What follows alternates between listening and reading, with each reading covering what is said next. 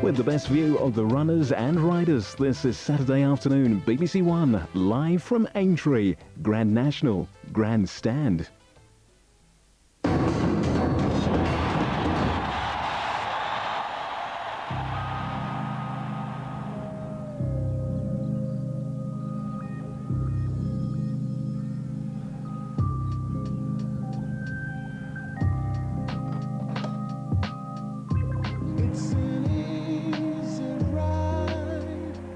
Early morning at Aintree, the day of the Grand National, the race that everyone in racing dreams of winning. You'll never walk alone.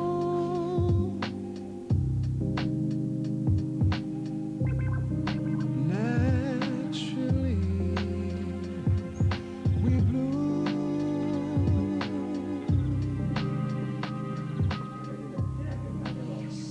In the weighing room, now it's time to get your cap tied. And I always look across to Carl Lllwelllyn and shake my head because I know exactly what he's feeling, the same as me. And shake it ahead because you know what's coming. You just can't wait to get out there.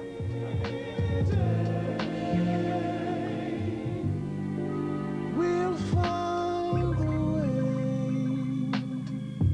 Oh,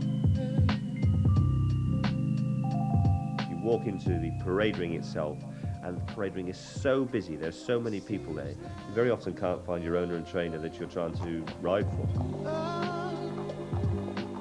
You get on your horse, then there's then the nerves somewhat drain out of you, but you still remain anxious to get on with it. Then you get down to start, then the sense of humour seems to drain from you as you concentrate on what's about to happen.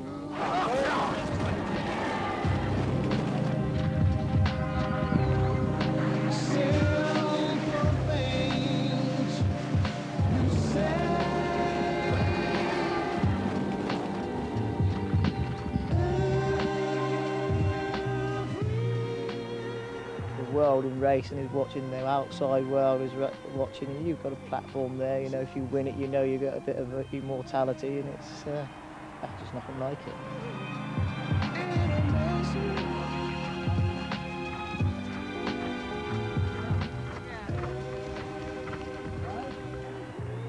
As I passed the winning post, it was sheer exhilaration and excitement, but I was petrified I would wake up and find it was only a dream.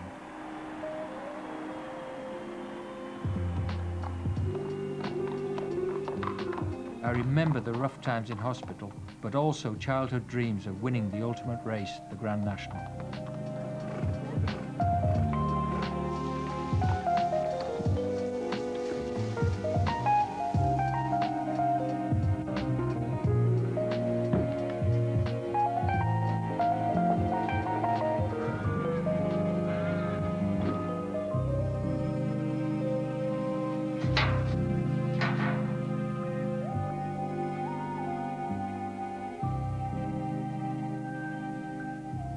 This is the day that everyone in racing craves. The Grand National is the most spectacular race in the world. And just after 4 o'clock in the afternoon, here in the winner's enclosure, the dream will come true for one courageous jockey and a horse with a special spirit. And no horse encapsulated that spirit better than the only one ever to have won the race 3 times, Red Rum. His image is captured here for eternity to treasure and inspire.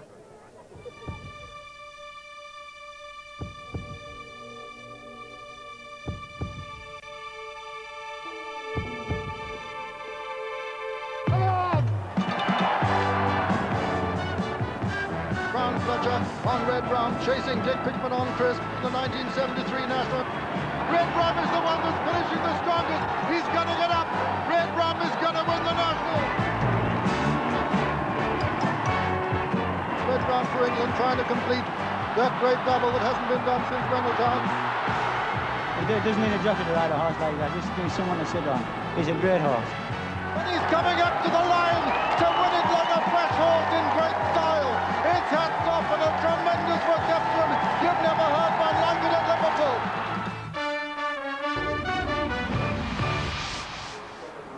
Hard hard to believe that that third win was 25 years ago. What an ovation as the crowd cheered home their local hero, the great Red Rum.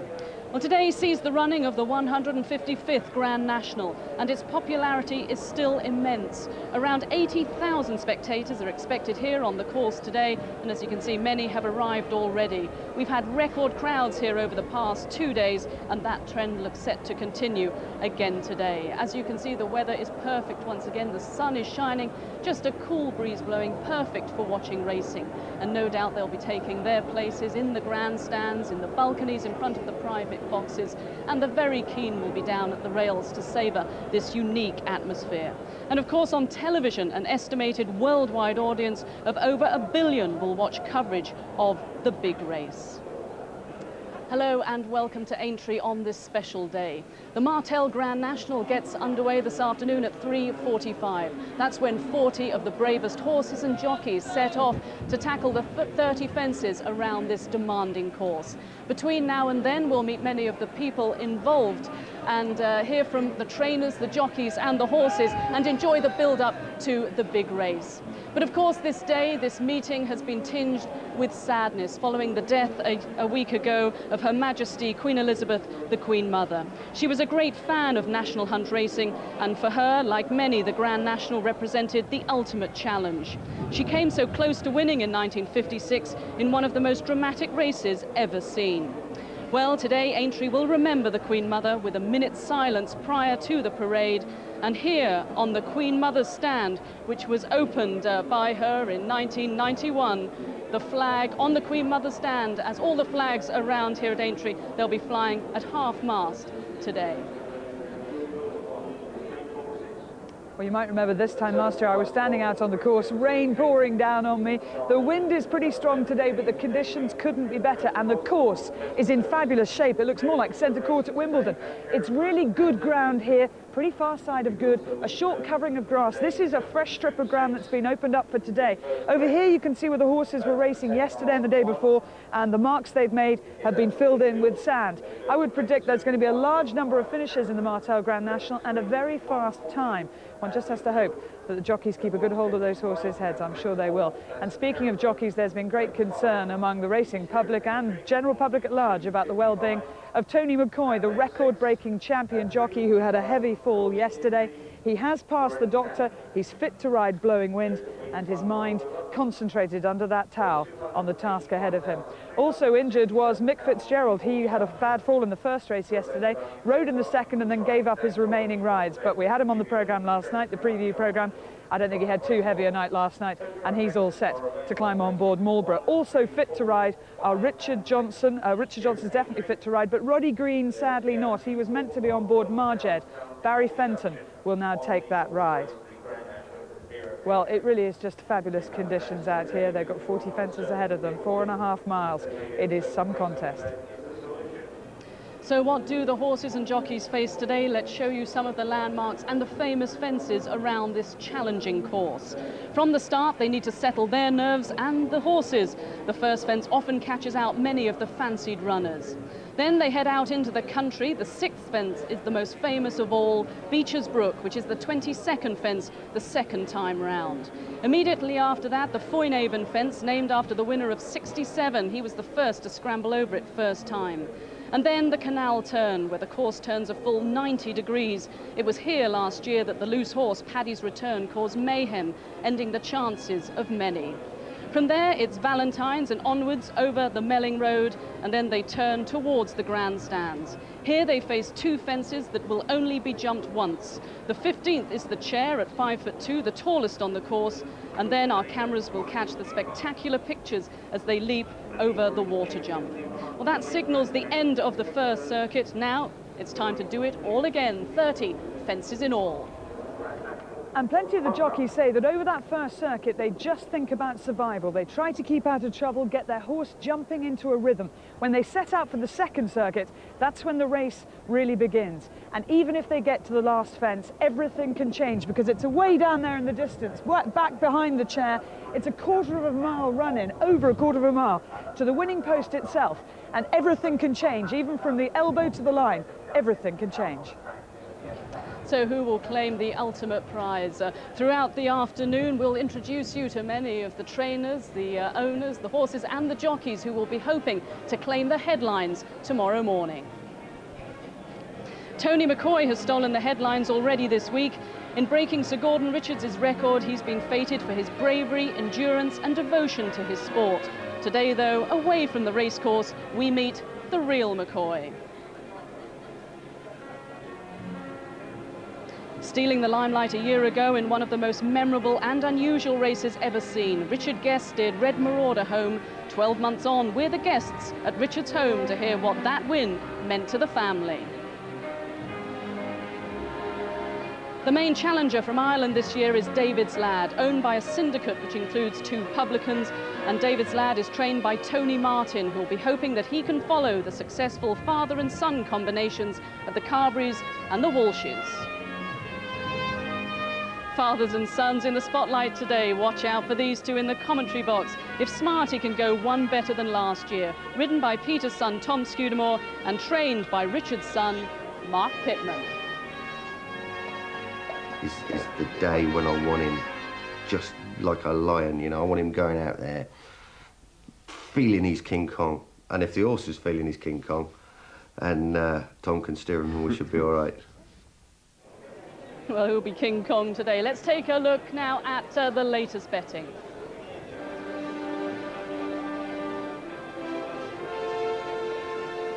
Ad Hoc, ridden by Paul Carberry, the winning jockey 3 years ago on 10 to 1. We have 3 co-favourites, along with Blowing Wind. Tony McCoy, as we heard, has been given the all clear to partner Blowing Wind once again. And Beau, who was going so well last year when he unseated Carl Lllwelllyn at the 20th fence, but they are carrying a stone less this time. And Paris Pike, a lot of money for him today, ridden by last year's winning jockey Richard Guest, 12 to 1. David's Lad, the winner of last year's Irish National, is 12 to 1. What's Up Boys, one of the greys in the race, ridden by Richard Johnson, 16 to 1. Along there with Kingsmark on 18 to 1, another grey ridden by Ruby Walsh, the winner 2 years ago. Marlborough, the top weight with Mick Fitzgerald, he's been given the all clear again, 20 to 1. Bindaree, a lot of money for him, trained by Nigel Twiston Davies, 20 to 1. Alexander Banquet from Ireland, 22 to 1. Well, Smarty finished second last year, has Tom Scudamore, the 19-year-old, on board today, 25 to 1. Melly Moss was second 2 years ago, also 21. And Wicked Crack, the only mare in the race. The last mare to win was back in 1951, Nickel Coin. But we've already seen one long-standing record broken this week. In at the top, the star of Jim Turner's small yard in Yorkshire is 33 to 1, his first runner in the National. The Last Fling is making his 3rd appearance. His best was 7th 2 years ago.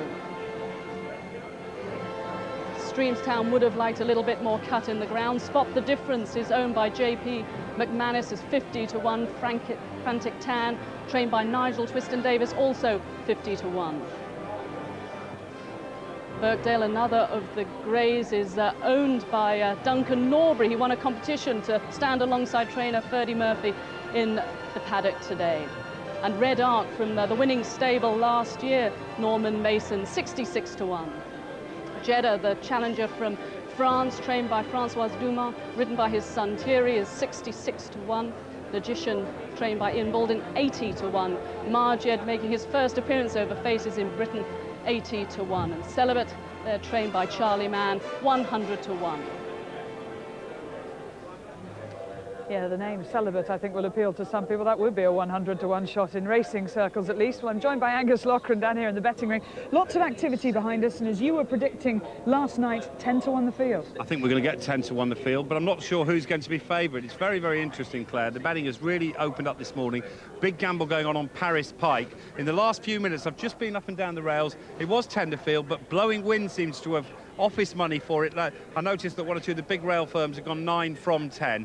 Very, very significant support. David's Lad, that one seems to be one of the market leaders that isn't holding up, although it is 12 to 1 and fairly solid. But very, very open. Paris Pike, though, the big mover. Well, Paris Pike probably will continue to be the big mover right up to the race. People remembering Richard Guest last year on Red Marauder, and also knowing the horse will like this ground. It is crucial, isn't it? Yeah, the ground's very important, but the interesting one, I think, is Smarty, because here's a horse that finished second last year in different conditions. Now, the 28-1 has all gone, and to be quite honest, I think it's going to finish under 20-1. So that has been a horse that's perhaps one of the worst losers in the betting shops, and perhaps one of the biggest surprises, because this isn't being backed because it's necessarily being tipped up in the papers. It's being backed because the punters remember what happened last year, and they remember it ran a big race, and of course the Pitman factor, and they've had such a great record in the race. Have you had a bet yet, and if so, which one? I have bet Ad Hoc, and I'm hoping that the conditions are right, it likes the spring, and that's what I've backed. Well, the Martel Grand National, obviously the major feature of today's programme, but we've also got a high-quality field starting at 1:45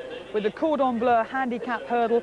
Milligan is very well fancied in that, ridden by Norman Williamson, who'll be on Melly Moss later. Venetia Williams, the trainer, at 2:20. We've got a small field of 5 for the Martel Maggle Novices Chase. The hot favourite there is Seabold, owned by the Macker and Growler partnership, who are Steve McManaman and Robbie Fowler, and ridden by AP McCoy. And then at 2:55, the Martel Aintree hurdle. Bill Beau is in that, who finished 3rd in the champion hurdle, and Brother Joe is being backed off the boards for Philip Hobbs and Paul Carberry. Just one non-runner to tell you about, and the non-runner is Telemos, number 13 in the 2:55. And talking of betting for the big race, when William Hills opened for business at 8 o'clock this morning, within the first 10 minutes they'd received bets on 39 of the 40 runners, so it just shows how open this race is. But looking ahead to later this afternoon, just prior to the parade for the Grand National, the national anthem will be played, followed by a minute's silence to remember Her Majesty Queen Elizabeth, the Queen Mother. The sentiments that echo around here is that she was the most important and enthusiastic supporter of this sport. She loved racing as much as racing loved her.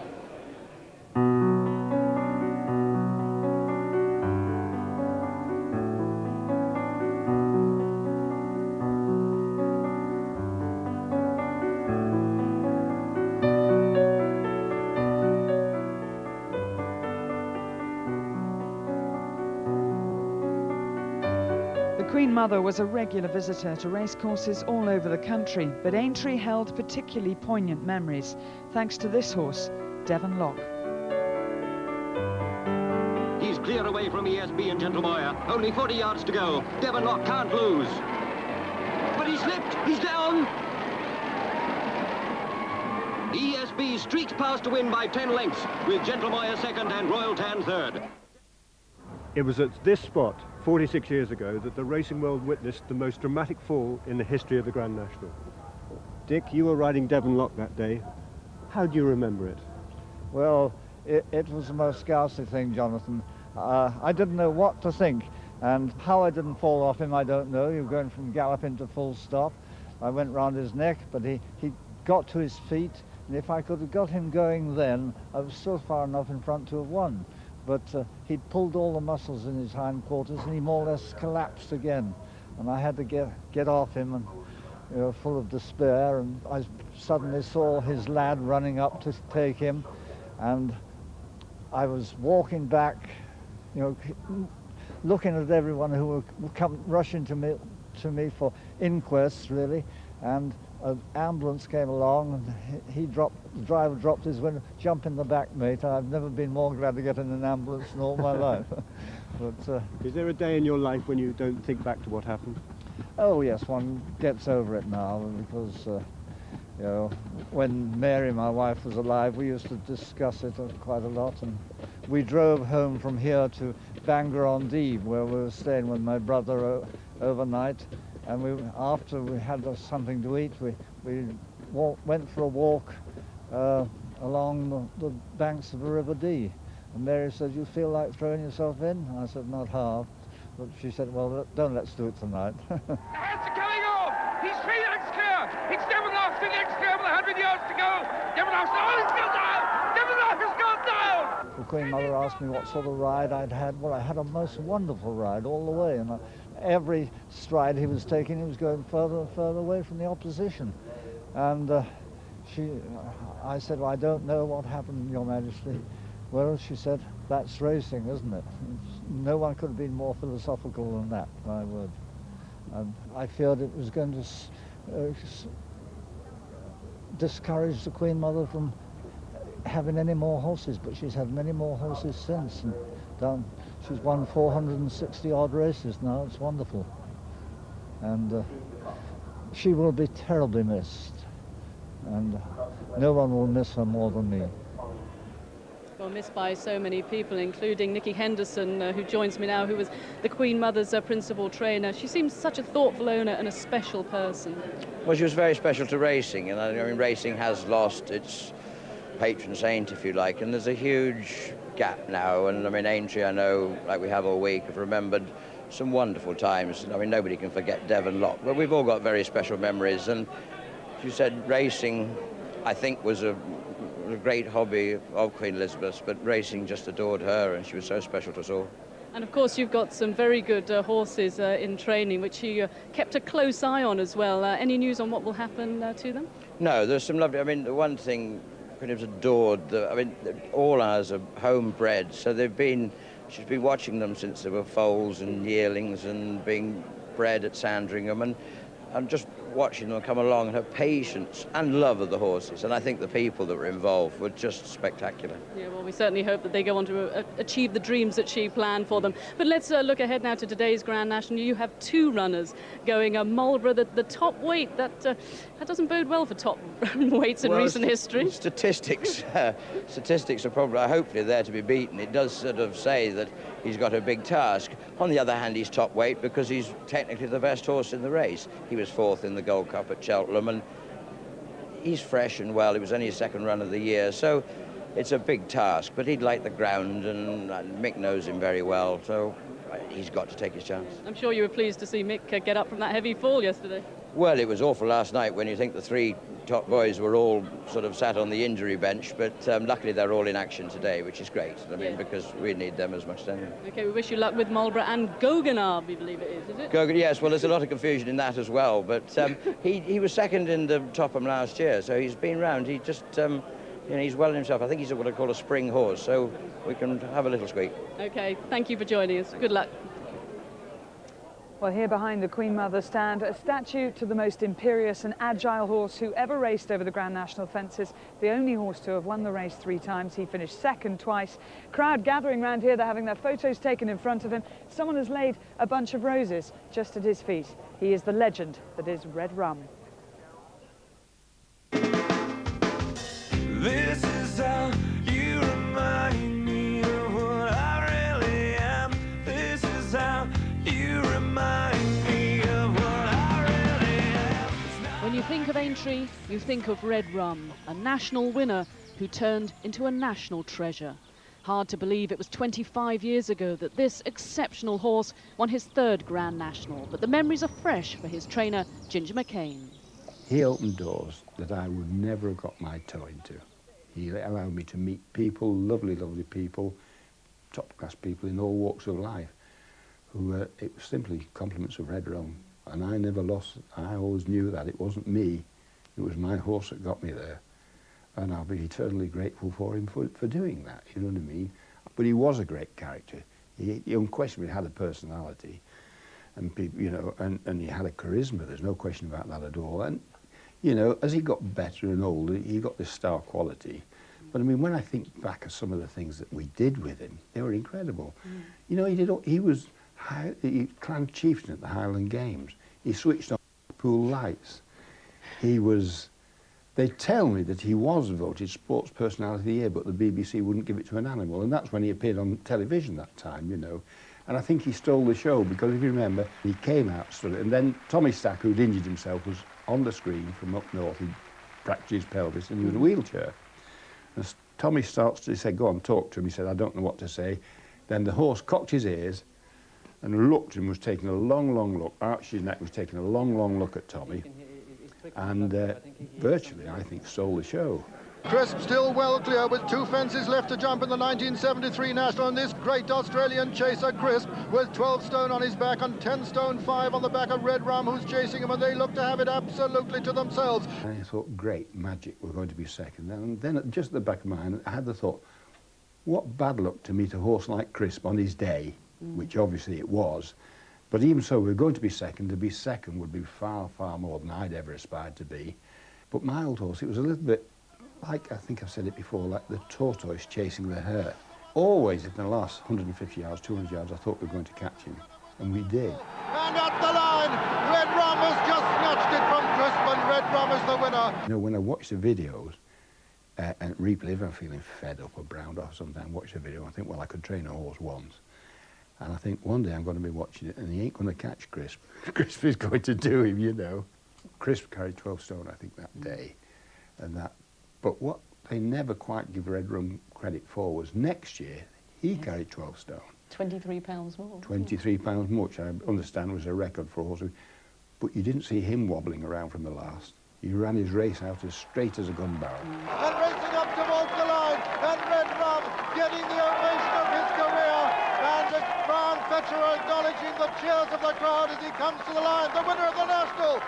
It may have been a 3-year wait for that record third win, but in between, he was still outstanding, finishing second to Lescargo in 75, and in 76, Ragtrade just beat him to the line. Nobody would ever tell Red Rum he'd been beaten. He might say, you've got beat today also, and he's in his book, he said, I might have done governor, he says, but I'll do him next time. You know, he was that sort of horse. You know, and then he came back for his fifth national. It's hats off and a tremendous reception. You've never heard one like it at Liverpool. Red Rum wins the National. But it's lovely when you see something as good and of the quality of Red Rum getting what they're entitled to, you know what I mean? I mean, the other thing which we, as a nation, love, we don't necessarily like the best. We like the triers, the refusal to be beaten. He was never brilliant. He was never brilliant. He was good. He was the utter professional, and he was as game as game as game. It's as good as that. Wonderful memories, Red Rum, the best of all. But now let's see some of the other great horses who we've cheered home in this great race. They're now ready to play their part today as they parade in front of the grandstand. We've seen the King. Let's look at 7 of the princes now. Party Politics, who won in 1992, the biggest horse in my living memory. He's 18-1, the biggest horse to win the National, that is, trained by Nick Gaisley. 4, of course, the Thompsons. Well, what a great ride this was. Carl Lllwelllyn, of course, is the only jockey riding who's ridden 2 Grand National winners. It was a great victory from a big horse. Minnie Homer, conversely, who won in 94, was quite small, but he was quite an explosive character, and you can see that trait stayed with him. He's still now at rest, or not rest, he's in retirement, Martin Pike, down at Nicholshane, and he shares a field with Make a Stand, the champion hurdler. Remember this, in 94, Freddie Starr, the comedian, owned him, and this was Richard Dunwoodie's 2nd Grand National winner. Royal Athlete was Jenny Pittman's 2nd winner as a trainer. No other female has won the race. He's a lovely horse, and he won in 1995. Does an awful lot of other things now. He's used all the time as a dressage horse. Cordelia and Eloise Chugg, they both ride him, and are regularly in competitions. Do you remember when he won? Jason Titley was the man on board. He beat the gallant Party Politics. He was 40-1, owned by Gary and Libby Johnson. Rough Quest, he won in 1996, owned by Andrew Waits. He was ridden by Mick Fitzgerald, and he was trained by the late and much missed Terry Casey. Lovely horse, Questy, 16 years of age now. But remember this, in 96, it was a dramatic race here, because there was an inquiry on Coron Purr was crossed in the final furlong, but Rough Quest kept the verdict. Lord Galeen, who won in 1997, owned by Sir Stanley Clark. That was the Monday National, you'll remember. They were bombed off on the first day, and after several days of head-scratching, it all came together in 97. What a race it was. The New Zealand bred, his owner's 80 years of age, keeps in touch with a horse he knew as Clanger. Earth Summit. I was with him in the middle of Liverpool last night by St George's Hall. He'll go anywhere and do anything. Marcella Bayliss now has the horse, was given to him by Nigel Payne, one of the part owners. He's press officer here at Aintree. It was a very dramatic time. My co-commentator here in the paddock, Peter Schoonmore, is assistant trainer. I swear, stop breathing at least a minute from the line. Sunny Bay back in second place. It was as heavy this year as it was last year. And Red Marauder returns just a year after his most famous victory. Now, last year, of course, only 4 finished when the ground was bottomless. And he came back from what was pretty moderate jumping performance at some obstacles under Richard Guest to win very easy from Smarty, who runs again today. They're the 7 who paraded.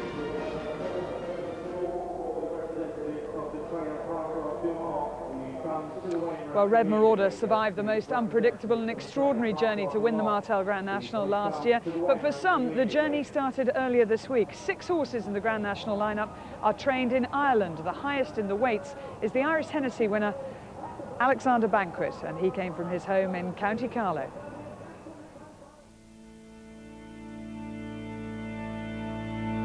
Hello, I'm Willie Mullins. I train racehorses here in County Carlow. I'm lucky enough to have one runner in the National this year, Alexander Banquet.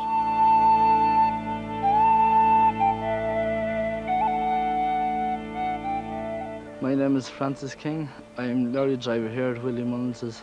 Today we've got to get 5 horses across to Liverpool racetrack at Aintree.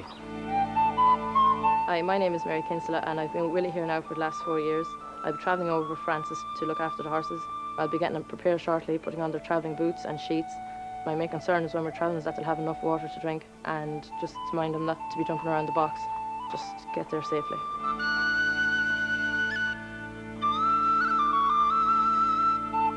They're going by ferry this afternoon. I go by plane later on today. Alexander Banquet, he's a very laid-back sort of horse, great character. Never have any trouble travelling with him. In transit, each horse is put into a separate stall. Normally on a long journey, they're given a wider stall just for more comfort.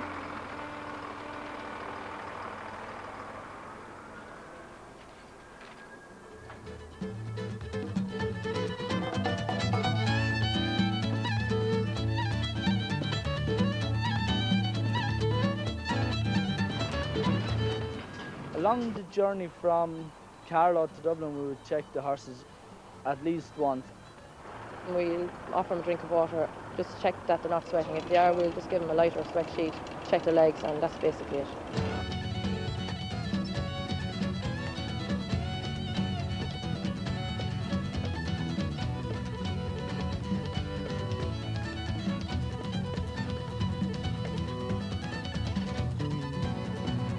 When we arrive at the port, we would always give them a drink of water.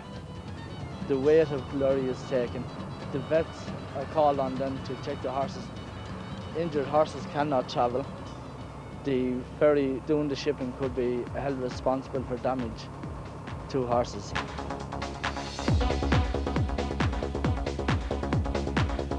On arriving at the other side of the Irish Sea, the weather was quite different from at home. It is 3 hours from Holyhead to Aintree, and with clear traffic we should do it in the 3 hours. It is lovely and scenic down in Wales, and when you come across the border up into England, it's just all motorways and traffic. There ain't much to see. The day started at 11:30. From the time we started preparing the horses, we are roughly 10 hours on the road. It's a great occasion to bring a runner to Aintree, so it is. 2 years ago, I travelled Papillon to win Grand National here with Alexander Banquet. From a punter's point of view, he's a safe bet, and the trip or jumping won't be a problem to him. I will keep my money in my pocket. I just don't want to put a bad spell on the horse. Horses have travelled over sound. We're now going to unload them and put them away in their stables for the night, for a good night's rest.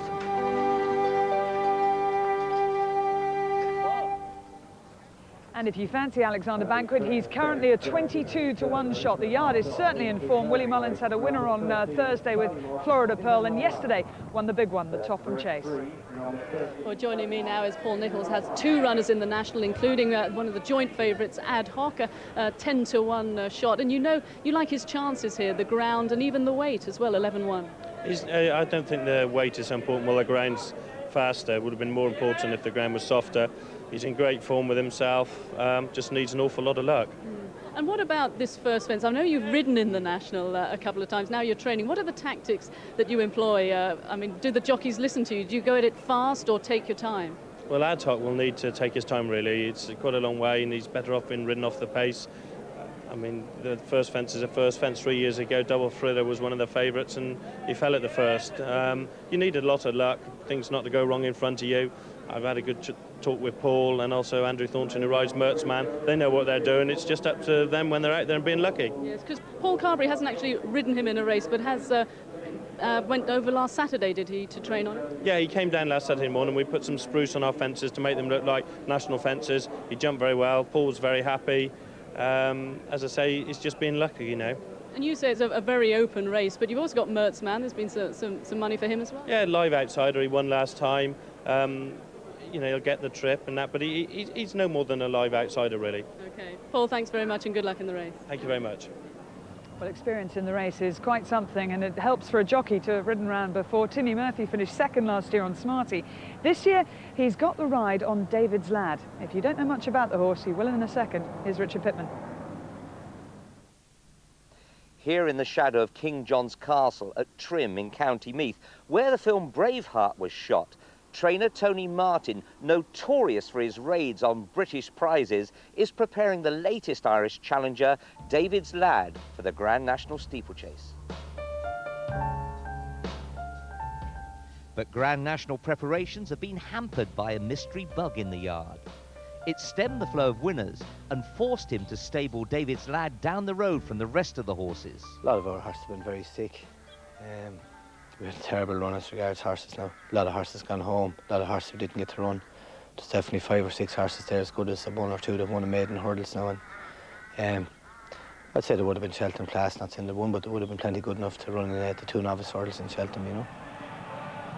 The chaser did make the trip to Cheltenham, though, where a strong performance in finishing 3rd behind Royal Eau Claire in the Cathcart Chase has shown the horse to be in great form and made him one of the favourites for this year's Aintree Classic, in spite of an illness-affected winter. Yeah, he got very sick. He ran in, he won his first run back there in the autumn, September. He had another run then, disappointed, and he was sick from then right through. I say he came half all right there in February. We got him a run into him, had him for Cheltenham, and I'd say he still improved a lot from Cheltenham, hopefully. But he had been very sick around Christmas time, you know.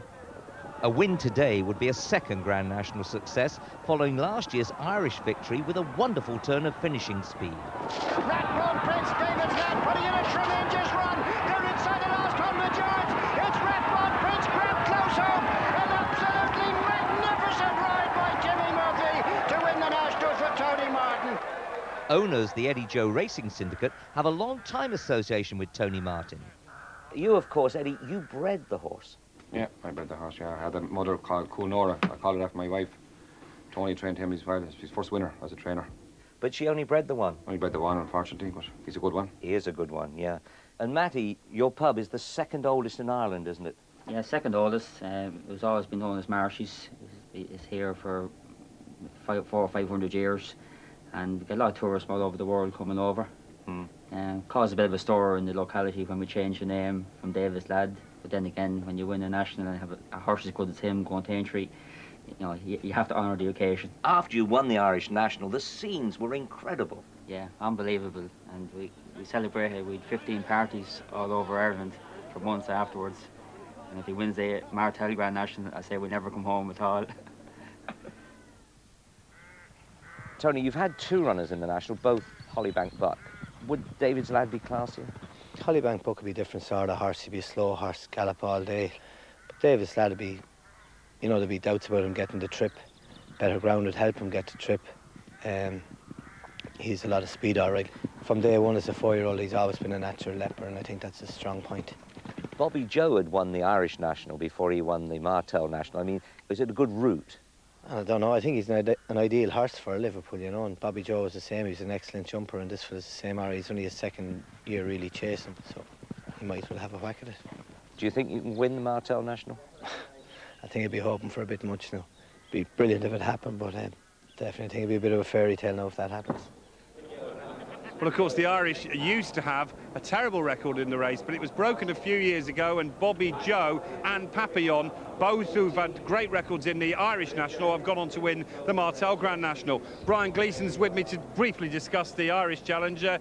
David's lad, a big chance, has been money for it this morning. Yes, I'm not surprised. The inner circle of the Martin camp in the last 24 hours, the vibes are very good about this horse. The same preparation as Papillon, Bobby Joe. He will not be far away, will get the trip and has a turn of foot. Each way claims for Spot the Difference and Alexander Banquet as well. And I think we will win the first with the Gatherer. Very, very well fancied. And JP McManus also expects a big run from Grimes in the Martel Hurdle. Irish horses running very well all week, and I think we will be there or thereabouts in the Grand National with David's lad our best chance. David's lad was 14 to 1, now 12 to 1, the best price. I think it might start a little bit shorter. That's a thought on the Irish Challengers here in the Martel Grand National.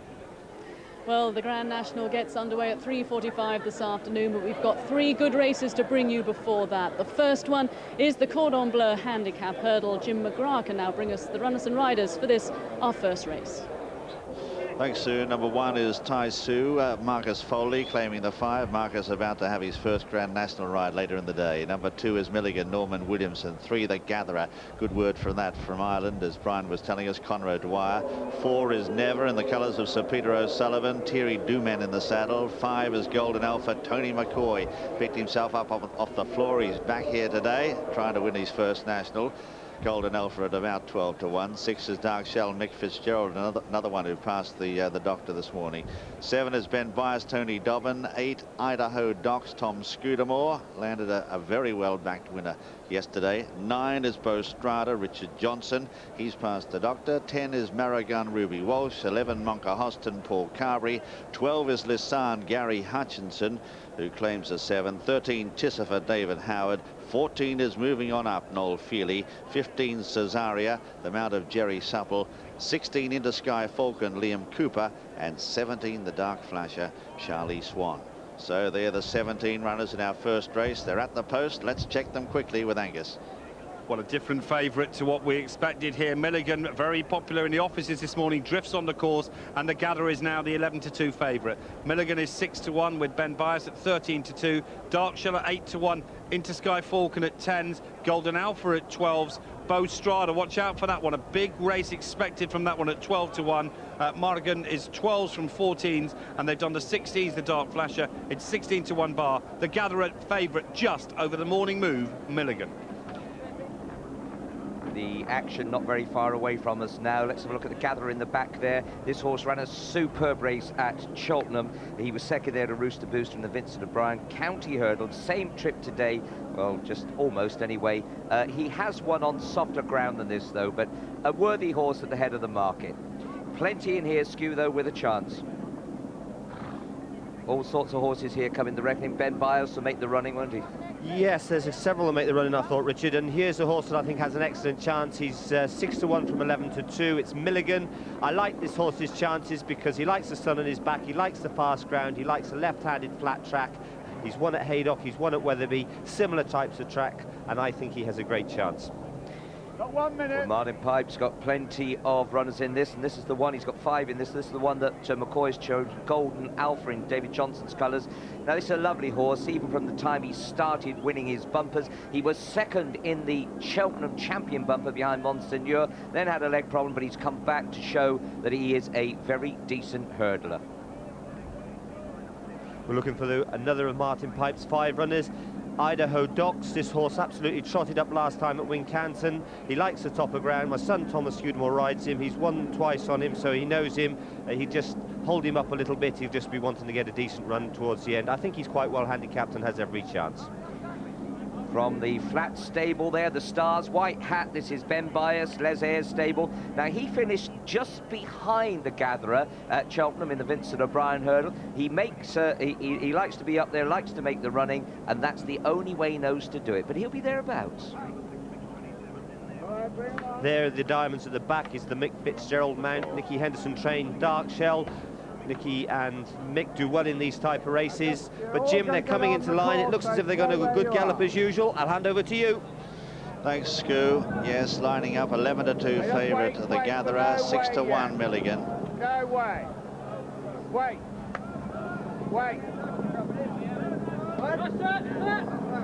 Must be happy with them just about now, I'd say. He's told them to wait a couple of times. That's it, under orders, and they're racing.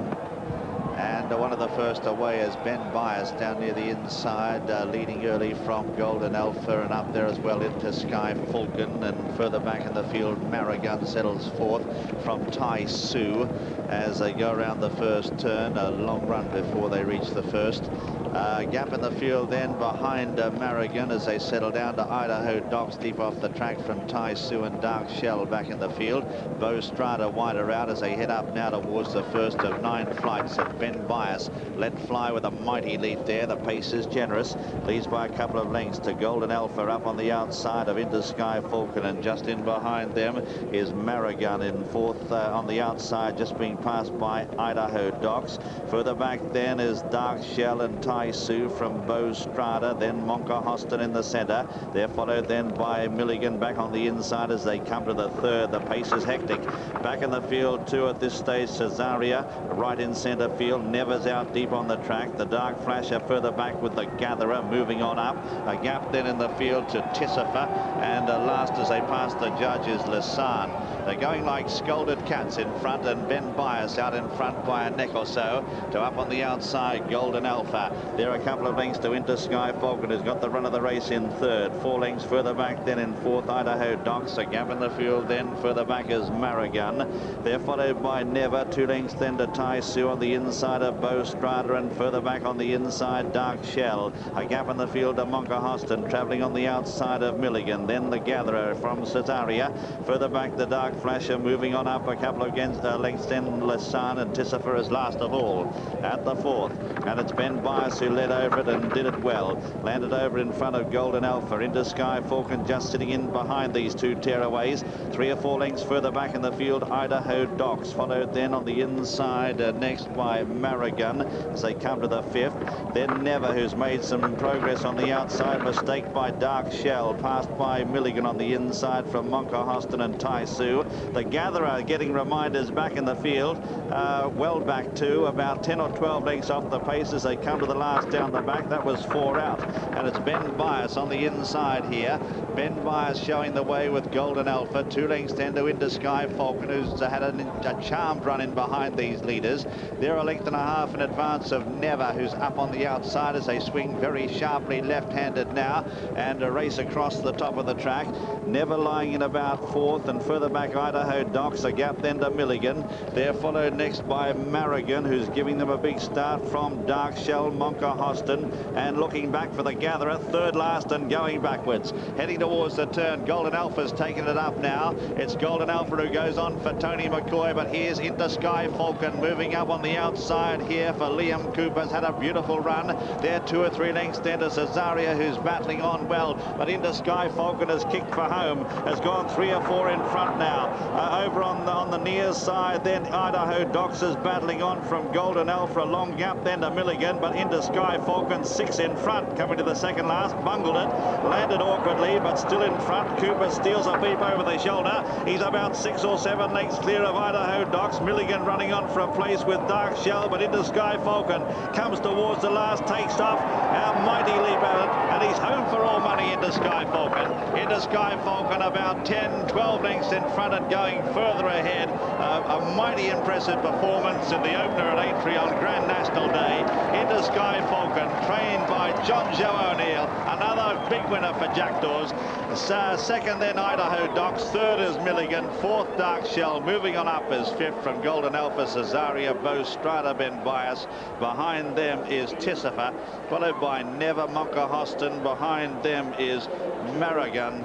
And further back in the field, Lasan. The Gatherer beat only one home, and that was Tai Su.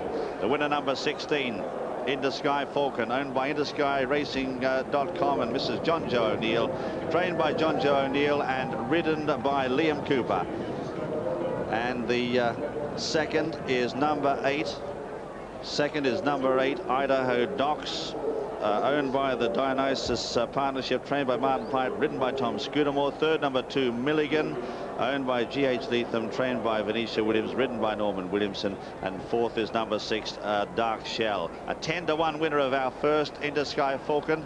And a long way out of the handicap there. Into Sky Falcon, £3 out of the handicap, but has done it in good style. Another confident ride by Liam Cooper. He just sat in behind those two leaders and went to the line well.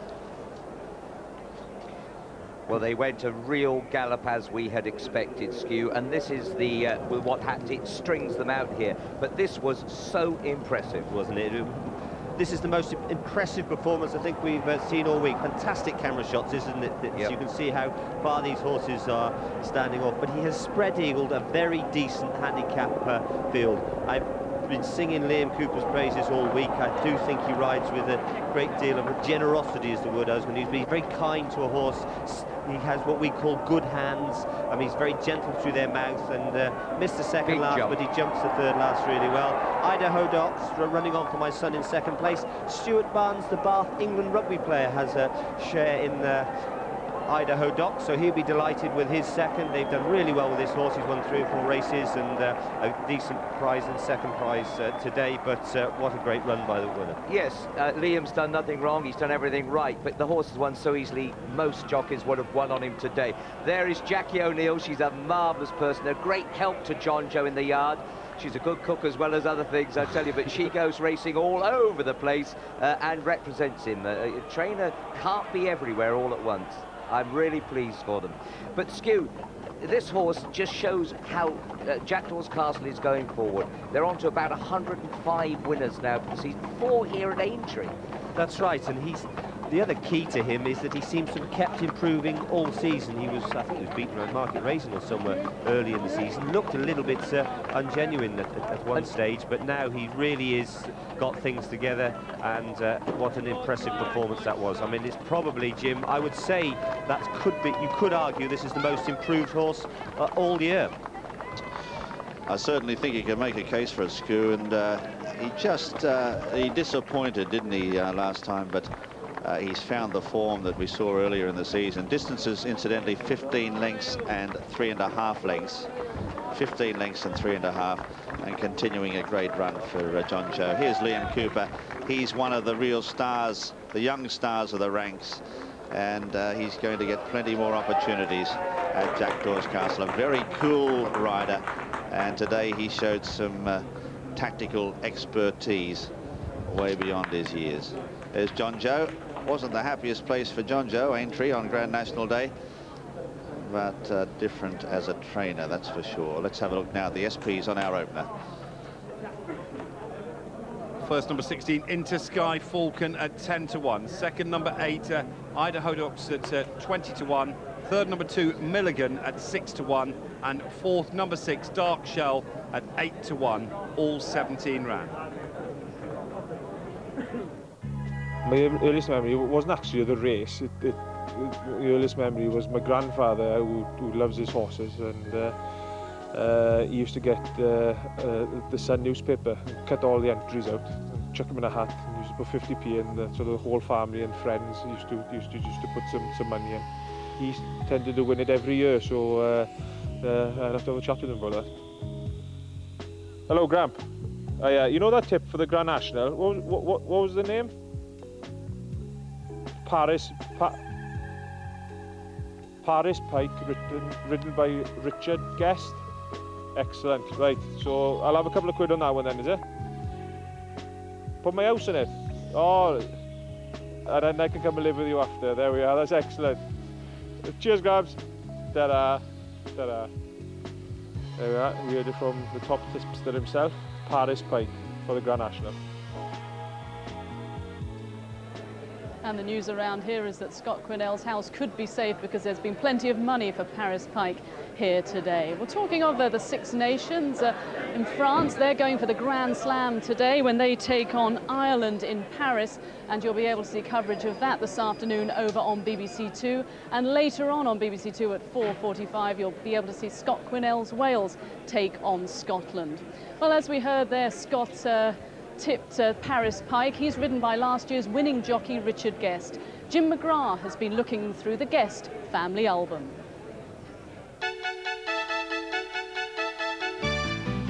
I like to read with the sporting life, and that is the truth.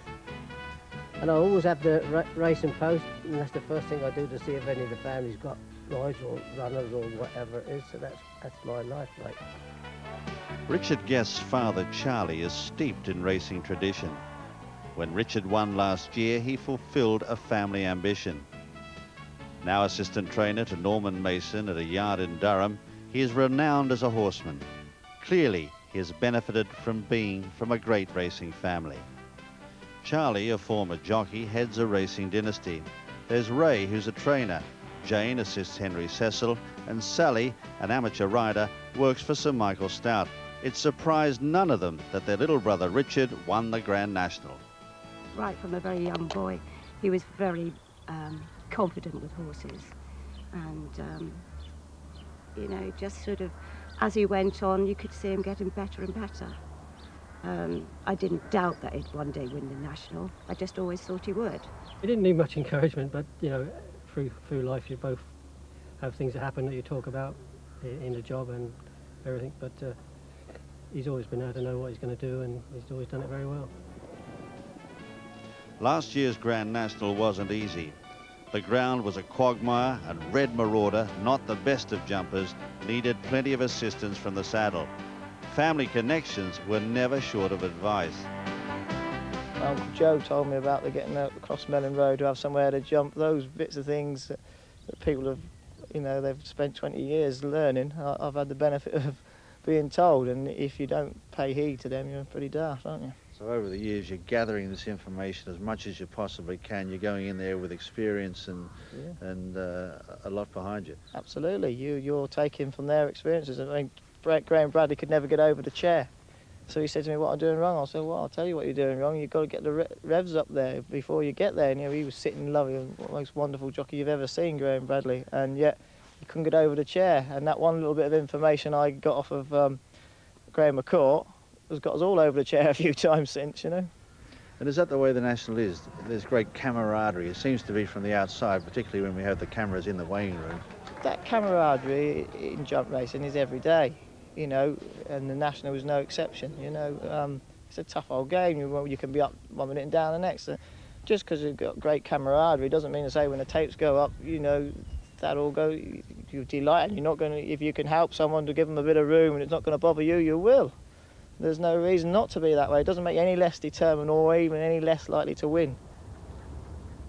This year, Red Arc is the stable hope, but Richard can't make the weight and rides Paris Pike for rival trainer Ferdy Murphy.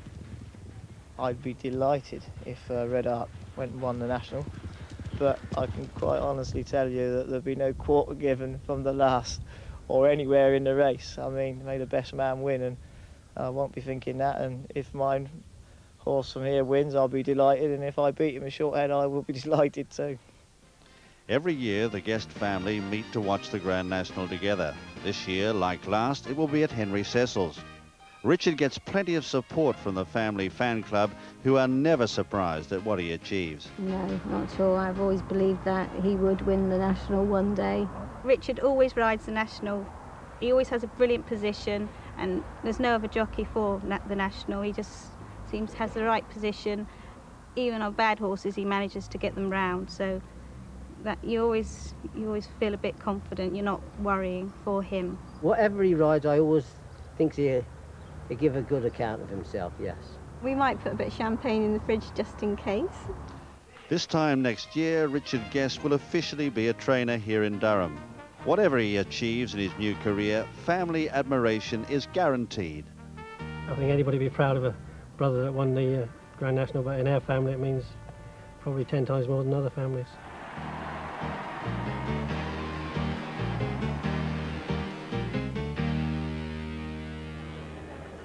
Well, will Richard be a guest in the winners' enclosure later on this afternoon to make it 2 wins in a row? We'll continue our build-up to the Grand National in just a moment, but let's catch up with some sports stories elsewhere in football. 3 results to bring you.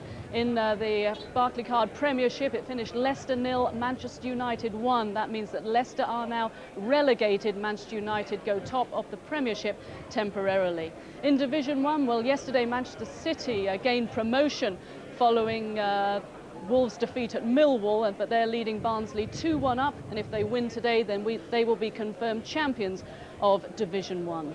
And in Scotland, Celtic have wrapped up the Scottish Premier League title.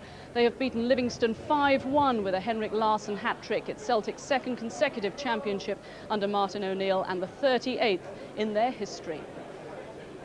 So the top of the Premiership, as I said, Manchester United go top temporarily. Arsenal will entertain Spurs at Highbury later on, kick-off at 3 o'clock. Liverpool do not play today, and at the bottom, their confirmation that Leicester City, as expected, are now relegated. And their Celtic confirmed as champions of the Premier League.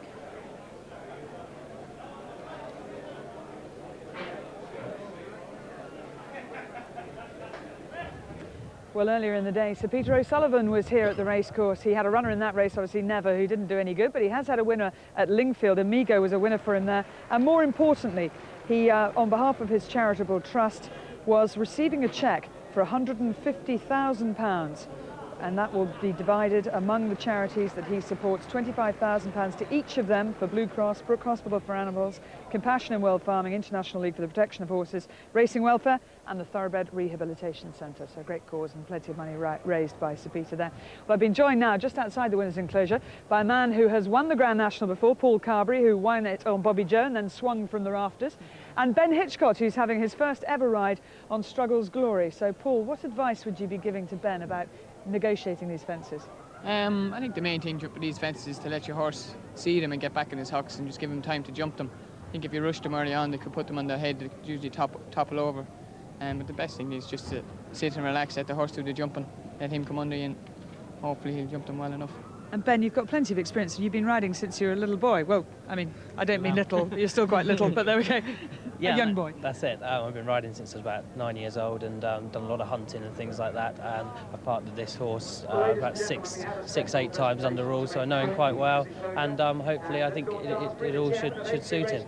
And given your size, I mean, you're closer to Willie Carson's height than Andrew Thornton, for example, who's quite tall. Did you not consider being a flat jockey? That's it. Originally, being so small, I sort of got into the racing. Flat racing was going to be the first option, but I unfortunately got a couple of stone too heavy. My younger brother rides on the flat. He's about 2 stone lighter than me, but I enjoy the jumping. I've always enjoyed the hunting, and it's something that, to be honest, I'd rather do. And do you remember, Paul, your first ride? I suppose there's that element of there's no fear because you actually don't know what the race involves. No, my first ride over the fences was on Joseph Nibb when I was 16. I got about 7 fences and we took a bit of a tumble. I think Aintree were looking for me to repair the fence. We made a bit of damage to it, but yeah, brilliant. Anytime I've ridden around, I've always enjoyed it. Brilliant fences to ride over. And you must be particularly looking forward to this year. You ride Ad Hoc, and he's near enough favourite. Yeah, seems to have a real live chance. Loves the ground, spring horse. Schooled him last week, seemed to jump well enough, so touch wood, he'll have a clear round. And you need a lot of luck in this race, and hopefully we get it. And Ben, you'll be looking to follow a man like him, won't you? That's it. I think if I follow him, I'll be all right. Well, best of luck to both of you. Thanks for talking to us. Thank you.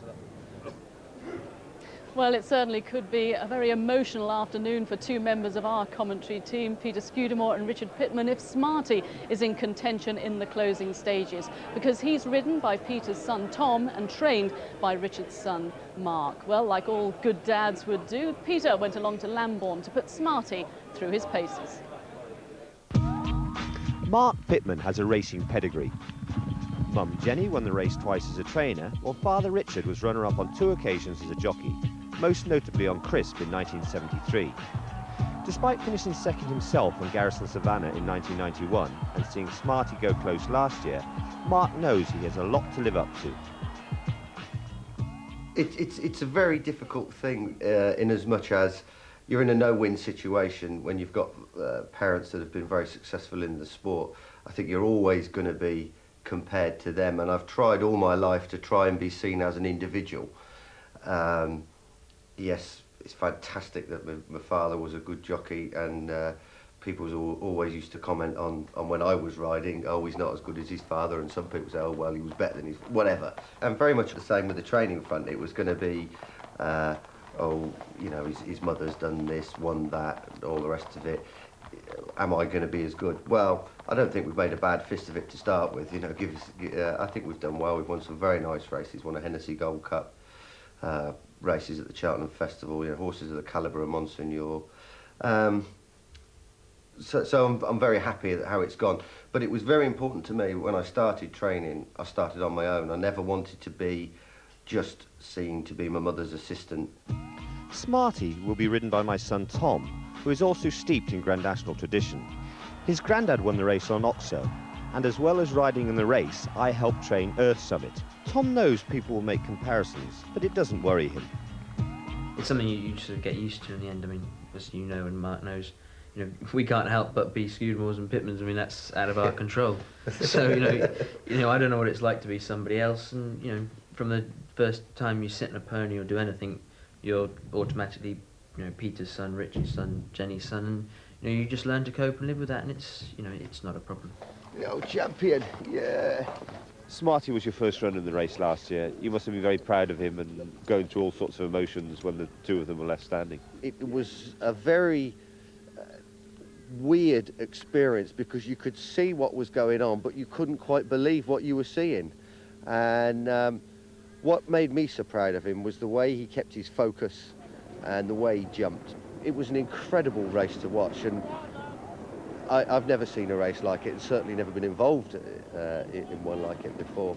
And from some way out, there was just the two of them left, and you're like, my God, you know, there's two left in the National, and we're one of them. So please, God, if we get round, we're going to be second. Smarty has been aimed at Aintree all year and is primed to go one better. He's been there, he's done it, got some good form in the race, jumped superbly. If we can keep the jockey on board, then I think he's got to have a great chance of finishing in the first four. It's hard to say you're going to go there and win a National, but you'd think he's got to have a really good chance of finishing in the money. Tom knows he has a chance to write his own place in racing history. From the minute I knew I was riding Smart in the National, I'd be lying if I said there wasn't a day went by where at some stage during the day, you know, you visualise jumping the last in front.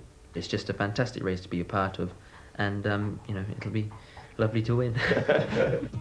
The future of the Pitman dynasty seems safe in Mark's hands. And when it comes to the Grand National, this is one family that knows exactly how to rise to the occasion. My mother once said to me that training a horse for a big race is just like getting a flower to peak at its peak, because a flower is probably only at its best for one day. If you go that day too soon, it isn't quite perfect. If you go a day too late, it's just gone over the top. It's that Saturday is the day when I want him just like a lion, you know. I want him going out there feeling he's King Kong. And if the horse is feeling he's King Kong and Tom can steer him, we should be all right. So joining me are the proud dads now, Richard and Scoo. Now I'm going to put the microphone in the middle because I want to ask you both about Smarty's chances. This could be a long answer. Well, it couldn't really. I mean, my boy's good enough trainer if your boy's a good enough jockey. How many winners has your boy had at the meeting? He's just having a quiet time, but he's going to peak at the right moment. Well, I hope he does, because my boy's riding very well at the moment. But how many winners has he ridden at the meeting? One more than your son has trained. You can't even remember. I missed that one. Are you going to enjoy this race, or is it going to be quite painful? Horrible, isn't it, Scoot? It is a worry. I mean, you worry for the horse and you worry for the humans on top of it. I mean, but that's life, isn't it? You know, I mean, it's a great race, but, you know, you do worry. But, Sue, you know he always looks pasty and ill and horrible. Honestly, when this race is on, He'll be watching Smarty and his own 3 runners. I've got to watch 36 horses.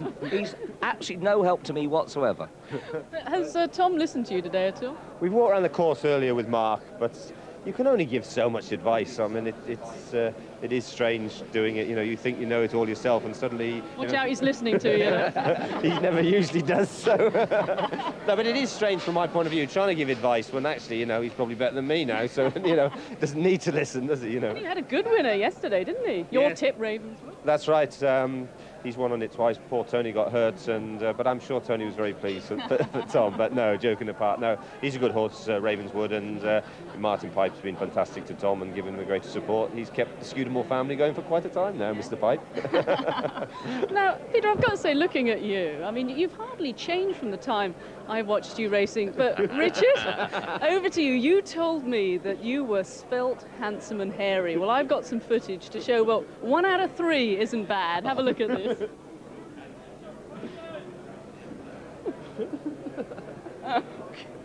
You'll have to be a jockey if you don't think. You don't want to be that, do you? I do want to be a jockey. Do you? Yeah. Oh. And that was Mark on the left.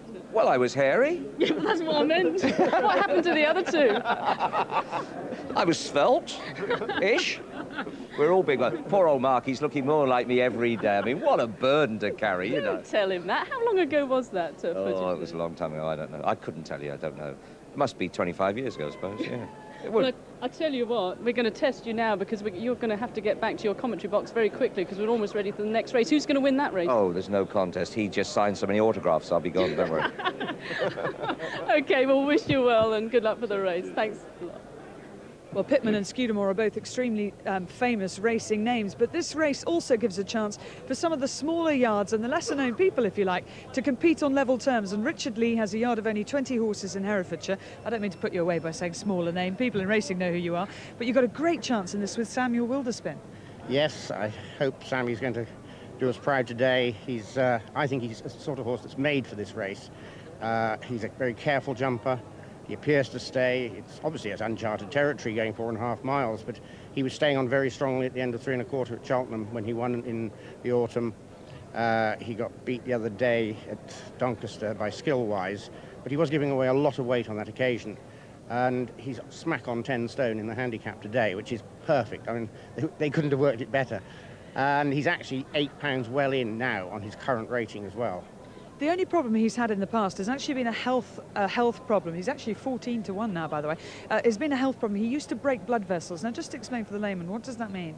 Well, basically, they hemorrhage in their lungs, and their lungs fill up with blood, and so it stops them getting any oxygen in, and so that stops them going anywhere. And you cured it? Yes, we have. Well, hopefully we've cured it. He's never broken. Well, we've had him anyway, and we have actually had several other horses which we've cured. Play Games, he was a chronic burster when we had him. He won us 9 races. There was another nice old horse, Rumble, we started with, point to pointing, many years ago. And Manamore, he was also a bad burster. We stopped him. You've obviously got a magic touch there, and also rather unusually for a trainer. You used to be a farrier, and you've actually put the shoes on this horse yourself. Yes, I am a qualified farrier. I served my time in Lambourne with a wonderful chap called John French, who's sadly deceased now. He was a wonderful man, and I owe an awful lot to him. He was not only a great guy, but he was a blooming good farrier, and a real racing farrier. I principally worked in Lambourne, around the yards there, and it was a great experience riding out there.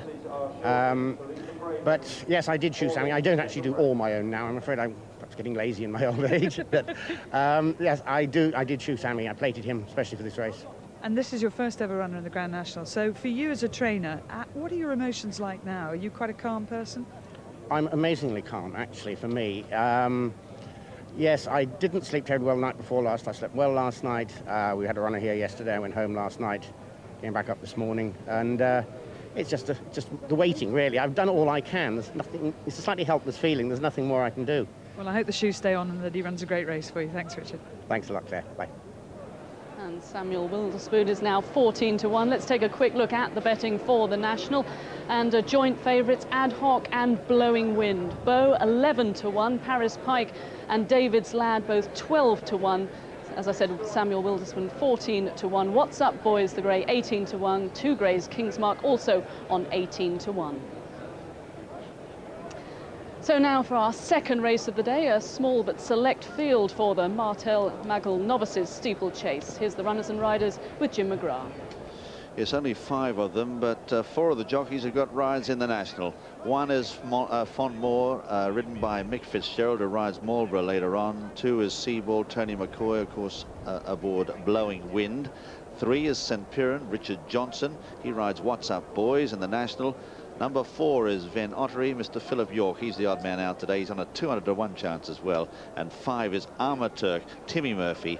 He rides David's Lad in the National. So they're the 5 runners, and let's have a look at a fascinating betting race. And Seabold is a red-hot favourite at even money, with Armour Turk at 5-2. Fonmort is 7-2, and there's been good support for St. Piran, 20-1 into 12s, with Ven Ottery 200-1 from 250-1, but I really don't think that counts. St. Piran is the interesting outsider. This one has been backed from 20s into 12s. Can you imagine the roar if the Macra and Growler Clubs or Seabold were to win this one? Currently even money. Just briefly, some other Grand National news. 7-2 for the course record now to be broken from 4-1 with Paddy Powers. Yes, this is one of the, I suppose, one of the most famous horses in racing in some ways, Richard. There's the 2 footballers, McManaman and Fowler, owning this horse, and he's been a great credit to them. Graham Bradley, the former jockey, buys a lot of the horses for them, and this is one of the typical ones that Brad buys, a German-bred horse, and he is a magnificent-looking horse. He's won a whole lot of, a string of chases, as you can see. The only, well, he's hardly called a blot against his name. He was second at Cheltenham. He's had a fairly long season. He's been going since the summer, but he's had his races well spread out, and he's a very worthy favourite, and he will take a lot of beating. He certainly will. Very relaxed there too, isn't he? I love to see a horse not expending energy before a race. Well, there may only be 5 runners in this race, but 3 of them ran at Cheltenham behind Moscow Flyer in the Arkle. It's a fascinating renewal there, rather. And I want a different track, different day. Stu, we've already seen some Cheltenham horses getting beaten here, but you can only tell from the individual how they've taken it. Yeah, he looks very well, and I think basically the Cheltenham form, I'd argue, is held up pretty well this time. And the other argument I'd put, that this track perhaps would suit Seabold even more than Cheltenham. That's just my opinion. Now let's have a look at Armour Turk, who finished behind. He was some way behind, but in 3rd place behind Seabold at Cheltenham, 13 lengths in fact. But Skew, I've said it before, at the risk of being boring, I love the way this horse floats, although, by that I mean, his action is so economical. He doesn't lift his front legs very high off the ground, and he covers a lot of ground. Yes, I tipped him at Cheltenham. I thought because he was only a 5-year-old and getting a large weight allowance off the elder horses, that he would win. But I thought he found the 2-mile trip too sharp for him that day. Timmy Murphy sent him out of the gate. He put down at the first, and he was always just off the bridle. Although he was always prominent, he was never just travelling with the pace that I hoped he would. But he may go better today, but I just think he'll find that Cheltenham is even, Aintree is even sharper. He may be allowed to canter along in front and not be taken on so much. That may help him, but I think Seabold could have too much pace for him at the end of the race. I think you'll see this horse a lot nearer than he was at Cheltenham, quite honestly. I think the course will suit him here. Well, what about St. Piran? Another Be My Native offspring, this horse in the colours of Graham Roach. Graham, who buys some beautifully bred horses, you know. He does, yes, and he's had Prideaux Boy. Yes, that's right. I mean, they do between them. Viking Flagship, great horse. Mr. Lewis's agent, Keith Lewis. Keith Lewis buys. I mean, he would be one of the best judges of horseflesh around. They like buying foals as well. That's right, and a lot of money. I mean, you can pay 50, 60,000 pounds for a decent National Hunt bred foal. But just, I think this could, to me, I know it's could be the one that shakes up Seabold the most, because I just don't think he's quite shown the form he's capable of. I know a lot of Be My Mate. I talk about the sires, it's the fathers a lot, Be My Native. A lot of them want softer ground, but I think this horse could be an exception and want gooder ground. I've seen him run some good races at Cheltenham over hurdles, absolutely trot up, or we call it trot up. I've actually won on the bridle very, very easily. He is disappointed at times from that, but I think he could get his jumping together around here, and if something is not quite up with Seabold, then this is the one that could upset him, I believe. Typical offspring of his sire, isn't he? A lot of them are in this mould. Handsome, big, quite dark, very relaxed, good temperaments. That's right. He is the mount of Richard Johnson. I suppose that would steer you a little, nothing against Richard Johnson, but Timmy Murphy would have had the choice of rides between St Piran and Armaturk, and he has chosen Armaturk. Right, what about Fonmore, the top one, French bred, and this one trained by Nicky Henson, who, Nicky's, funny, isn't it, looking at statistics? You always think Nicky, king of Cheltenham, and yet Aintree hasn't been that kind to him. And Mr Brown and Mrs Brown must be very nervous, because not only does Mr Brown own Fonmore, Mrs Brown owns Smarty, who runs in the Grand National. So, but Fonmore was going very well one day behind his first run over fences. He was going very well behind Seabold at Cheltenham, and he made a bad mistake, slid along on his tummy and got up again. Mick said that day he would have beaten Seabold. Tony McCoy, who was riding Seabold, said rubbish, he would have won anyway. But at Cheltenham, Mick was proved correct in that Seabold went and confirmed the form. But Nicky Henson didn't have a very good Cheltenham, and he could be coming back and run a better race. Skew, we must have a look at the outside of Venottery, trained by Oliver Carter down in the West Country. He looks very, very active, but look at his form. Pulled up, hadn't run for a season, pulled up. It's 150, but what just worries me that, you know, this horse has got no chance. I hope he doesn't interfere with the other runners. Away they go, off in this two-miler, heading towards the first, and right out the back there you can see Venottery very, very reluctant as they come over the first, and he's gone at the first.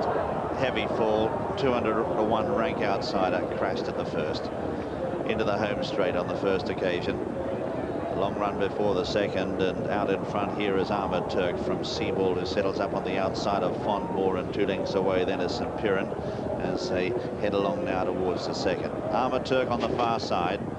Near side then is Seabold and Fonmore in the centre, followed further back by St Piran as they head up towards this open ditch. Glad to say that both horse and rider are up on their feet after that spectacular spill at the first, Mr Philip York and Venottery. Continuing their journey up the home straight the first time towards fence number 4, and Armaturk over on the far side is just the leader from Seabold. This will be a good battle between this pair, although Armaturk was well beaten at Cheltenham. He's got a lot of potential, but Seabold's the one with the record on the board, moving up to pressure this leader as they come to the judge with a circuit to go. 1.5 lengths further back as Fonmore, and travels on the inside of St Piran.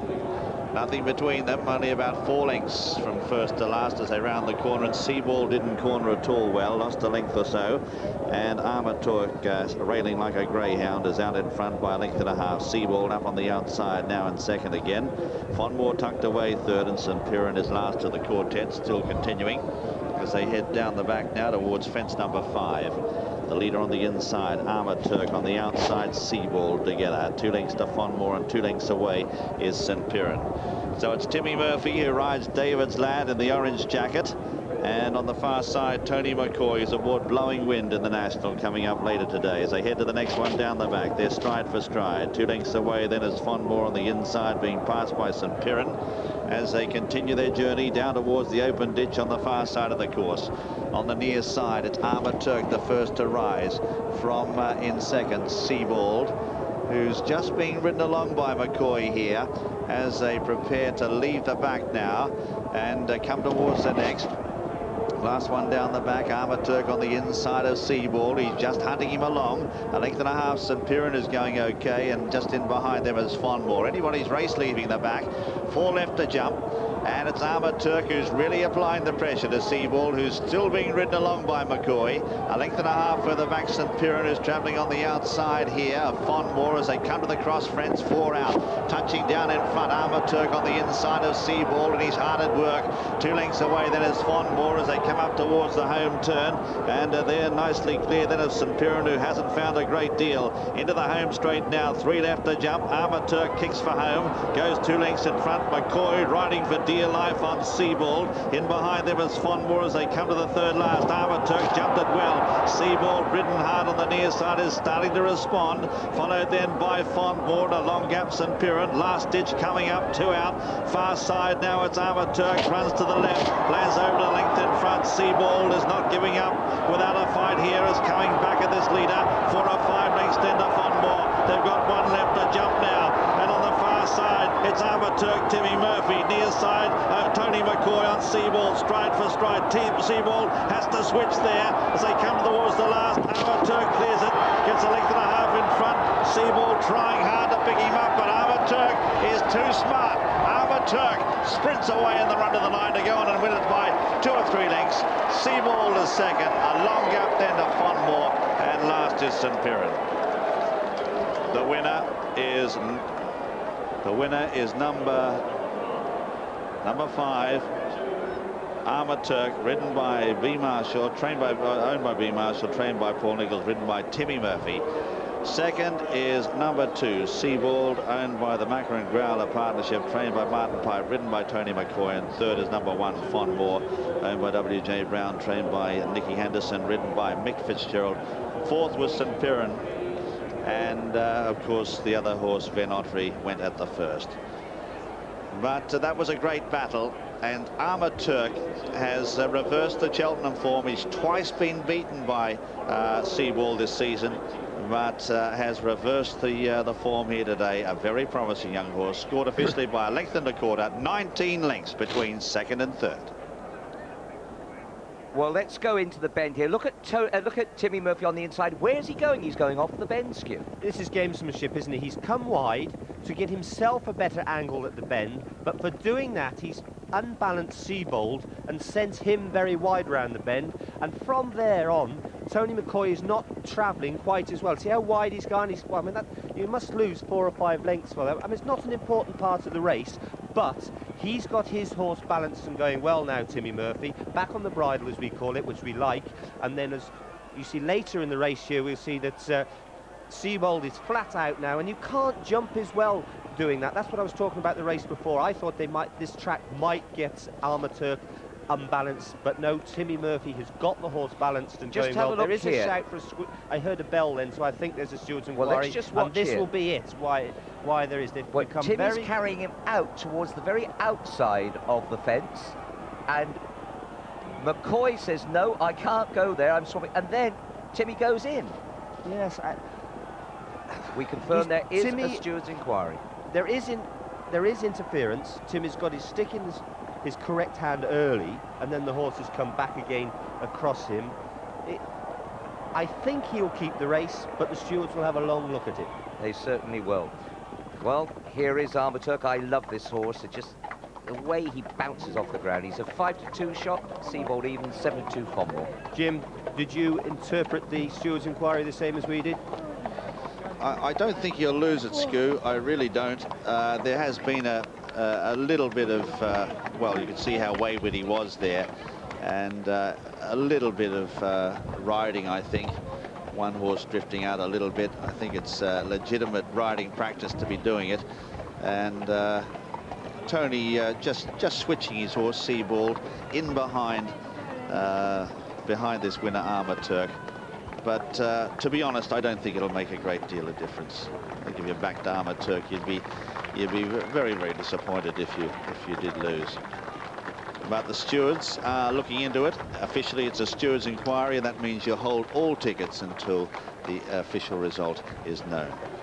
Timmy Murphy, he's riding David's Lad later on in the National. Here he is coming back. Second last year on Smarty. He'll be hoping for better today.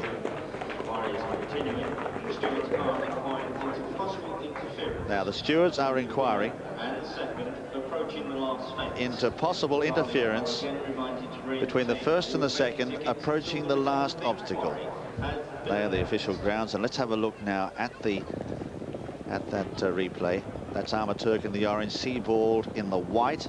There he was diving out to the left there. You can see that, quite a dramatic dive it was too, to the left. Now watch him now. He's got the whip in the right hand, and just on the left is Seabold. They come now towards the last. and he's drifting out despite the fact that he's got that whip in the right hand. He's drifting to the right, his right. That's Armour Turk, and that's Seabold in the white. Just McCoy just checking there, just switching course, and as he does so, Armour Turk again, as he did in at the previous jump, goes to the left. I don't think there'll be any action taken by the stewards as far as changing this result, but that's just my opinion. We'll wait for the stewards. Let's check the SPs in the meantime. First, number 5, Armour Turk at 5-2. Second, number 2, Seabold at evens, and you can get 5-1 against it, winning the race in the ring. So the general feeling here is that Armour Turk will keep it. If you want a bit of insurance, down here there's 5-1 Seabold against getting this overturned. So, third, number 1, Fonmore at 7-2, all 5 round. Remember, stewards inquiry, 5-1 on the race course, Seabold to get the race. So the feeling is that this one will keep it.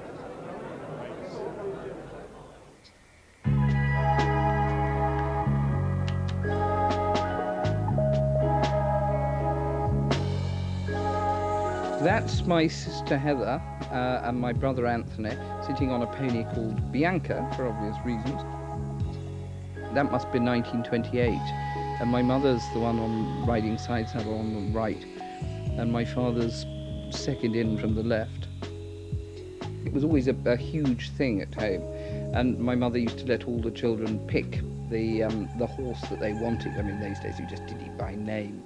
The most personally exciting one was the year Ayala won, because I was at school. I remember it very well. I didn't see the race. I saw it in the evening, but I didn't see the race because I was playing lacrosse. And it was quite an important lacrosse match. There I was, standing in the goal, and my friends who'd been inside watching the race came rushing out, shouting, Teresa, Ayala won. And I knew it was 6-1. And I turned my head to say, wow! And this lacrosse ball hit me in the eye, and I was knocked out. And when I came round, I was saying, did it really win? Did it really win? It was the first thing I was saying. Well, joining me now is Eddie Hales, the trainer of Wicked Crack, the only mare in the race, and a lot of people around here really fancy her chances. Well, if the ground was soft, you could fancy her a bit more, because it's not really, she doesn't not like the faster ground, but she can't keep up. If she can keep up with them for 3 miles, then she might have a shout. But you didn't really plan her for this race until January, did you? Well, not really. No, a flat left-handed track is what she wants, and good old Tony O'Hare suggested it, and so I copy him. Because I was reading somewhere that you actually wanted to put her into foal this season. Well, no, I was going to put her into foal because it sometimes makes them last a bit longer, so she doesn't go over the top. But she got headaches and things, you know. I read somewhere that you thought you should offer her about 6 brandy Bacardi breezes and the promise of a kebab. Is that right? Carl Lllwelllyn tells me it works. You know. Well, I think you're wrong, actually. The flowers and the champagne, I think, might work next time. But also, you described yourself as a cowboy trainer. That sounds a bit harsh. Well, no, I really sell horses for a living, and I just have a couple of horses that run on the track. So I'm not really on the look for owners and things. I just try and produce young horses to go on. So we're a very small, little outfit. And what about, I mean, where do you think she will go today? How do you think she'll do?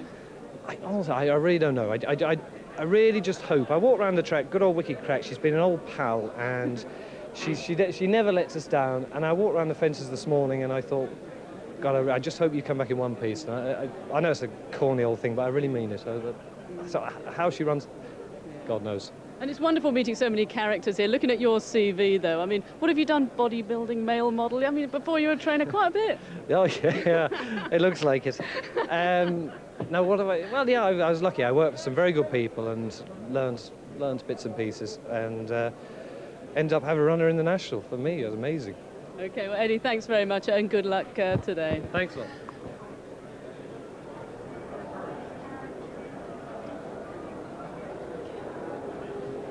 Well, of course, there has been a lot of money in the Grand National today for Blowing Wind with Tony McCoy. Of course, this week he broke the record that everyone said couldn't be broken. Sir Gordon Richards' 269 wins in one season. Well, he surpassed that and still counting. On the racecourse, we always see him as a rather quiet person, a dedicated jockey and a true professional. But let's find out more about the champion jockey.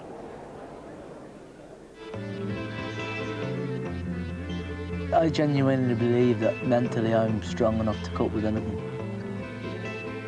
I don't want to look back in 10 or 12 years' time and say, you know, I wish I should have done that.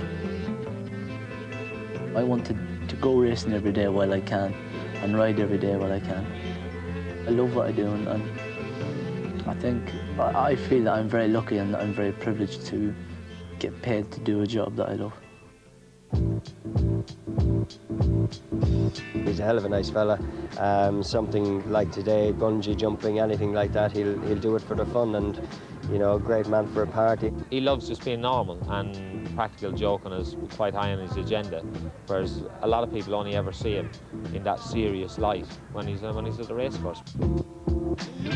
Depends on the knees as you hit the ground. If you hit it straight like it, you're in big trouble. Yeah. Well, I'm not going to bother hitting the ground now. 72 and weighed twice. Come on. You know, most of the lads play golf, so we actually end up in the summertime playing a lot of golf together. We travel every day racing together in the same cars and with one another. There's no room for bitchiness in jump racing, you know what I mean? You got to get on with everyone, and to be honest, if you don't get on with most of the lads in the weight room, then you've got a problem, because they're very easygoing, very much good fun, and you know, you can have a good time with them both on and off the race course, but in my case it's mostly off the race course. Carl Lllwelllyn wrote a bad article with me last week. I wouldn't mind if we push her off. And then I'll give you 3 loud Don't you just love a bit of height?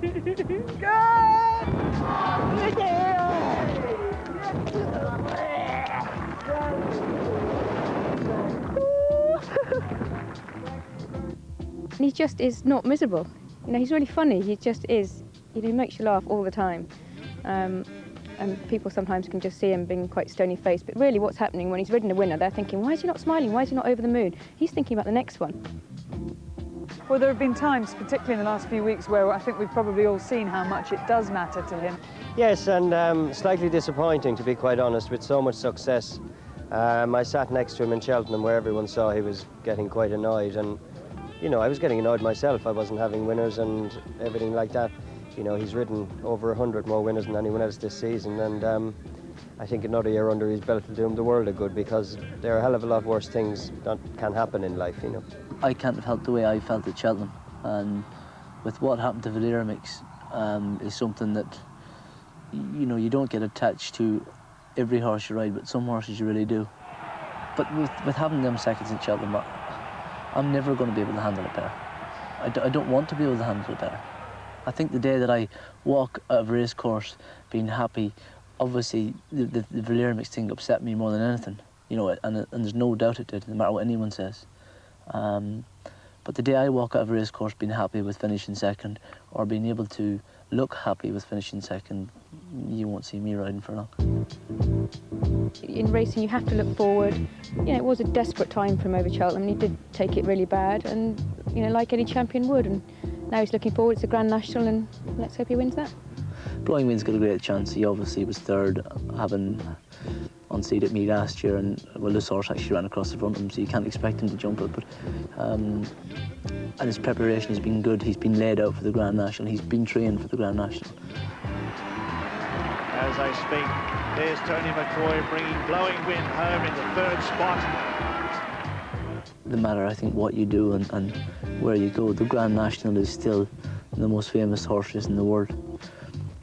And to win that, I think, would, you know, I'm lucky that I've won a lot of the big races at Cheltenham. And the one big race that I suppose that I haven't won, or the biggest race that I haven't won, is the Grand National. And there's been a lot better jockeys than me that haven't won it. But I don't want to be one of them, you know. You never know, I might get lucky at some stage. Well, Tony McCoy's certainly got an outstanding chance on Blowing Wind to set that record straight. And he's always said that the one man he likes following in the Grand National is Carl Lllwelllyn, who has managed to win it twice. And you obviously ride the race very well. Is that because you're a bit more conservative than some of the others? Well, I think you've got to treat the race as, if you're very gung-ho about it, I think it's a fair chance you won't get round. So you've got to plot your way around, really, and watch out for other horses and keep your eye out what's going on in front, you know. Well, you so nearly, you had one of those incidents last year on Beau that doesn't normally happen. You lost your reins. You've taken precautions against that happening this year? Yes, I've got some extensions that are about 6 or 8 inches longer, so lengthened the reins. So hopefully, he's got a very long neck, exceptionally long neck. So hopefully that'll do the trick. And tell me about the atmosphere in the weighing room, because obviously some of the jockeys do get very tense leading up to this race, and others probably get more extrovert. Yeah, it's the one race of the year that people can change. You might get the people who talk a lot normally, who can be very quiet in there now. And the lads might be asking silly questions and they repeat themselves and they might clean their goggles 3 or 4 times, whereas normally you'd just go and do it and leave it alone. A bit like the way you behave on a big night out. You start repeating yourself and not making any sense at all. That's right, that's fairly usual as well. But no, it's the one race, it changes people, they just get nervous and react differently, really. And for people watching the preview programme last night, you were talking about going out on the town last night, and everyone's been saying, well, how did you get on? All right, well, I was only joking. I was never going to go out, really. Yeah, right. It's a great city, Liverpool, and the ladies are lovely. That's all I'm saying. It's a great city, and you could easily be winning this race for the 3rd time. Yes, conditions are good. They're going to suit a lot of horses, but they're going to suit my horse. So we all need a lot of luck, and if the cards fall my way, then I've got a great chance. And then you could pull anyone tonight. Yes, that'd be nice. Good luck. Thank you. Well, we've heard from many of the, oh yes, that's you, the jockeys and the trainers, but what about the owners? I've been joined by the Bunkers Hill mob who own Frantic Tan in the big race. And there's 10 of you, and Andy Lloyd and Tim Munton, who I recognise, cricketers, and we'll talk about that career in a moment. But Bunkers Hill mob, if you can tell it live on national television in the afternoon, where did the name come from? Well, I used to like a cartoon programme called The Wacky Races, and my favourite characters were the Anthill mob. And we live at a house called Bunkers Hill, and I put these group of people together, and I thought we'd call ourselves the Bunkers Hill mob. So everybody seems to like it, so it works. And you enjoy owning the horse? You've had a lot of fun with him? Yeah, he's been very good to us. He's had his problems over the years. He's had bad legs and bad wind, but he's a really genuine horse, and we all love him, and I just hope he comes back safe today. And of course, Andy, we remember your test debut at Edgbaston, because you had to face a Malcolm Marshall bouncer. That was, I think we all remember that. I think you left on a stretcher after that, didn't you? Well, I managed to get off on my own 2 feet, but it put me out for 6 months. But that gave me a headache, and this horse and these people give me headaches sometimes. But we're still here to tell the tale. And what would you rather face today? Sort of Frantic Tan coming to the last with about 3, or another Malcolm Marshall bouncer? Oh, I'd be very happy to see Frantic Tan coming to the last, I can tell you. I've had enough of Malcolm Marshall, God rest his soul. And Tim Munton come to you, formerly with Warwickshire and now with Derbyshire. Have you been a keen race goer for a long time? I wouldn't say a keen race goer. I mean, I was influenced somewhat by Lloydie when I started playing at Warwickshire, and we've sort of somewhat by chance got involved with Frantic Tan, and I've just loved it. It's been a great experience, and as Andy said, he's been a real genuine character and a lot of fun to be involved with. So, I mean, days like today, what it's all about, and very happy to be involved. Nervous times though watching? Yeah, more nervous than going to go into bat, actually. Well, thanks very much for joining us, and good luck. Enjoy the afternoon. Thank you. Talking of wacky races there, and I think that's a very good comparison to make. It's such an unpredictable race, the Martel Grand National, and many top-class jockeys in the past never won it. John Franken, Peter Scudamore, John Joe O'Neill, Josh Gifford. We've already mentioned that Tony McCoy is yet to win the biggest race in the world over jumps. And nor yet has Norman Williamson, although he did finish 2nd on Melimoss 2 years ago, and he rides the same horse again this year. He's been seeking some advice on how to change his luck from 3 men who have got it right: Ruby Walsh, Tony Dobbin and Paul Carberry. Come on! We've just jumped off at the start of the Grand National, and you're now seeing the Melling Road. Great part of the track, this road. Once you cross the road, it's 3 furlongs from there back to the start, and we head down towards the first fence. This first fence rides a little bit downhill, and it's really important, I think, to get your horse balanced and really get his head up and get him upright as we head towards the fence. And at this stage, you're thinking of what's in front of you and what's around you, really. So we'll walk onto the first fence, and I'll give you an idea as to where I think I should be. We're at the first fence, boys. What is the plan? Where would you jump it if you had the ideal opportunity, Ruby? Well, Middle Dinner is where I went here. I won it anyway. Because I was riding Papa, and you could have went anywhere. But I don't know, Middle Dinner seems to be a lot of followers towards the outside, in my opinion, anyway. A lot of people go in the middle tier looking for a bit of light, but you find a lot of horses are doing that in this race, and there's probably more light down the inner. So if if it was me, I'd be down the inner, I think. Same again, like jump out the gate as fast as you can and then just try and balance the horse going to the first, get him over the first tree and then start to ride a race from there. And you've no fear that there might be someone in front of you, a bad jumper, right? No, jump him as well if he does fall in front of me. That's Paul Carberry, no fear whatsoever. It doesn't matter where he goes. Well, safety is the biggest factor at the national, really, and this is a new thing they've put in this year. This board we're looking at, it's now the grey bit used to never be there, and the top of it, the orange bit, is a cushion, and it really makes horses stand back and have a look at the board and the ditch. Whereas before, a lot of horses could actually stand in over this orange bit and they didn't really see the ditch. But now with this big board, it makes a huge difference to the horses to have a look.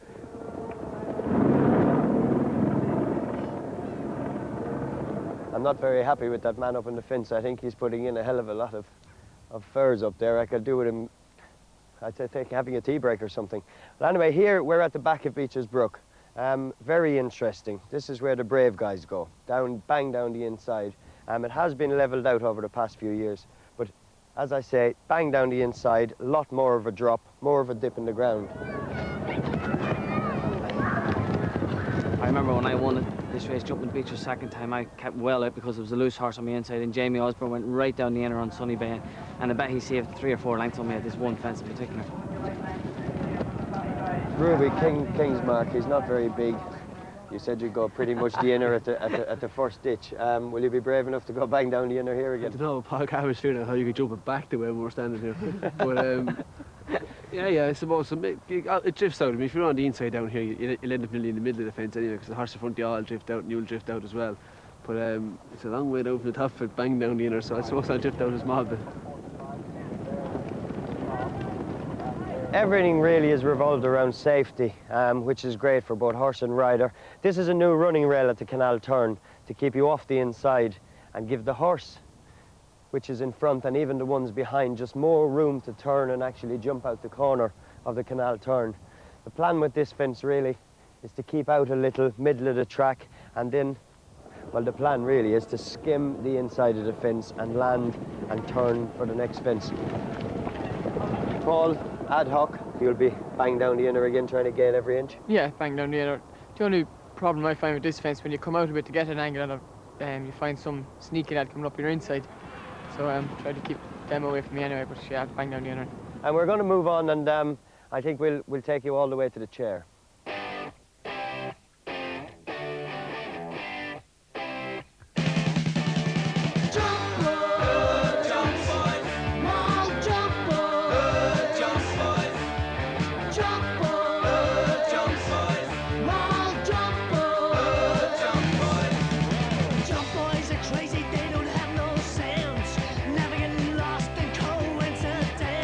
Paul and Ruby and Tony, the chair isn't that big. Where are you, lads? Oh, there they are. Guys, it's the chair. It's one of the biggest fences on the track. Tony, what do you think? I always think I aim to go inside of it. Yeah, wherever the light is, and the thing about when you get to the chair is that the race has really sorted itself out a bit, so you usually do get a little bit of light. I mean, there'll be a lot of fallers by this stage, and a lot of no-hopers will be well back and stuff, so if you're on something with a chance, you usually have got a little bit of light. So that's the chair, an amazing fence, and after the chair, everything relaxes, and then you really start riding a race, and you do one complete circuit again till you finally meet the running.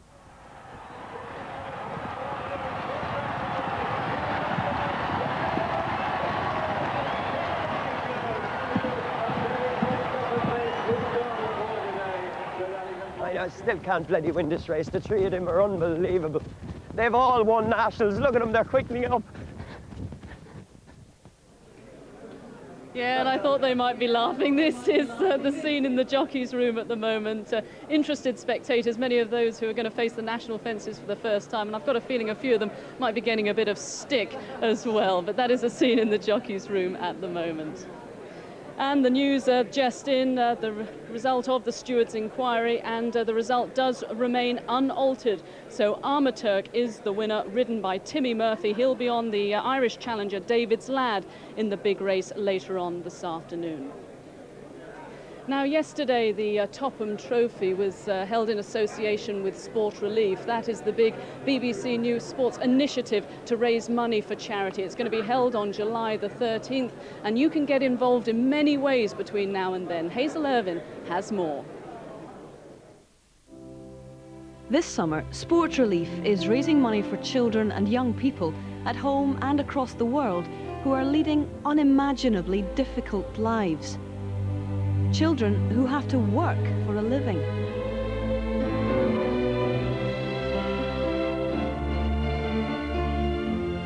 Children who can't go to school. And those who are forced to go to war. Those who suffer abuse. Young people who are scared to walk the streets.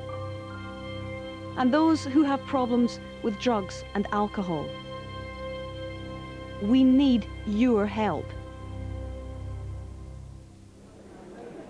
Yes, we do. Important to get involved between now and July the 13th. And if you want to apply for a starter pack, that is the number to call. 09068 10 10 10. 09068 10 10 10. Well, now we are ready for our third race of the day. It's the Martel Aintree Hurdle. Here's Jim with the runners and riders. And runners coming out onto the course now for this important race. 1, Azerti of Timmy Murphy. The race a lot more open than in previous years. 2, Blue Royal, Norman Williamson. 3, Bounce Back, Barry Geraghty. 4 is brother Joe, Paul Carberry, who rides one of the favourites, ad hoc, in the National. 5 is Divvy at Times, Graham Lee. 6 is Geos Mick Fitzgerald. 7, Grimes from Ireland, Charlie Swan. 8 is Il Namar, the mount of Ruby Walsh. 9, It Takes Time, Tony McCoy. 10 is Mr. Morose, Carl Lllwelllyn. 11, Rodock, Tom Scudamore. 12 is Rooster Booster, Richard Johnson. 13, Telemos is a non-runner. 14 is the French Furs, now Tony Dobbin replacing Brian Harding. And 15 is Bilboa, Thierry Dumen coming in for the ride there. Tony Dobbin, of course, switching after Telemos was withdrawn. So 14 to go. 1 is out. That's number 13, Telemos. And 4-1 the field. To tell us all about it, Angus. Brother Joe is the 4-1 favourite, with Grimes at 9-2 from 5-1. Bilboa is 5-1 with Geos 8-1. It Takes Time and Ilnamar at 9s. Rooster Booster is 12s, and it's 16-1 and upwards the rest, and 20-1 bar those with Roddick amongst those at 16-1. But don't be deceived by the fact that Brother Joe has drifted here on the racecourse from 3-1 to 4-1, because this has been one of the big gambles of the season so far this morning, from 15-2 into 7-2 in the offices. The bookmakers on the course, though, have gone 4-1 now, having opened at 3s. But it is a very, very bad result off course, this Brother Joe. However, there are other horses here at the racecourse being backed against it, and it's for the field. There's some very lucky colours. They are the colours of Mr. Terry Warner, and he owns Rooster Booster. And Rooster Booster is the form horse of the race because he won at Cheltenham last time. As you can see, he's been knocking on the door all season, and he got a very deserved victory at Cheltenham. And for what he's done, 12-1 from 14-1 is a very reasonable price, Richard. Yeah, he's been a nearly man a lot of the time, though, Skew. He's been a nearly man in, quite rightly, but in good races, hasn't he? Absolutely, yeah. Well, let's have a look at a horse who wasn't a nearly man last time out at Cheltenham. Here we've got Il Namar, Joe Moran's colours. Joe comes home from Ireland, got quite a few horses with Martin Pipe. He told me at Cheltenham, when I was asking about his other horse, don't forget Il Namar. Of course I did. The horse wins at 25-1. And no fluke. Joe had had a little bit on, but not on the tote. It paid 90-1 on the tote. He's a good horse. He stays the trip. And perhaps the ground might just be drying up. That would be my worry about this one. Yes, to be fair, we don't know. He's done his best form on soft ground. He might go and improve on good ground, but that could be complete rubbish. Anyway, let's have a look at the next horse. It Takes Time. This is the mount of Tony McCoy. He could have ridden Roddick, and he could also have ridden the other one of Mr. Pipe's horses, who you will remind me, Il Namar, who you've just been talking about. He could have ridden that as well, but he's chosen to ride It Takes Time. I know that Tony really fancies this horse. It pulls quite hard. It beats Brother Joe at Cheltenham. That's Brother Joe in the picture, but the horse, hopefully we will see in a minute, is Tony McCoy. There he is. That is Tony McCoy. It takes time. Pulls hard. I think this horse will be dropped out, or will have plenty of horses in front of him in the early part of the race. The faster they go early, the more it'll suit. It takes time, and I can see Tony McCoy arriving there about 2 out, between the last two there to challenge the leaders, and we'll see if he's good enough. We must have a look at number 2, Blue Royal, because this horse hasn't run for a very long time. You remember that he was third in the champion herd to Istabrac and Olawa. That was in March of 2000. Nicky Henderson was trying to get him back for Cheltenham, couldn't quite get him there, Sue. But the point is that 3 weeks later here at Liverpool, the game looks a bit different. That's right. He's 20-1 from 16-1, so that's not a huge amount of confidence in him, is he? But as you say, he's a very good horse. Certainly is. What about the New Zealand bred, Brother Joe, number 4 then? Yes, as we've said, this is the best-backed horse. He's got form with It Takes Time. I told you about that earlier. It Takes Time beat him at Cheltenham. He also, if you go back far enough, has form with Roddick. First time they ever raced in this country, Roddick and Brother Joe. Roddick beat Brother Joe in a novice hurdle at Exeter. But he's a fine performer, Brother Joe, on the flat and over hurdles, and he's got the assistance of Paul Carberry on his back. Well, Martin Pipe's got another runner, number 11, Roddick, in the colours of Chris Rosie and Basil Batteram. Now, this horse has got some good form. Disappointed at Sandown a little last time, but prior to that on softish ground, beat the French Furs. The French Furs will make the running in this race, but Roddick, I again think softer ground will suit this one. Yes, Chris Batteram, I saw him coming in today to the races. He had a winner in France yesterday. But Jim, they look as if they're trying to line up. I won't hinder you too much. Right, jockey, line up. Right, coming in. Come on! That's it, under orders, and they're racing. Off and running in the Aintree hurdle, and the first one to jump off is Grimes. Goes off in front by 3 or 4 lengths to Mr. Morose, who's up in second on the outside of Azertiou. So they come to the first now. Jumping it in fourth is Bilbao, who's very handy today from Il Namar, and Gios from Rooster Booster, the French Furs. Well back in the field, It Takes Time, who's giving the leader a fair start from Bounce Back as they come now to the second. And Grimes jumps it well. It's going to set them a task here. Well back in the field then in the early stages is Divya Times. But leaving the back, and Grimes in the J.P. McManus colours leads by 2.5 lengths to Mr. Morose in second. Azertiou up there in third, travelling on the inside of Bilbao. 1 length further back, Rooster Booster smothered up on the inside of Il Namar, and Gios is wider out. The French Furs in behind them in the red jacket. They're followed then by Bounce Back, who's back in the field in company there with Brother Joe, who's settled well back with Blue Royal. Divya Times as they round that corner now and come into the home straight. They've got 3 flights awaiting them there. It Takes Time is well back, and so too is Roddick as they head into the home straight now and up towards flight number 3. Showing the way on the far side, Grimes bidding to make every yard here, leads by 2 lengths to Mr. Morose, and on the outside Bilbao. In behind them is Azertiou, followed then by Il Namar, and then on the extreme left is Blue Royal moving up there with Gios. Further back in the field then is Rooster Booster, who's tucked away on the inside from Bounce Back, and Brother Joe out deeper on the track. Divya Times back in the field at this stage from the French Furs, Roddick, and It Takes Time. Heading over the one that'll be the last next time round. They're all still standing, and a pretty decent gallop here. Set by Grimes, leads by a length of Mr. Morose on the inside of Bilbao as they charge past the stands now. A length further back then is Gios on the inside of Blue Royal, and Il Namar right there in the centre from Azertiou, who's going the shortest way. Scraping paint as they head out of the home straight with just under a circuit to travel. Further back in the field behind Azertiou is Bounce Back, followed then by Rooster Booster, Brother Joe. Divya Times out wider, followed then by the French Furs, It Takes Time, and last of all is Roddick. And about 10 lengths covers the field. A decent gallop up front as they head into the back now.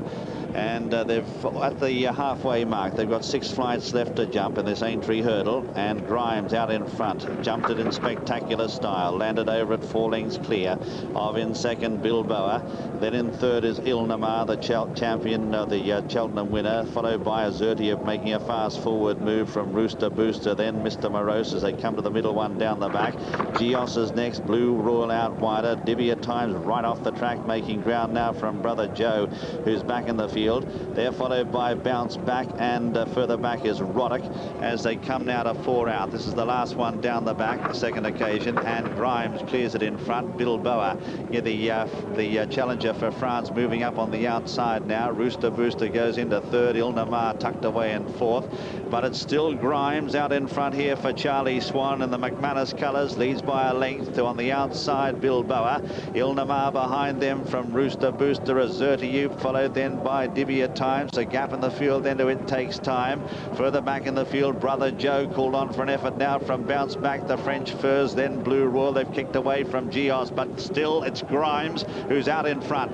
Grimes on the far side for Charlie Swan as they straighten up for home now in this Martel Aintree hurdle. Leads by half a length or so. Bilboa coming under pressure. Rooster Booster's a big threat in the centre, looming up now. Ilnamar behind them. They've kicked away from Azertiev. Come now to 3 out. Grimes, the far side. Mistake by Bilboa. That's knocked her out of the contention. And being pulled up is Geos and Blue Royal. 2 left to jump. Grimes the far side and Rooster Booster the near side. They touch down together. Kicked away. 2 lengths then to Ilnamar. Followed by It Takes Time. Then Azertiev behind them from Bounce Back. 1 left to jump. Grimes sticking to the task well. Ilnamar's the big danger though. Near side. They jump it together. Touch down together. Grimes on the far side. Grabbed now by Ilnamar on the near side. It's Ilnamar and Grimes stride for stride as they race up with 100 yards left to go now. Ilnamar, Ruby Walsh now gaining the upper hand and now starting to draw away. Big winner for Martin Pipe as Ilnamar goes on to win the Aintree hurdle from Grimes. In third, It Takes Time. Rooster Booster fourth, followed then by Azertiev, behind them Brother Joe, then Bounce Back, the French Furs, Mr. Morose, and the others have been pulled up. Bilboa didn't complete the course, I don't think. And let's check the 1, 2, 3, 4. Another big winner for Ilnamar, owned by Joe Moran, trained by Martin Pipe, ridden by Ruby Walsh. Second is number 7, Grimes, owned by J.P. McManus, trained by Christy Roach, ridden by Charlie Swan. And third is number 9, that's It Takes Time, owned by David Johnson, trained by Martin Pipe, ridden by Tony McCoy. And fourth was Rooster Booster. But Ilnamar won well at Cheltenham, won well again today. Big performance.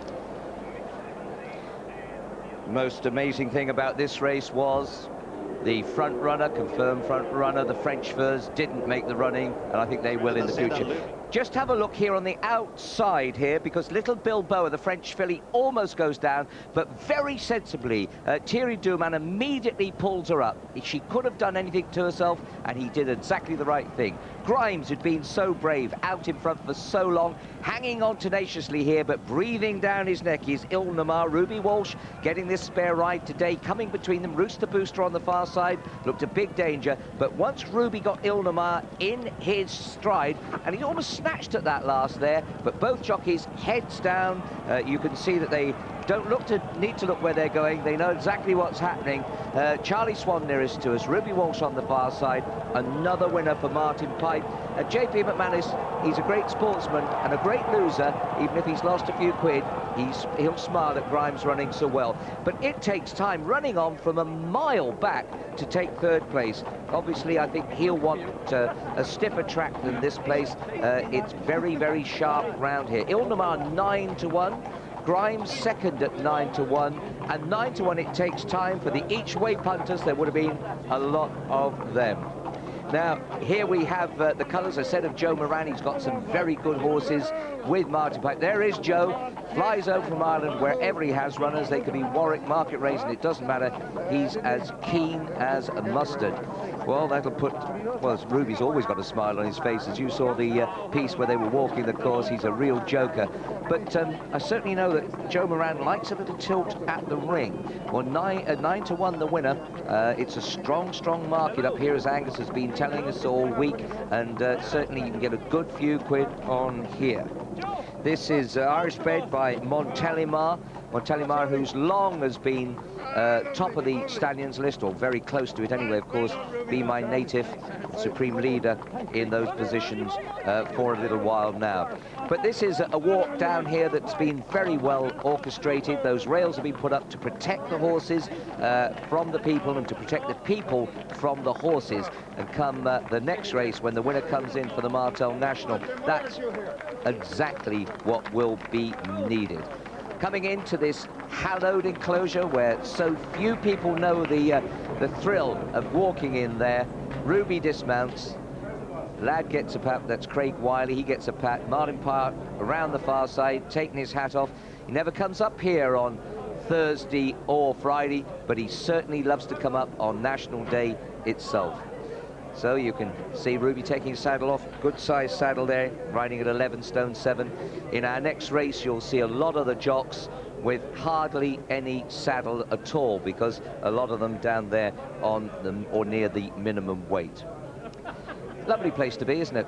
Carol Pipe, looking resplendent in an orange shirt there and a black hat. Carol, who, like Jackie O'Neill, we said earlier on in the day, is a great help to John Joe. Carol Pipe has a lot to do. To run a 200-horse stable, in fact, is more than a one-man job, and you've got to have good generals about you.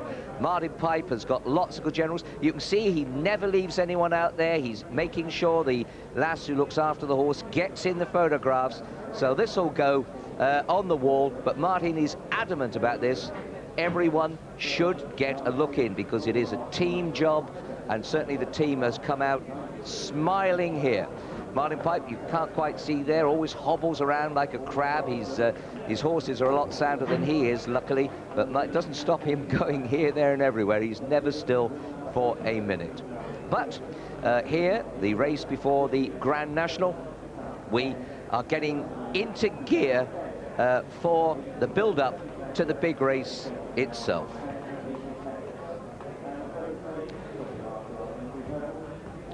Well, we've got SPs coming in for you now. Angus has got them. First, number 8, Ilnamar at 9-1. Now, this time it paid a great tote dividend, 17.40, the win dividend on the tote there. Second, number 7, Grimes at 9-2. And third, number 9, It Takes Time at 9-1, 14 round.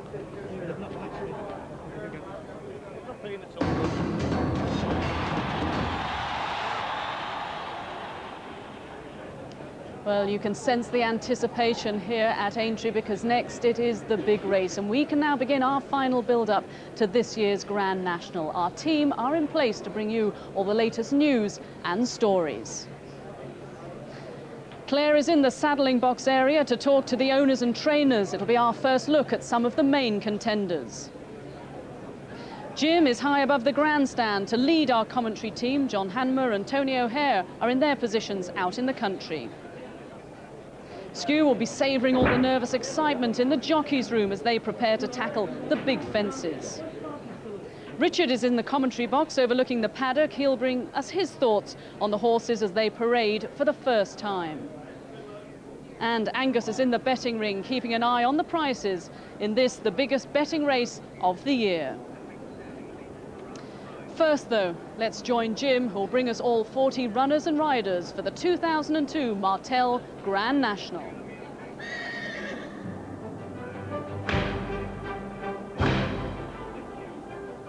Well, the field for the Martel Grand National. Number 1 is Marlborough, the top weight. He was 4th in the Gold Cup, and the mount of Mick Fitzgerald.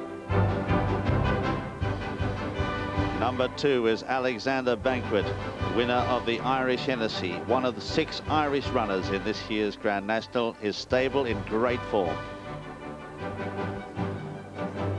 Number 3 is King's Mark, who's one of 5 greys, and there hasn't been a grey winner since Nicholas Silver in 1961. 4, What's Up Boys, the mount here of Richard Johnson, another grey. He's got a better chance than King's Mark, I reckon. He won the Hennessy, and he was 5th in the Gold Cup. Number 5 is Lyrene Wonder. Arthur Moore, his trainer, saddled 9 runners in the Grand National in the last 20 years. He's never had one to complete. Number 6 is Ad Hoc. one of 3 runners in the race for owner Sir Robert Ogden. Paul Carberry taking the ride, won the race on Bobby Joe. 7 is Beau, one of the best backed horses in this year's Grand National. He parted company with Carl Lllwelllyn last year, and Carl bidding to win it for the 3rd time. 8 is David's Lad, winner of the Irish National, an eye-catching 3rd at Cheltenham, and Timmy Murphy, 2nd last year, is in the saddle. 9 is Paris Pike, who carries the colours of Ivan Straker. He had a 2nd with the Zarowich, and Paris Pike, good credentials, a Scottish National winner. 10 is Marjed, now the mount of Barry Fenton, replacing the injured Roddy Green. French bred, never jumped a fence in this country, and he's been running in hurdles. 11 is In at the Top, the mount of A.D. Smith, trained by Yorkshire farmer Jim Turner. He was pulled out of last year's National because the ground wasn't suitable. 12 Streamstown, the mount of J.P. McNamara, won the Singer and Friedlander in an absolute bog at New Toxeter earlier this season. Different conditions today. 13 is You're a Good'un, brought down last year, and another one of the powerful Pipe squad. He's got 8 runners in the race, Martin Pipe. 14 is Royal Predica, fell at the first in the 2000 Grand National and pulled up in last year's John Hughes. He's a rank outsider. 15 is Manx Magic. Manx Magic is a novice, but he'll be giving jockey Jerry Supple a 1st ride in this big race. 16 is Blowing Wind, the mount of Tony McCoy. It's his 7th ride in the Grand National. He's never had a clear round yet. He remounted this horse to finish 3rd last year. 17 is The Last Fling. He's 7th in 2000. He unseated his rider last year. His 3rd attempt at the big race. 18 is Wicked Crack from Ireland, trained by an Englishman, Eddie Hales, and he bids to become, or she bids to become, the 1st mare to win the race in 51 years. 19 Frantic Tan, ridden by Tom Jenks, one of 3 in the race for trainer Nigel Twiston Davies, who won the race with Earth Summit. 20 is Super Frankie from Ireland, 2nd in the Munster National, but one of the big outsiders at 66 to 1. 21 is Bindaree, carrying the colours of Raymond Mould, another for Nigel Twiston Davies. Bindaree was 3rd in the Welsh National. He stays all day. 22 is Celibate. Celibate has never won beyond 2 miles 5 furlongs. Noel Feely takes the ride. He'll be trying to get him over the 4.5 mile trip. Number 23 is Struggles Glory. Ben Hitchcock taking the saddle here. Was fancied earlier in the season, but now a 50 to 1 chance on the big day. 24 is Mealy Moss, trained by Charles Edgerton, ridden by Norman Williamson, a very game 2nd 2 years ago to Papillon. Big chance again today. 25 is Gun and Roses, a 1st ride in the race for Marcus Foley, but a 100 to 1 outsider and trained by champion trainer Martin Pipe. 26 is Smarty. Smarty this year ridden by Tom Scudamore and trained by Mark Pittman. Smarty was 2nd in the race when ridden by Timmy Murphy last year. 27 is Mertz Man. He'll be carrying different colours when he comes out on the track today. He'll be in red, white and blue. Andrew Thornton takes the ride, and Mertz Man, the prize in a newspaper contest recently. Nicky D, he's been off the scene for 703 days. He was placed in the Grand National a couple of years ago. Peter Beaumont, the oldest trainer in the race, saddling him up. Number 29 is Goganar, wearing that red distinguishing cap, trained by Nicky Henderson, who has 2 runners in the race. Warren Marston taking the ride. Number 30 is Logician. He was bred in New Zealand. He raced in Australia. He was a very good steeplechaser there, and he's over now, trained by Ian Balding at Kingsclere. Mark Brandman takes the ride. 31 is Samuel Wilderspin, one of the popular outsiders in the race, or has been backed right in now, and I say outsider, in now to 12 to 1 from 14 to 1. Tom Doyle aboard this Richard Lee trained chaser. 32 is Axo. He stays all day. Ferdy Murphy, who's got a big representation in the race, takes the ride. Dean Gallagher is also aboard. 33 is Red Arc, representing last year's winning stable, the Norman Mason stable. Richard Guest can't do the right. Kenny Johnson comes in for the ride, but he's still an outsider at 66 to 1. 34 is Birkdale, one of the greys that you'll see here in this race. Jason Maguire, his uncle Adrian Maguire, on the saddle after on the sidelines after injury. 35 is Spot the Difference in the J.P. McManus colours, trained by Enda Bolger in Ireland. David Casey taking the ride. Number 36 is Jeddah, being ridden by Thierry Dumen for the third successive year, and quietly fancied to get into a place by the Frenchman. 37 is Iniscara, another here trained by Venetia Williams and ridden by Brian Crowley, a 100 to 1 outsider. Number 38 is Iris Blur, the first ride in the race for Paul Maloney, ridden by Paul Maloney, trained by Martin Pipe. Number 39, another one of the greys, Carry On Harry, a promising novice, but this is a big step up for him here today. He was a bit disappointing at Cheltenham, and Rupert Wackley, who was injured last week, has picked himself up off the floor to take the ride. And finally, number 40, completing the field, is Supreme Charm, trained by Robert Thornton, and here, I should say, ridden by Robert Thornton, trained by Kim Bailey.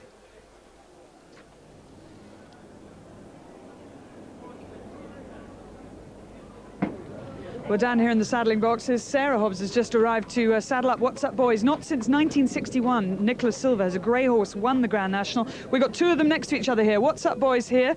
And Katie just getting a consoling hug. And right next door, this is Kingsmark. Both of them have outstanding chances. Then in the saddling box next to them, we've got Smarty, who finished second in the race last year, one of only two horses to complete the course without any mishap at all. And Tracy Brown is the proud owner of Smarty. This horse must be like a child to you. He is indeed. I love him to bits, I really do. Just glad he's here. And how worried do you get as an owner at this stage? Because there's not a lot you can do, is there? Very worried, very, very worried. Yesterday, especially. But I'm glad I'm here. I'm a bit better today now. I'm here. You know, we're watching it all. We're seeing what's happening. Well, he seems to be. He does look extremely good. Just come in a little bit closer because Jenny Pittman here is helping Mark. He's just kicking out and he's obviously full of himself. Feeling all right, Mark? Yeah, I think he knows where he is. He's going to kick the back wall down in a minute, I think. Yeah, he's in good nick. Good luck, good luck. That's Smarty. And then if we just come down the line here as well, we've got Melly Moss, who finished second in the race 2 years ago. You can see all the crowds of people around here. The trainer's just putting the finishing touches here. Norman Williamson will be on board, and Melly Moss, not long to go.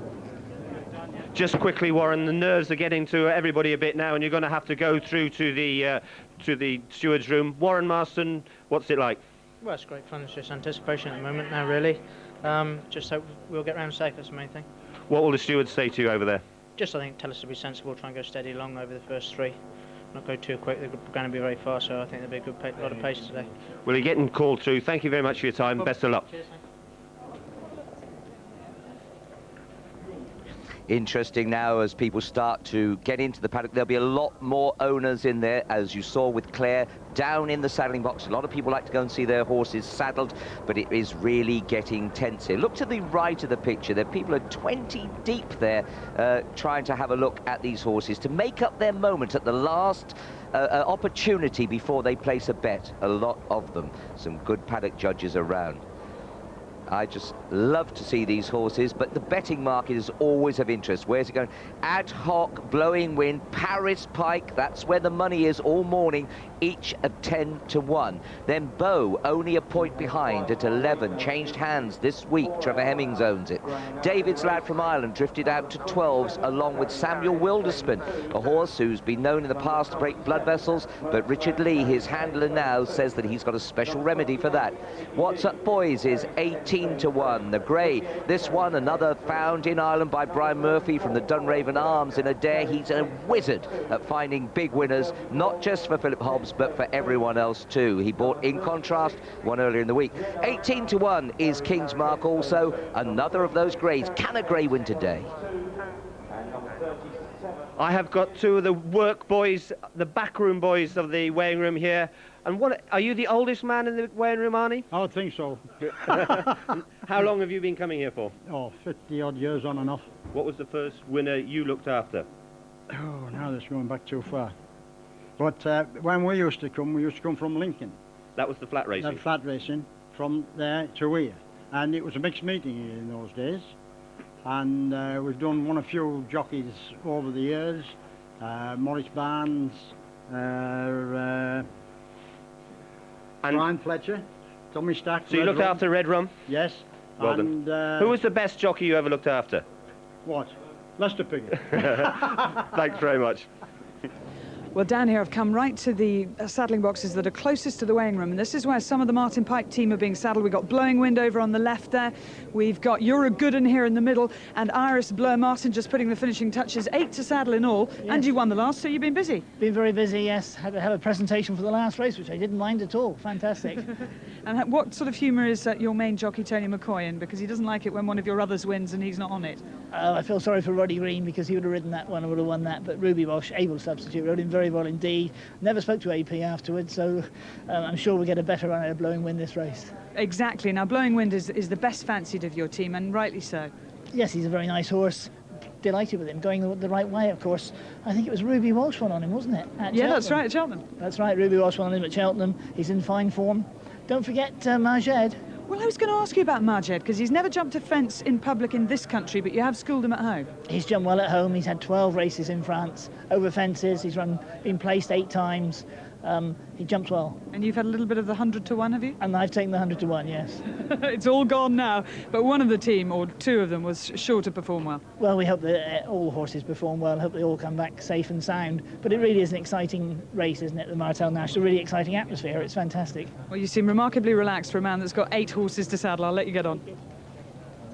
Yes, we've got a chance to look at some horses. You might like to evaluate them at home yourself. These are the colours. There are 3 owned by Sir Robert Ogden. These are ad hoc. Now, he stays. He's won the Whitbread from What's Up Boys. He's been second in the Scottish National over 4 miles, 1 furlong. You know, he really does have a lot of credentials. His jumping was a bit hiccupy in the early days, but he seems to have ironed that out now. Well, this horse is ridden by Paul Carberry. He's having his 7th ride in this great race. He's won it on Bobby Joe, and he's completed on 3 other occasions. This one being led up by Mel Baskwell, and it's a very exciting time for all these lads and lasses, as well as for you people at home. Well, in the same colours is number 1, that's Marlborough. Now, Marlborough will be having the first colours of Robert Ogden, and he's ridden by Mick Fitzgerald, the stable jockey to Nicky Henderson. He's having his 7th ride in the race. He's won it on Rough Quest, but Marlborough, who was very, very slow to come to hand this year, looks magnificent in the paddock. Now, he's 20 to 1 from 16 to 1. He was 4th in the Cheltenham Gold Cup last time. That is class.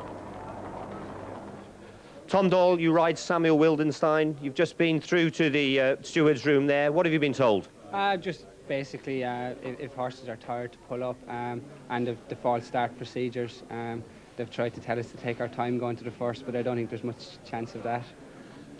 But what sort of ride will Samuel Wildenstein give you? Hopefully he'll be very good. I mean, touch wood, he's always jumped very well, and hopefully we can just drop in and hunt away and be there with a shout at the end. Well, very best of luck. I hope it goes well for you. Thank you. Yes, let's pick up and try and soak some of this atmosphere, which I could actually feel prickling away there. This is Beau. He was bought only this week. Nigel Twiston Davies still trains. Trevor Hemmings has got 3 runners in this race. And Carl Lllwelllyn will be sporting these colours. Used to be Sylvia Tainton's. Carl, who's ridden the winner here twice. No other jockey riding has done that.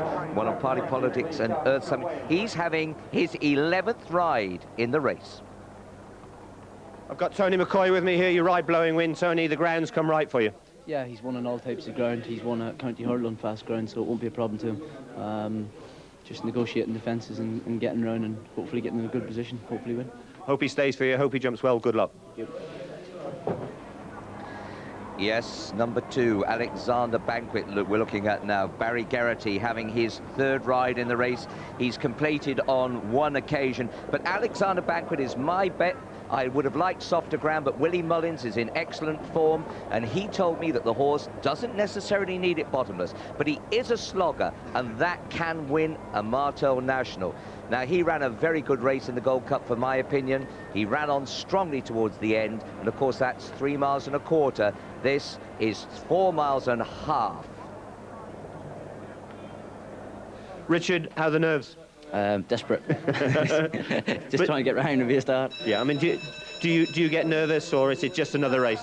No, it's definitely you get nervous, you get apprehensive about trying to miss everybody else and hope the horse takes to it. Well, they're ringing the bell there, the final bell. I hope it goes well for you. Very good, best of luck. Cheers.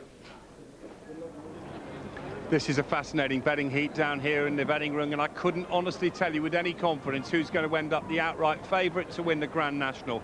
We have, of course, had some favourite names that have won as favourite, Grittar and Rough Quest, but at the moment they're vying for favoritism, and the best back horse of the day, without doubt, is this Paris Pike. It was 16-1 in the offices this morning in a place, 14 generally and 12, and it's now 10-1 joint favourite, along with Ad Hoc and with Blowing Wind.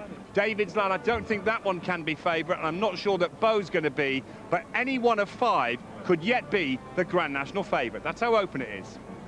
Well, Paris Pike, one of those being extremely well backed. He's trained by Ferdy Murphy, who has 3 other horses in the race as well. You've had a morning of it. You can barely walk, can you? What's happened? Yeah, I'd done my back in, Claire. It happened about a week ago, and I gave it a wrench up in the restaurant earlier on. So just the sort of thing you don't want on a day like this. Absolutely, yeah, absolutely. But as far as the horses are concerned, they're all in great form, and it's not just Paris Pike that you fancy, is it? No, well, Axo as well. I mean, the ground has come right for him. Adrian's always thought he was the ideal type for it. The other 2, I think, will struggle a little bit on the ground, but with Paris Pike and Axo, it's come perfect for them. Just a little bit of luck early on, and hope for the best with him. You've been introducing your owners to each other. I'll let you go back and talk to them, and just grab Major Ivan Straker, who is the owner of Paris Pike, because you've probably talked to Ferdy enough already, haven't you? Well, I haven't talked to him much today. The old boy's in very bad form. He's really in pain, poor old man. I hope the horse is nowhere near like he is. Well, the horse looks magnificent. I watched him, yeah. Well, he did some work on last Wednesday, and Geraldine, who looks after him, says he hasn't done a piece of work like that since just before the Scottish National. So I like to think he's back to his best. The ground is perfect. We've got a wonderful jockey on board, and the rest is in the lap of the gods. And this is a race that is incredibly dear to your heart, having finished second in it, and actually you were the man that saved it through the sponsorship of Seagram. Well, that's all old hat now, but it is dear to my heart. I happen to believe that this is the greatest steeplechase in the world. I really do believe that. I know the Gold Cup is a blue ribbon of racing, but this is something magical about this race, and I would do anything to win it. I really would. And I think this old boy today, given the rub of the green, I don't think there'll be much to beat him. Well, there is 16, and this is Blowing Wind, who you remember got rid of Tony McCoy last year and then remounted to go on and finish 3rd, earning Peter Deal, whose colours you can see there, 55,000. He actually shares this with John Deal and Alan Stennett. Now, Peter Deal's only just come back from New Zealand. He was watching the cricket out there, arrived in England only yesterday. Now, Blowing Wind, I never thought he'd be brave enough for this race, but I'm wrong, and I hold my hands up, because having got rid of Tony, to go and jump round in cold blood was great. But he came back to win at the Cheltenham Festival. He's a horse who is bang in form. Well, what about Alexander Banquet? We saw him briefly before. I love this horse. I think he's got all the credentials necessary. He's carrying 11 stone 11, though.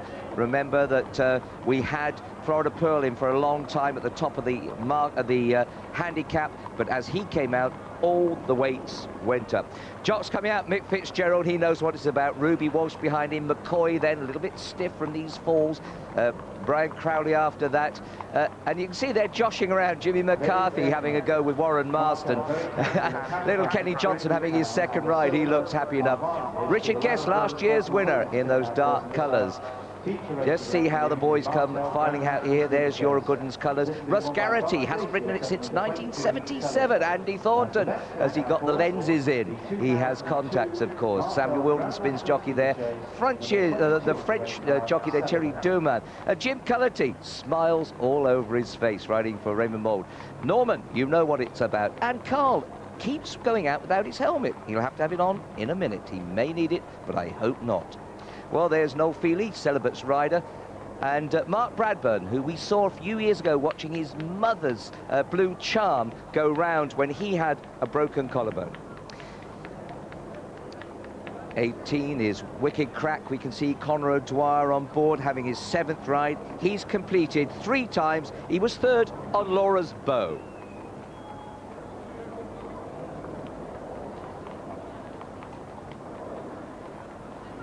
The puzzle as to who's to be Grand National favourite continues. Ad Hoc, Blowing Wind, Paris Pike, Beau, all 10-to-1 co-favourites.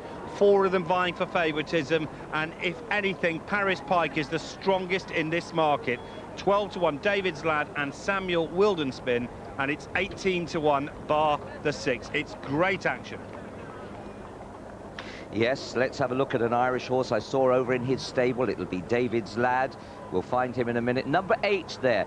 Now, Tony Martin was worried that his horse had been very sick and wasn't quite coming to himself, but he does look well. In fact, he looks a lot better than when I saw him 10 days ago. Bit of a shine on his coat. Let's hope that augurs well for the Eddie Joe Syndicate. Well, the jockeys are all now making their way out to get last-minute instructions from their trainers. Philip Hobbs here, just hearing from Richard Johnson, who I'm sure is looking forward to his ride on What's Up Boys. And I'll just grab a quick word with Philip, who's looking at the screen, and behind him you can see What's Up Boys. That's what we need. Well, the thing with him is he can find so much at the end of a race. Come to the elbow, he could make up 5 lengths.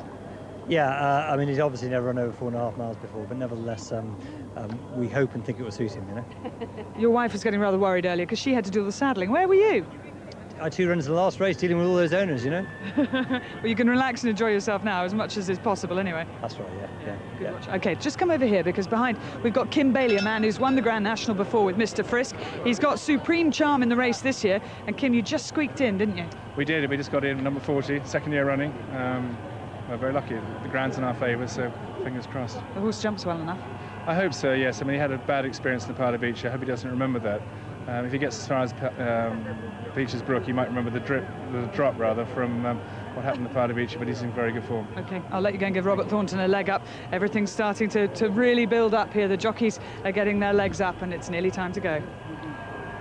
Let's have a look at Smarty there. The colours superimposed on the grass, Tracy Brown's. Well, I know it was a slog in the mud last year, but Mark thinks, and I believe it too, this horse will get the trip better on this ground. He's been backed. He's from 22s. He was 28s earlier on. He's only 20-to-1 now. Sustained money coming for him.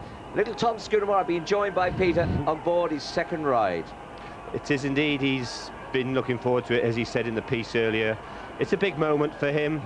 What a wonderful opportunity to ride such a fantastic horse, and he looks very well. Interesting owners in the races. Trevor Hemmings, he's got 3 runners. They've got different coloured caps. And Trevor, you went and bought Beau to give yourself another string to the bow, as it were. Yes, well, I needed another string to the bow. Unfortunately, as you know, at Aydock in the De Vere, we lost young Kenny, which was sad because he was my hope at the time. And I was short in the string of horses, if you know, at the top level. And so the opportunity arose. I got this phone call which said, "Are you looking for a horse to replace what you lost?" And I said I was, and so I grabbed the opportunity. And what do you make of Beau as a character? Have you got a chance to sort of give him a pat? And... No, I've been to it, but I've not had no, I think the character's more Carl Lllwelllyn. I think we'll start there.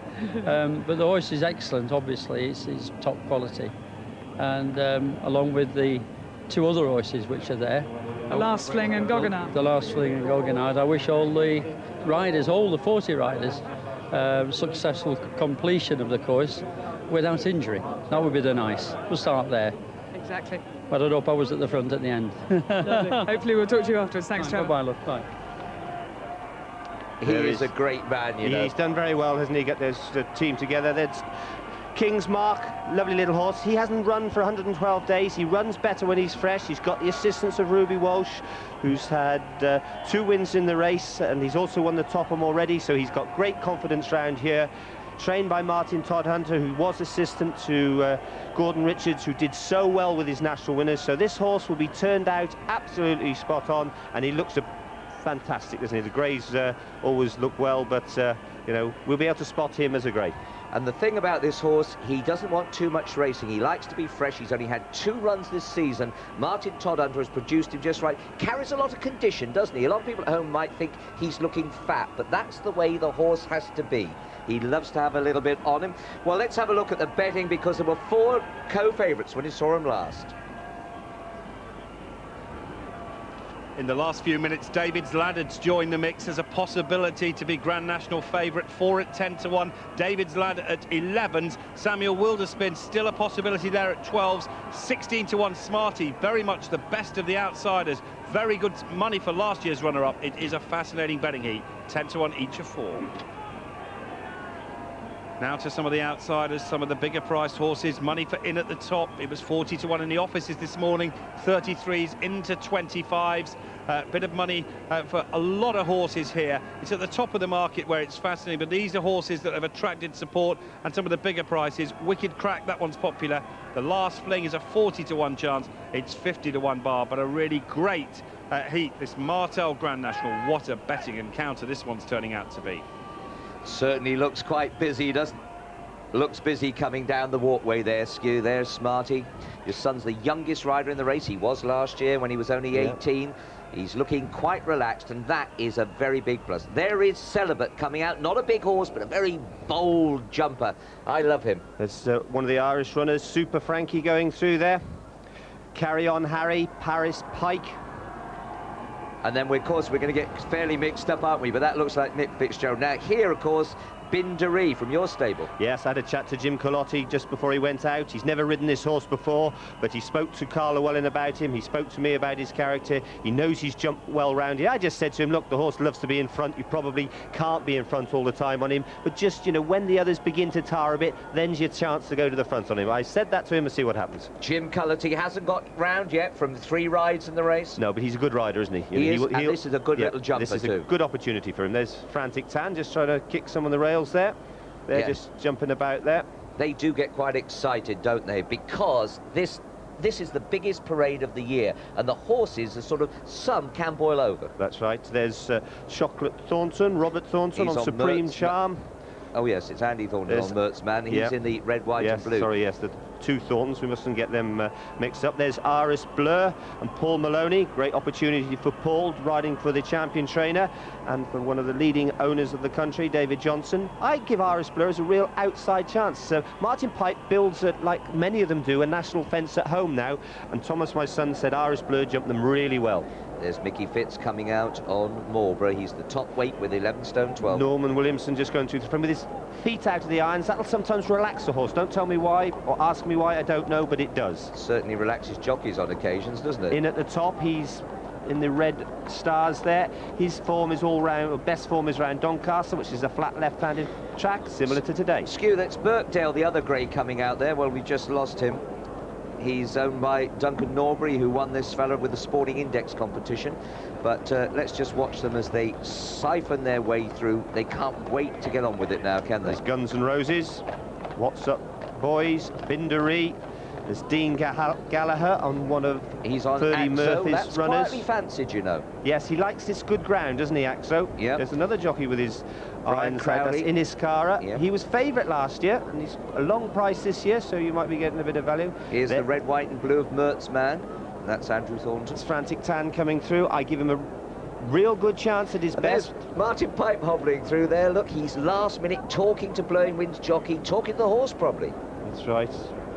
Very serious, Tony McCoy. They're very good in the wearing, the boys. You know, they're really concentrating, yet they still had the time to come and give me a few minutes. They were very good. They will drop now. You see the 2 circles. The odds will be to one side and the evens to the other, and then they will intermingle and go onto the parade. Certainly will. Martin Pipe, not usually out in the middle with his horses.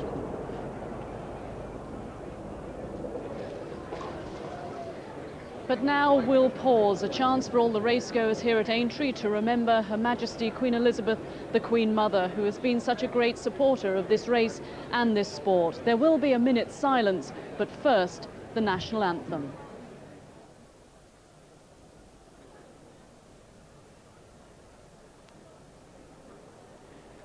Ladies and gentlemen, the national anthem will now be sung by Sally Ann Shepherdson, Elaine Holden, Khosrow Masuri and John von Nuding in honour of Her Majesty Queen Elizabeth, the Queen Mother, and this will be followed by 1 minute's silence. Oh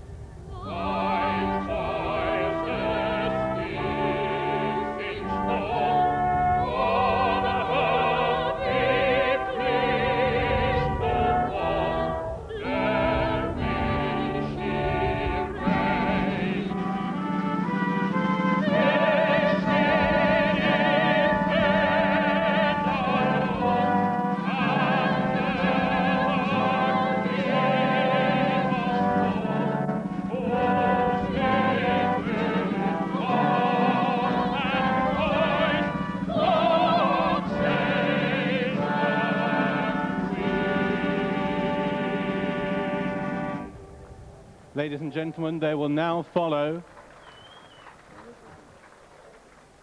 1 minute silence.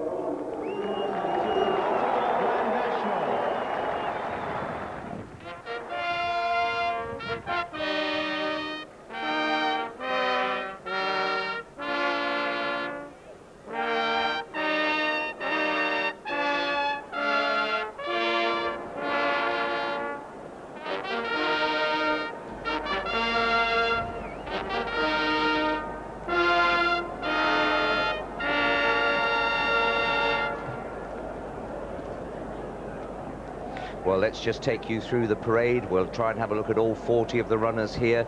They'll be led by Marlborough. At this stage, the jocks just want to get back to that start. They've got a long time yet before they're off, because they'll parade, then they'll canter down to the first fence, show their horses. Let's have a look at the first one. Marlborough, number 1. Colour of Sir Robert Ogden. Mick Fitzgerald on board. Top weight, 11 stone 12. Richard's tip for the race, Alexander Banquet, ran in the Gold Cup last time. He's ridden by Barry Geraghty, who's had 2 rides in the Grand National. 1 of 5 greys, Kingsmark, Ruby Walsh on board. Now, he won on Papillon. Will he do it again?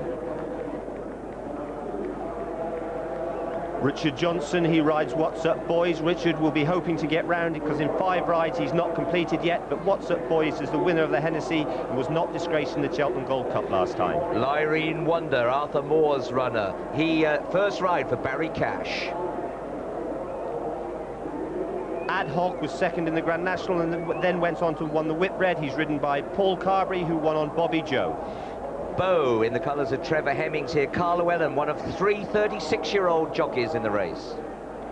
Winner of the Irish National, David's Lad. He's trained by Tony Martin, but unfortunately his horses aren't in great form at the moment.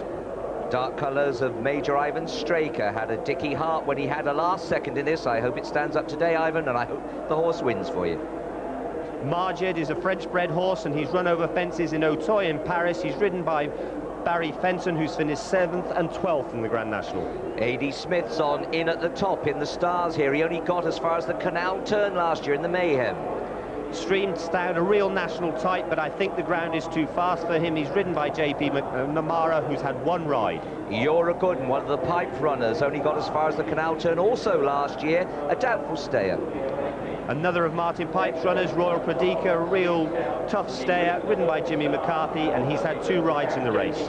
Jerry Supple in the red and green, having his first ride in the National. Blowing Wind was 3rd in the race last year. He's many shrewd judges' idea of the winner this time, and he's ridden by the champion jockey, Tony McCoy. The Last Fling, Richard McGrath on board. He fell at Beeches last year.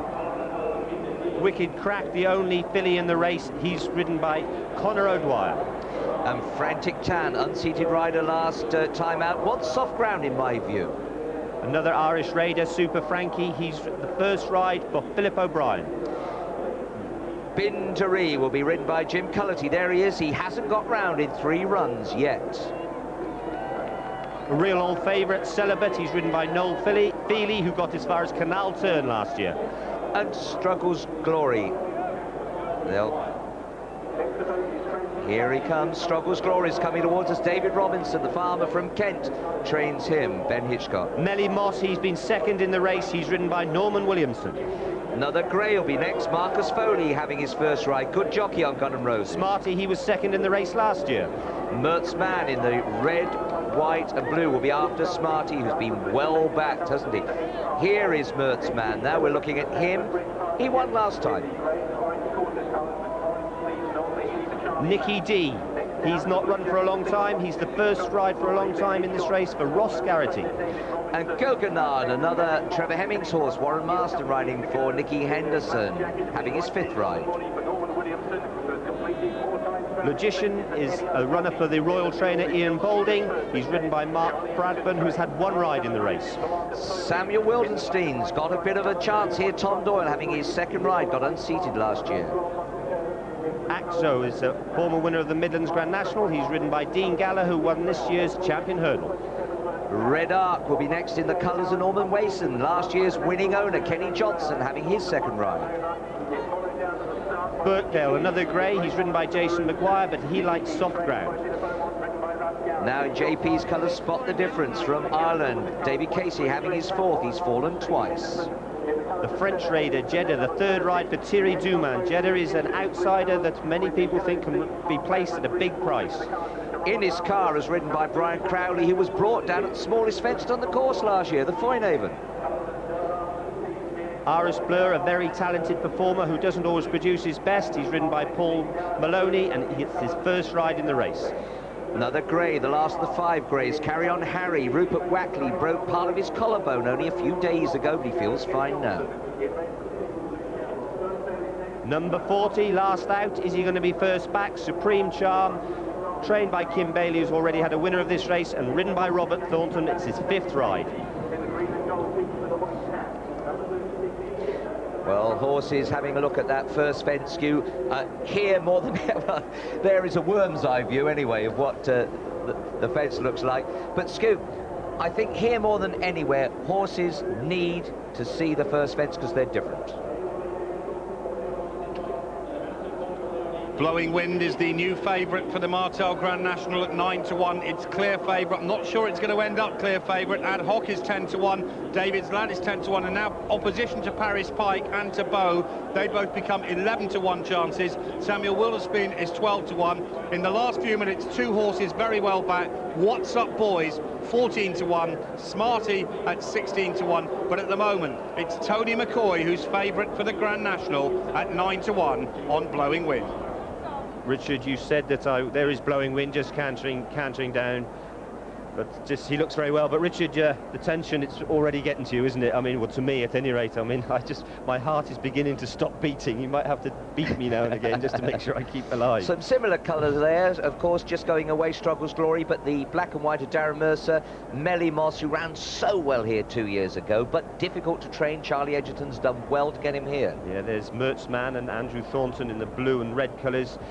Mertzman goes particularly well for Andrew Thornton. There is a Gun and Roses we saw just now, but the red hat of Trevor Hemmings' horse is here. Of course, he's got 3 runners in the race.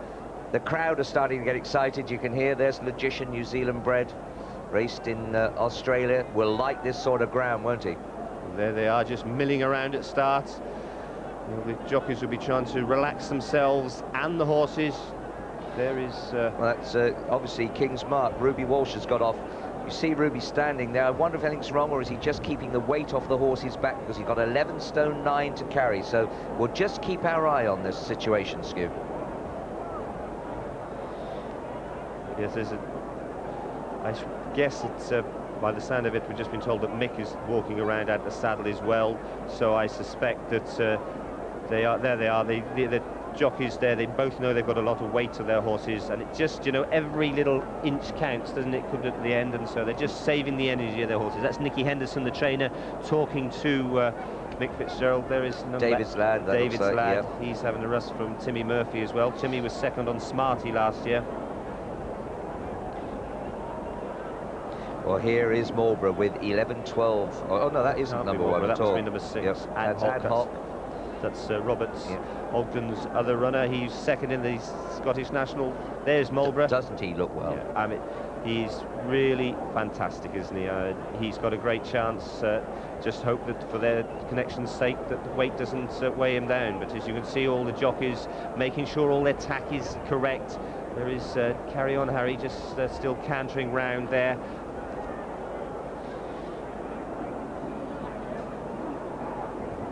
So as you can see, the start of the 2002 Martel Grand National is not far away. So let's hand over to our commentary team, John Hanmer and Tony O'Hare in their positions out in the country. First, though, our lead race commentator, Jim McGrath. Thanks, Sue. Yes, the 40 runners for the Martel Grand National of 2002 are now circling at the start. A huge field, and the best quality field we've seen for many years. There's Ad Hoc, the winner of a Whitbread Gold Cup at Sandown. Blowing Wind, Tony McCoy, and the public have made him the favourite in the big race today. Marginally, there's 5 of them being vying for favouritism. Celibate is there. Let's have a look now at a full show of betting on the Martel Grand National. Angus. Blowing Wind is now the 8-to-1 clear favourite, with Ad Hoc at 10-to-1. David's Lad is 10-to-1. Paris Pike is 11-to-1. The same price as Beau. Samuel Wilderspin is a 12-to-1 chance. What's Up Boys? More support for that one. Now 12-to-1 from 18-to-1. Smarty is 16-to-1. Kingsmark is 18-to-1. And it's 20-to-1 bar. And interesting, the money there for What's Up Boys. Richard Johnson having his 6th ride in the race. He's never got around so far. It's the one disappointment on an otherwise outstanding career. David's Lad for Ireland, chief chance from the Emerald Isle, being ridden by Timmy Murphy, who was 2nd last year on Smarty. 6 Irish trained runners in this year's Grand National. In the foreground there, Royal Pradisha. Gun and Roses, one of 8 runners for Martin Pipe. Birkdale.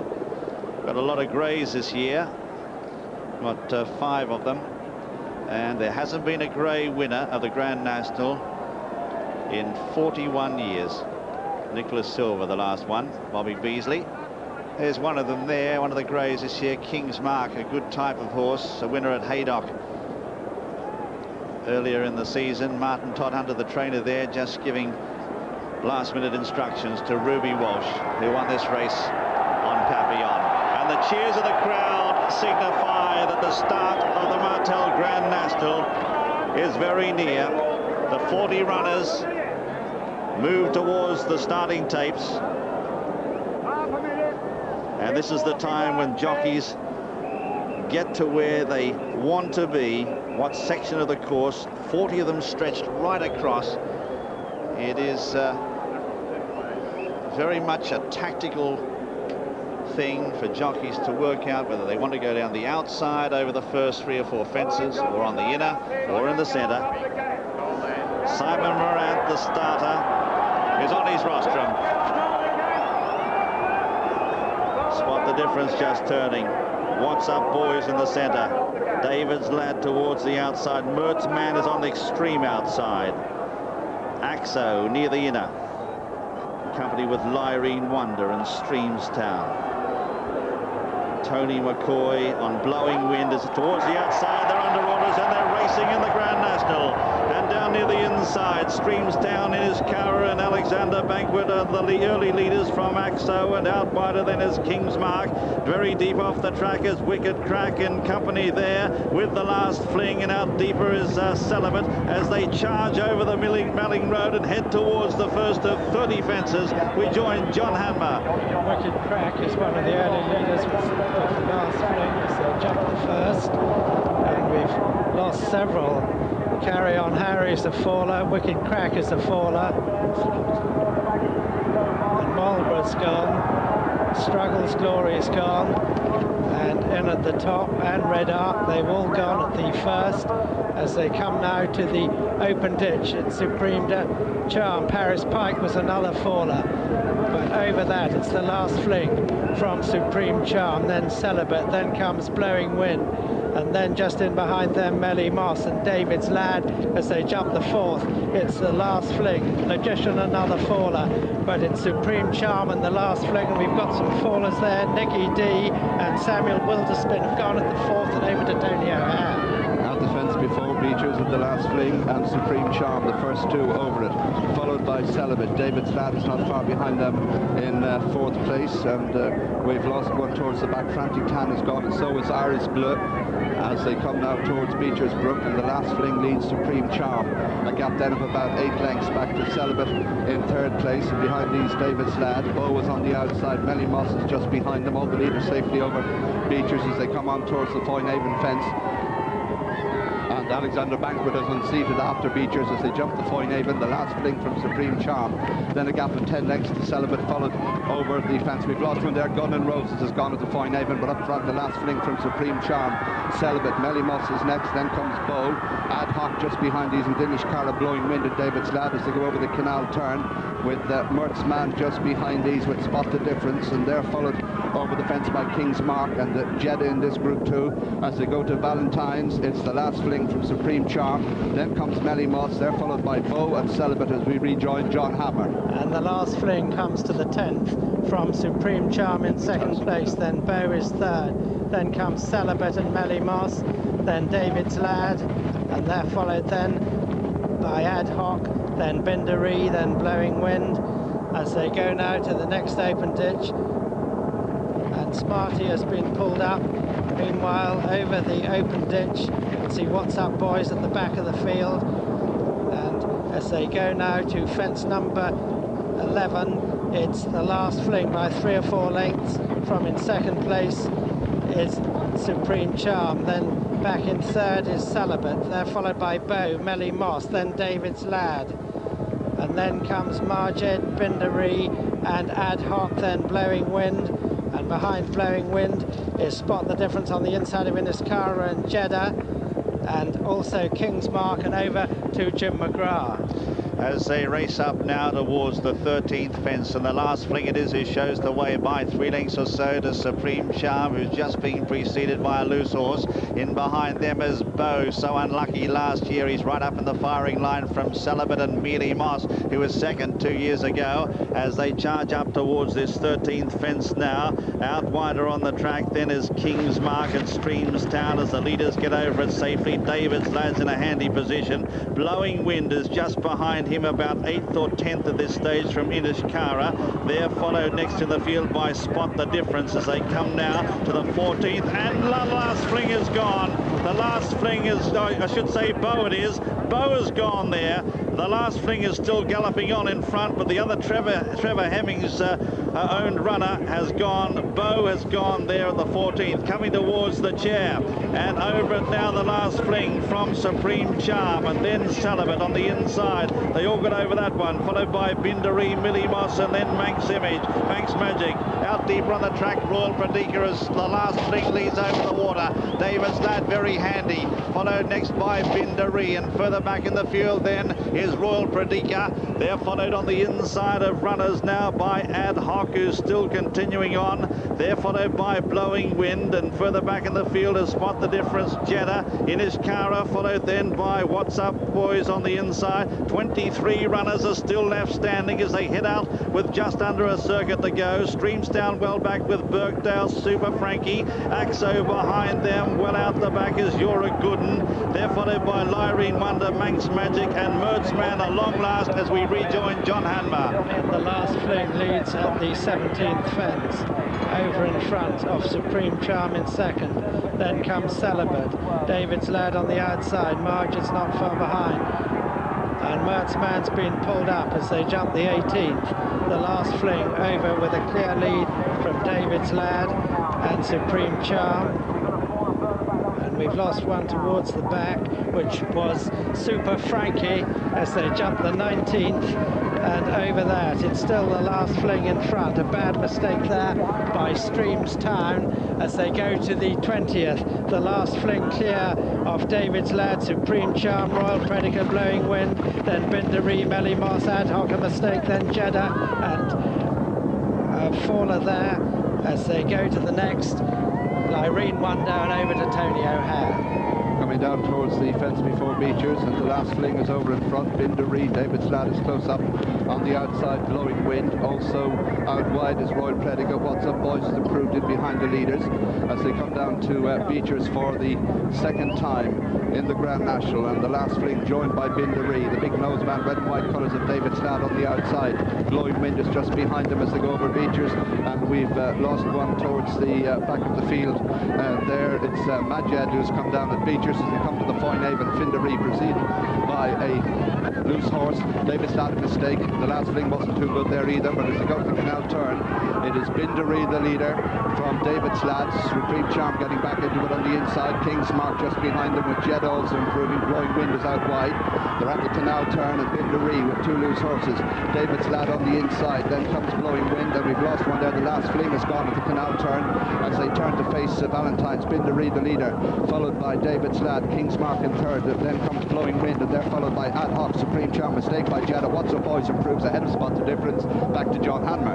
And they've got 5 to jump, and it's still out in front. Bindaree from What's Up Boys on the outside, then David's lad, then Blowing Wind coming under pressure. Ad Hoc's creeping closer as they go to the last open ditch, which is 4 out, and What's Up Boys comes up on the outside of Bindaree, who jumps in well. David's lad a faller, then King's Mark has improved, and we've lost Ad Hoc there, and Spot the Difference, and Jeddah. All those went.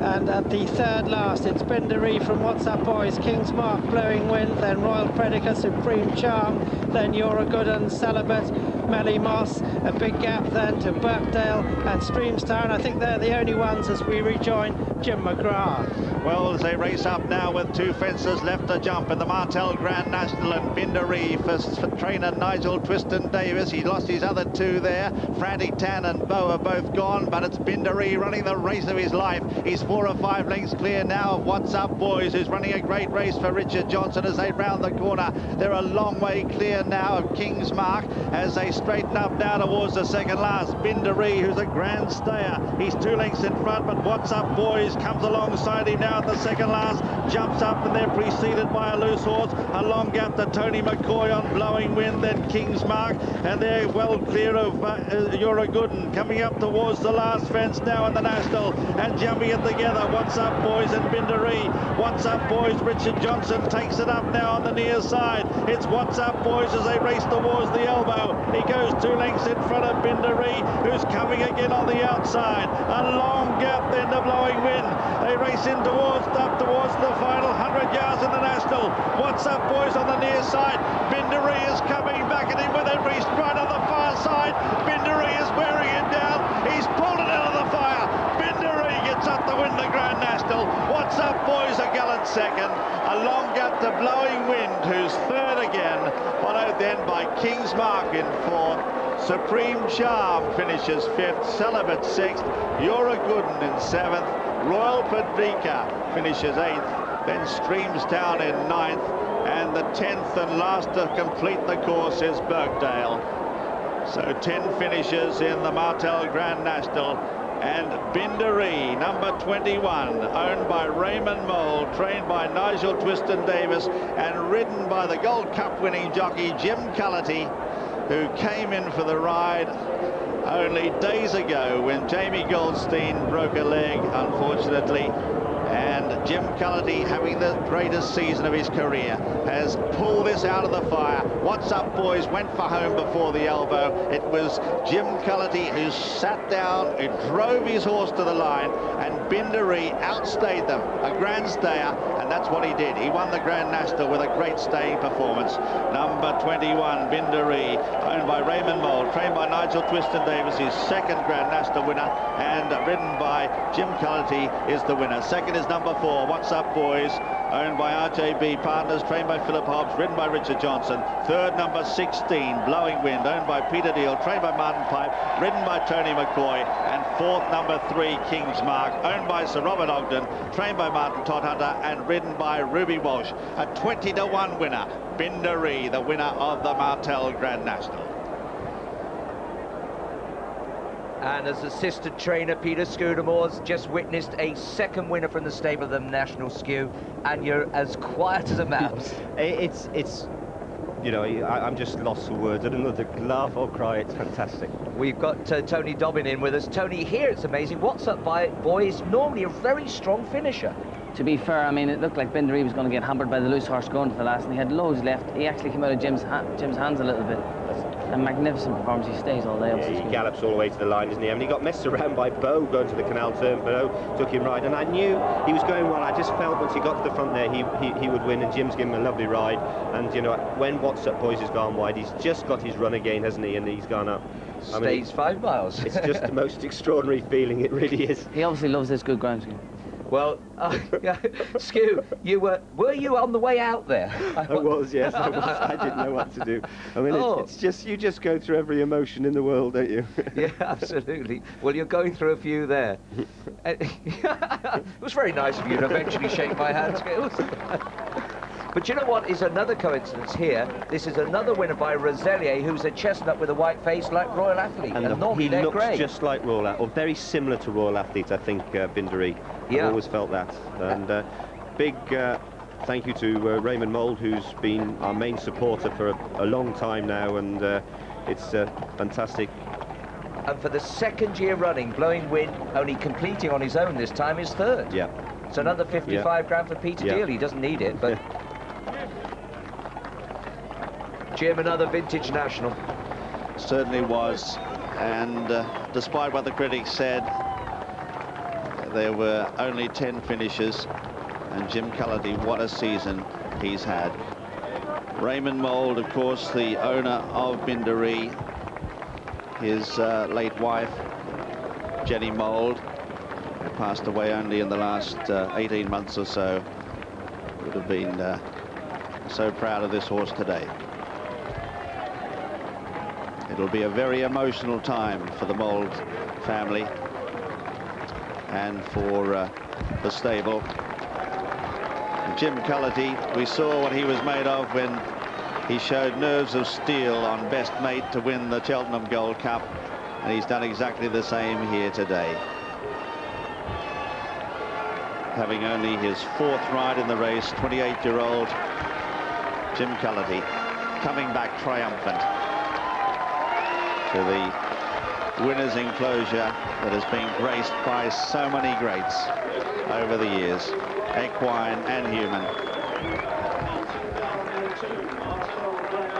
And there's a brave horse, Bindaree, by Rosellier from Flowing Tide. He goes into this long list of heroic Grand National winners. He won it through staying power. He stayed the 4.5 miles better than What's Up Boys. But those who doubted What's Up Boys' courage and his jumping, he proved them wrong. He's a mighty little horse. In 3rd was Blowing Wind. Just didn't quite see out the trip. He was travelling better than anything, it appeared, at the canal turn, but just couldn't improve in the last half mile or so. King's Mark finished 4th. Supreme Charm in 5th. Bindaree being congratulated, Jim Culloty, by Carl Lllwelllyn, who was the better fancied of the 3 Nigel Twiston Davies trained runners. He went at the 14th though, and the distances were 1 3/4 lengths and 27 lengths, and then a gap of 9 lengths back to the 4th and 17 lengths back to 5th, so they were spread out over quite a distance. But Bindaree, there he is in the winner's enclosure, now being congratulated by Raymond Mould and the winning connections. David Nicholson in the background. He trained a Cheltenham Gold Cup winner for the Mould family in Charter Party. And Nigel Twiston Davies, who is quite reluctant to give television interviews. We'll see if he will come forward for his 2nd Grand National win. The assistant trainer, Peter Scudamore, he'll certainly step in to oblige if Nigel just feels a bit camera shy today. There's Bindaree. He was third in a Welsh National, of course, and you need to be able to stay there. But that's what it came down to in the end. The horse who could stay that 4.5 miles. And that's exactly what he did. Onto the line, full of running. Now Bindaree is trained by Nigel Twiston Davies, who's there in the foreground. And a very proud lass beside him. As we check now the full SP on the 2002 Martel Grand National. First number 21, Bindaree at 20 to 1. Second number 4, What's Up Boys at 10 to 1. Third number 16, Blowing Wind, the 8 to 1 favourite. And fourth, number 3, King's Mark at 16 to 1. All 40 round. Well, the jockeys who've completed just weighing in now. Norman Williamson actually remounted, did get round on Melly Moss. Noel Feely, you did get round. And here is Jim Culloty, the winning jockey of the Martel Grand National. He's done the double, getting big congratulations from Norman. He's just got to sit on there, check that his weight of 10 stone 4 is correct, which it is. There'll be a little bit of moisture in there. Just your immediate reaction, Jim. They got it? Immediate reaction is obviously he's a brilliant jumper, and I've got a bit blind at the last, and to be fair, I've kind of left it up to him a bit, and he's got me out of jail at the last fence. And then because I had that trouble with the loose horse, I couldn't kick on in front. As a result, after the last, I was actually getting caught for a bit of speed. And the second horse came by us, and for a split second I thought, Jesus, maybe we're beat. And then when I got him on the rail up the run, he's as brave as they come, you know. He's really stuck his head out and tried his hardest. Well, you're remarkably lucid, having gone through all of that. But for you personally, you've become one of the very few jockeys to do the big race double, the Cheltenham Gold Cup, the Grand National. Look at that grin. Unbelievable, I tell you. And fair dues to Mark Pittman, he let me get off Brow Joshy at very short notice to ride this horse when it came to spare. And that's awful for Jamie Goldstein. I feel sorry for him now. You know, it's a nightmare having a broken leg, but missing that is absolute worst jockey's nightmare. But fair dues to Mark Pittman, he let me off that horse, and at such short notice, I never thought, you know, I couldn't in my wildest dreams imagine winning the National, and it's just unbelievable now. It's become reality. Go and enjoy the celebrations. Well done, Jim. Well, very happy connections here in the winners' enclosure. I didn't think we'd get to you because Jim was talking so much, but Raymond Mole, the owner, and Nigel Twiston Davies, the trainer. But Raymond, what a race. What a race. I mean, I'm still shaking. I couldn't believe it, really. And we all hoped that he would run well on his form this year, and he's just done us proud. Because all thanks to this man here, the trainer. Because he went out in front, and then What's Up Boys went in front. Yeah. Did you think your chance had gone? I thought we were beaten at one time, but he, as Jim Culloty said, he put his head down and fought back brilliantly. So the last few yards were pretty nerve-wracking. They were indeed, yeah, very. Now, Nigel, thank you for doing this interview, because I know what you said to Des last time at Earth Summit. You didn't want to do interviews. You're a tiny bit prettier than Des. Thank you. But you were actually very strong in the paper saying you felt that one of your horses would win this. I never said any of that. I was all misquotes. I honestly didn't say any of it. But no, we're very, very pleased. Yeah. You know, he did a very good job. What about the race, though? Because you're obviously following 4 horses. I was watching miles away. We were pushed right out of the way. I couldn't actually see much of it. But I was watching with Philip Hobbs. So it was gutting for him and lovely for me. But well, we can just see the finish, so just talk us through it. Well, it's the first time I've really seen it properly. I was right by the finishing post, so I couldn't really see it. Okay. Well, Jim is with us. Jim, we've just got the closing stages here. If you could just talk us through those. I was having a nightmare. Ideally, in an ideal world, I would have wanted to kind of from 3 out start upping the tempo in front. But with the loose horse, I couldn't. Every time I quickened it up, he'd come across me, and then Richard Johnson he's actually done me for a little bit of speed, really, coming by me. But as soon as we got by the canal turn, or by the chair there, and I got him on the rail, he leant on the rail and really galloped the line. He's a brave horse, stuck his head out. Very, very special. It was a lovely moment. Carl Lllwelllyn came to see you here in the winners' enclosure. What did he say? Because he's a stable jockey. Well, exactly. I think Carl's. I would imagine he's quietly disgusted that he wasn't on him, like as anybody would be. But I think because it is a real team effort. Twiston Davies, they have their jockeys, and it's unbelievable for somebody like me to come in and ride one of their horses, because it never happens. Because Nigel's very loyal to his jockeys as well. But it's such a team effort. I think Carl is just delighted for the team, and probably looking forward to the party after it. The other thing what we've got to say is Jamie Goldstein should have been riding the horse. Really? Yeah. He had a broken leg. Exactly. His leg this Monday. It only came, Wednesday. That's the other side of racing, isn't it? Well, it's happened to Carl. He got on, well, twice. He got on Party Politics and Earth Summit because jockeys broke their legs, and now you got on this because Jamie broke his legs. Yeah, exactly. Like, it is awful for Jamie. Is he in hospital or is he out of hospital? No, he's not in hospital. Yeah, he's out of hospital, but I'll give him a ring in a while and discuss it with him as well. But I'm sure he's delighted to see the horse. You're going to have some great celebrations, though, aren't you, tonight? But actually, that's one thing. Another thing about the Twiston Davies camp is they're fairly noted for their celebration. They own a pub, you know, as well. Yeah, exactly. Free drink. Thanks very much. Well, down here in the jockeys' room, the room that you used to know so well, Peter Scudamore, your reactions to that? I'm virtually in tears. It's just, the emotions are so high, you know, it's fantastic. We've had a bad season and things haven't always gone well, and it's just fantastic. I'm speechless for once in my life. It's fantastic. I'm delighted for Nigel, delighted for Raymond, and the whole team back at home, and delighted for Jim. He's given him a very sympathetic, magnificent ride, and you know, I thought, you know, it's so close going to that last, and the loose horse was messing us about, and then suddenly What's Up Boy's gone. I thought, you're so close, and you know, nobody remembers the second, and then suddenly he got back up, and he's such a brave little horse, and very emotional, very emotional. Well, now Skew's got to make his way back to the commentary box to join Richard Pittman, who has been joined by Tony Dobbin in the studio there, and we're going to show you now the rerun of the race, fence by fence. Indeed we will. Tony, of course, knows what it's like to win on Lord Galeen, so let's go straight to the start where they were really keen to get going. You can see nearest to us, we've got Mert's Man. I'm afraid he doesn't make it to the end, but let's have a look. Tony, always a great feeling. They're off.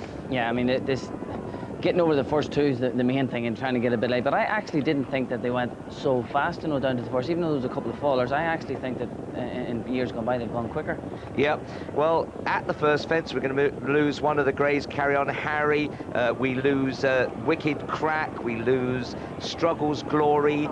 We lose In at the Top, who was bang up there. And also, number 9 goes Paris Pike. And there were 6 fallers at first, Tony, and this often happens when the ground's riding fast. Yeah, exactly. But I think the main reason for here is just they're so bunched up. There's a lot of these horses that wouldn't have seen a lot of light through no fault of anyone's. No, absolutely. But, you know, 40 runners doesn't look very big there, you know. They're spread right across from one rail to the rest. Yeah, I do. I honestly think they've been so unlucky because I've seen them going quicker down to the first.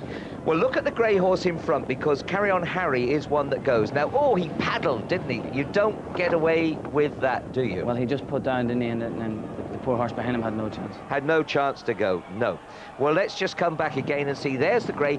Because he got in front and paddled at it, he's landed too far out, too steep, hasn't he? Yeah, I mean, you can't do that in a lot of places, to be honest, but especially not here. No, but that's a superb shot, isn't it, as they go through. Happily, you see, you're a good one just going through at the back. Was that Marlborough, no? No, I don't think so. It could be. Yes, it is, in fact. Yes, absolutely was. Well spotted. But what agony for those jockeys. To go out at the first is the worst feeling, isn't it? Exactly. Look at that first again. A lot of horses standing off. But Marlborough with 11, 12, how unlucky to go at that very first fence. I mean, we've seen it happen so many times before. And the man on board Marlborough was Mick Fitzgerald. You never want to go at the first. That was desperate. Oh, it's... I thought it was travelling really well, though, when I was going down first. It's just typical of the National. You know, you can never, ever be confident. You've just got to be hopeful. And there were plenty of other jockeys that went to keep you company. Ah, yeah, but we had a nice time down there. You know, the great thing is nobody was hurt, and that is the great thing. Did you watch the race from anyone? I did. I watched it afterwards. Let's go on then. We're getting down to the second, and they all jump this very clean. Nice plain fence, Tony. Yeah. It's all about trying to get a bit late, like you said. It seemed well spread out there. You can see the third horse there in the orangey coloured Celebrate. Now, he would probably be the smallest horse in the field. But he's, you know, it isn't about size, is it? No, that's it. Well, here we've got the number 40 horse, Supreme Charm, Robert Thornton, nearest to us, flying down there, little Celebrate just in behind him, going down the middle route. And at the ditch here, we're going to lose Nicky D and Samuel Wilderspoon, who's in red colours. It is a big ditch. It's less of a jump towards the outside, isn't it? Well, I mean, it is the first big test for them, and I mean, this ditch is probably taller than the chair with less of a spread. So if horses get in deep here, it gives them less chance. And to be fair, most of them have jumped as well. Yes, Melly Moss was bang up there, second from a few years ago. And look at these loose horses, how they've righted themselves to get over. Anyway, go back to the action as they canter down towards the next. Always nice to get a breather here, isn't it? Well, as soon as you get over that ditch, you can settle down a little bit, and then you're heading towards Beechers then as well. Yeah, absolutely. So the Last Fling, who is cantering away up in front. The Last Fling, who has some funny old jumping, but Harvey Smith always said he's a good horse. Yeah, it makes me think that they haven't gone that quick. Even more so with the Last Fling sitting up in front there, canting away, because he wouldn't be the quickest even though he stays all day. Yeah, I agree with you there. But Supreme Charm, Kim Bailey's yard, giving Robert Thornton a lovely ride nearest to his old horse, flicks his ears like antennae. It was the last fence that we lost Nicky Dean, Samuel Wildenstein, not at the ditch. The ditch was fine. But going through your mind now, Tony, is a little way now, one more fence, and then Beechers. You start to think about it there. Now, Frantic Tan has gone, and Iris Blue of David Johnson not had any luck in this race at all. So coming down, you can see the Last Fling towards the outer, Supreme Charm on his inner, a few loose horses about, go back one, you've got Celibate there going down the middle, Noel Feely, and a few riders going wide. Beau starting to get into it. Look where Norman went all the way around, right round the pin. He's giving him a great ride. And Melly Moss there just jumping it at the moment. We lose Alexander Banquet here. In fact, he unseats his rider here, Barry Garrity, but that might be a little harsh on... I would like to see you trying to sit on it now, Richard. No, but in the morning they'll be fall or unseated. Look at Melly Moss jumping like the proverbial stag, don't you think? Yeah. Just going through there, we've got Birkdale, one of the 5 greys.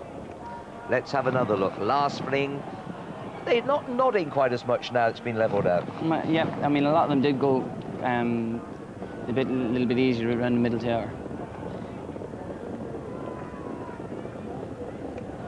One horse we haven't seen much of was Smarty. Tom Scudamore was on board. What happened to you? We got caught up in the melee at the first, and I should have been shot up over his head.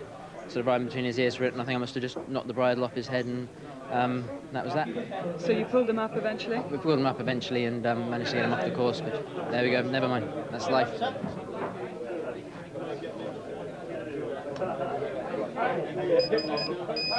Very enviable place to be on a horse with no bridle, Tony. No.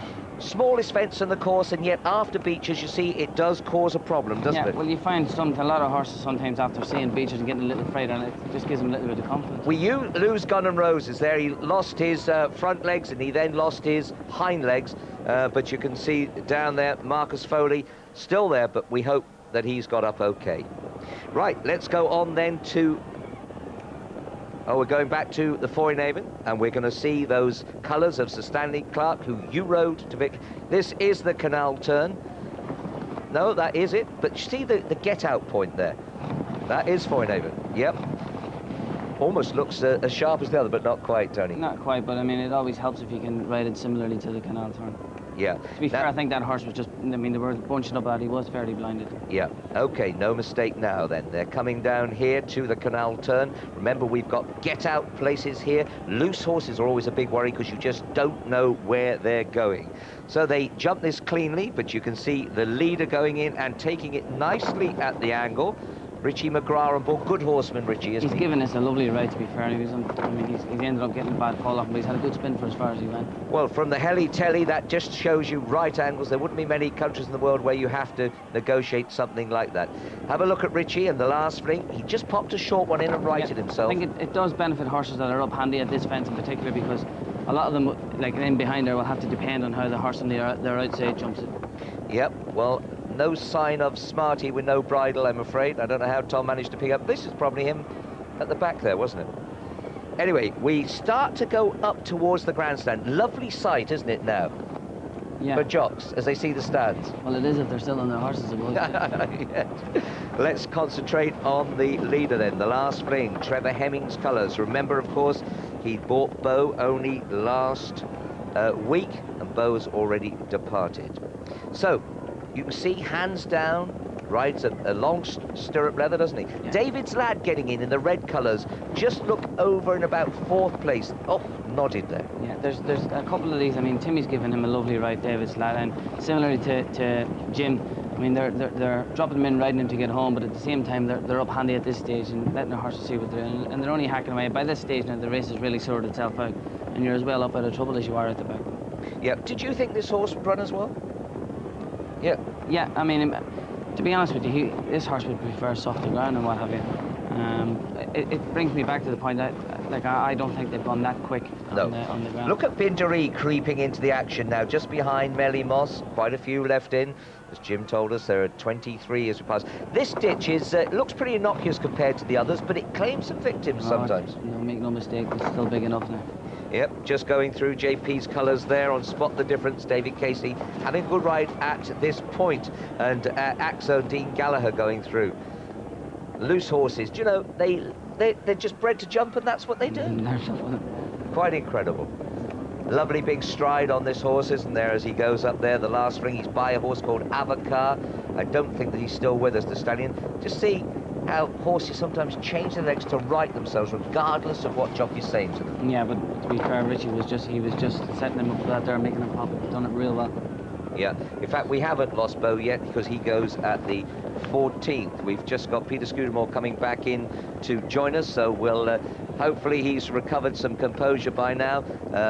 It's not often that an assistant trainer can have one winner, but to have two is something different. Well, just see little Celibate creeping through under Noel Feely there on the inside of the orange colours. He's only having his second ride in the race. He went at the Canal Turn last year when his horse refused, but at this stage, Celibate, who was basically a 2-mile specialist, is really relishing conditions. Well, Skew, you're back with us. Have you recovered? Yes, they're all very... a lot of celebrations going on down there, and, well, just as we... Where are we? I'm trying to... We're just coming onto the racecourse proper. Coming back on, as you see, a Celibate. I mean, the ground just had a big part to play, hasn't it? I mean, the horses that you thought, you know, something like Last Fling that you thought that, you said to me, Tony, you didn't surprised that Last Fling is able to dictate the pace like that, because they haven't gone mad. Well, I don't know what you're speaking down to the jockeys down there. I mean, they're probably disagreements, and probably maybe they did, but it didn't look like they did. Skew, for the first time we can see, well, he's just gone out the picture, Beau, but he's got the blue cap on of Trevor Hemmings' colours. What must he have been feeling now with the leader? Yeah, I thought Beau was our best chance, I mean, because Here he comes. You watch him when he goes, the poor horse, he goes, jumps the fence okay. I mean, I don't think the loose horse helps him a lot. Jumps the fence okay, he goes astride and trips. Yes, it's the horse nearest to us. Have a look as he changes his legs. Yeah, and then that loose horse, I think, comes across it. Next one, next fence. Now he's coming into the action. But look, so many horses. Red Cap there, Peter Deal's second runner, Royal Patika.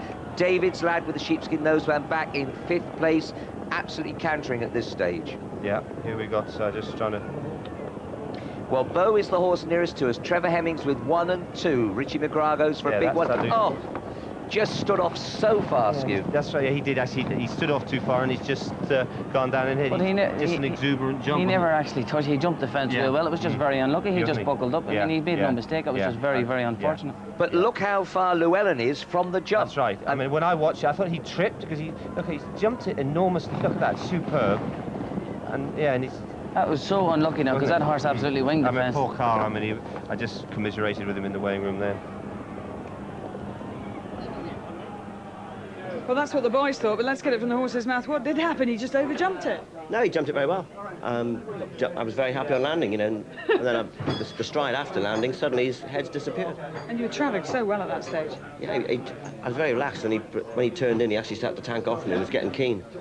So very comfortable at that point. I said to Norman after the third last, you know, turning in first time, I said I couldn't be happy with the way it's going. I said it's great, so I was loving it. It didn't last much longer. No. Well, most of the jockeys here are in states of semi-undress or down to their vests. But Richard Guest is all changed, showered.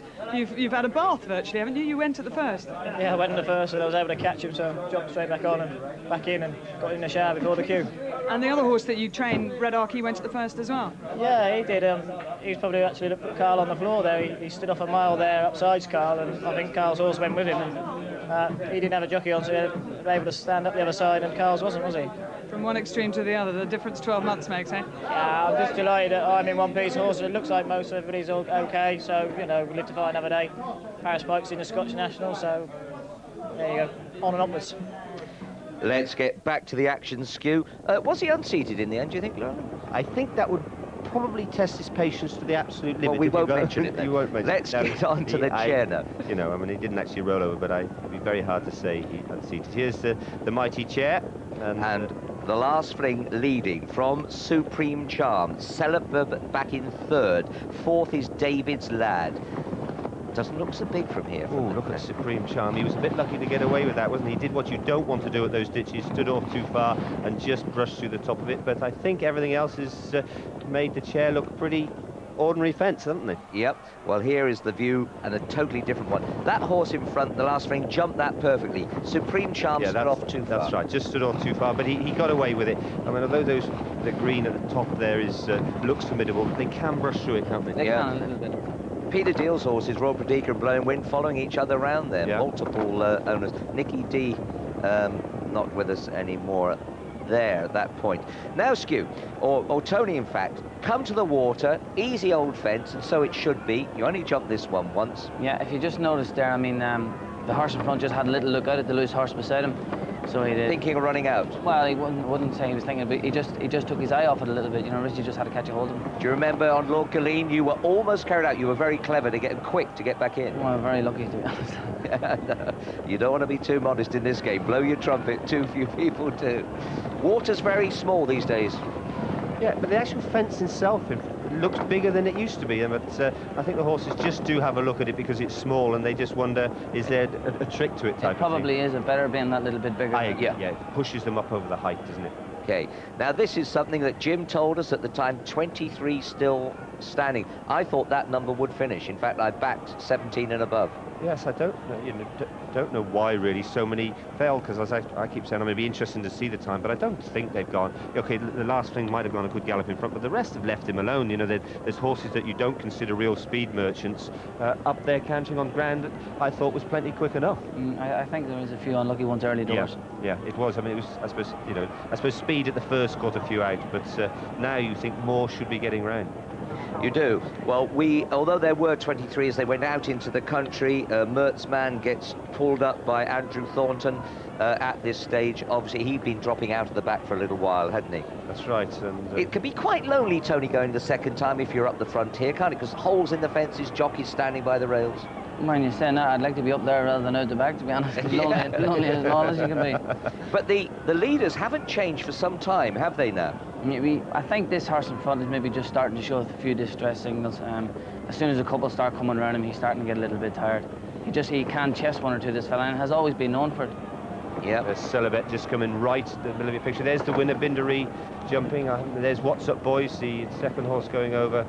But they're jumping those for fun, aren't they? We'll take another check at that from the landing side, as we see the last ring jumping well out over it.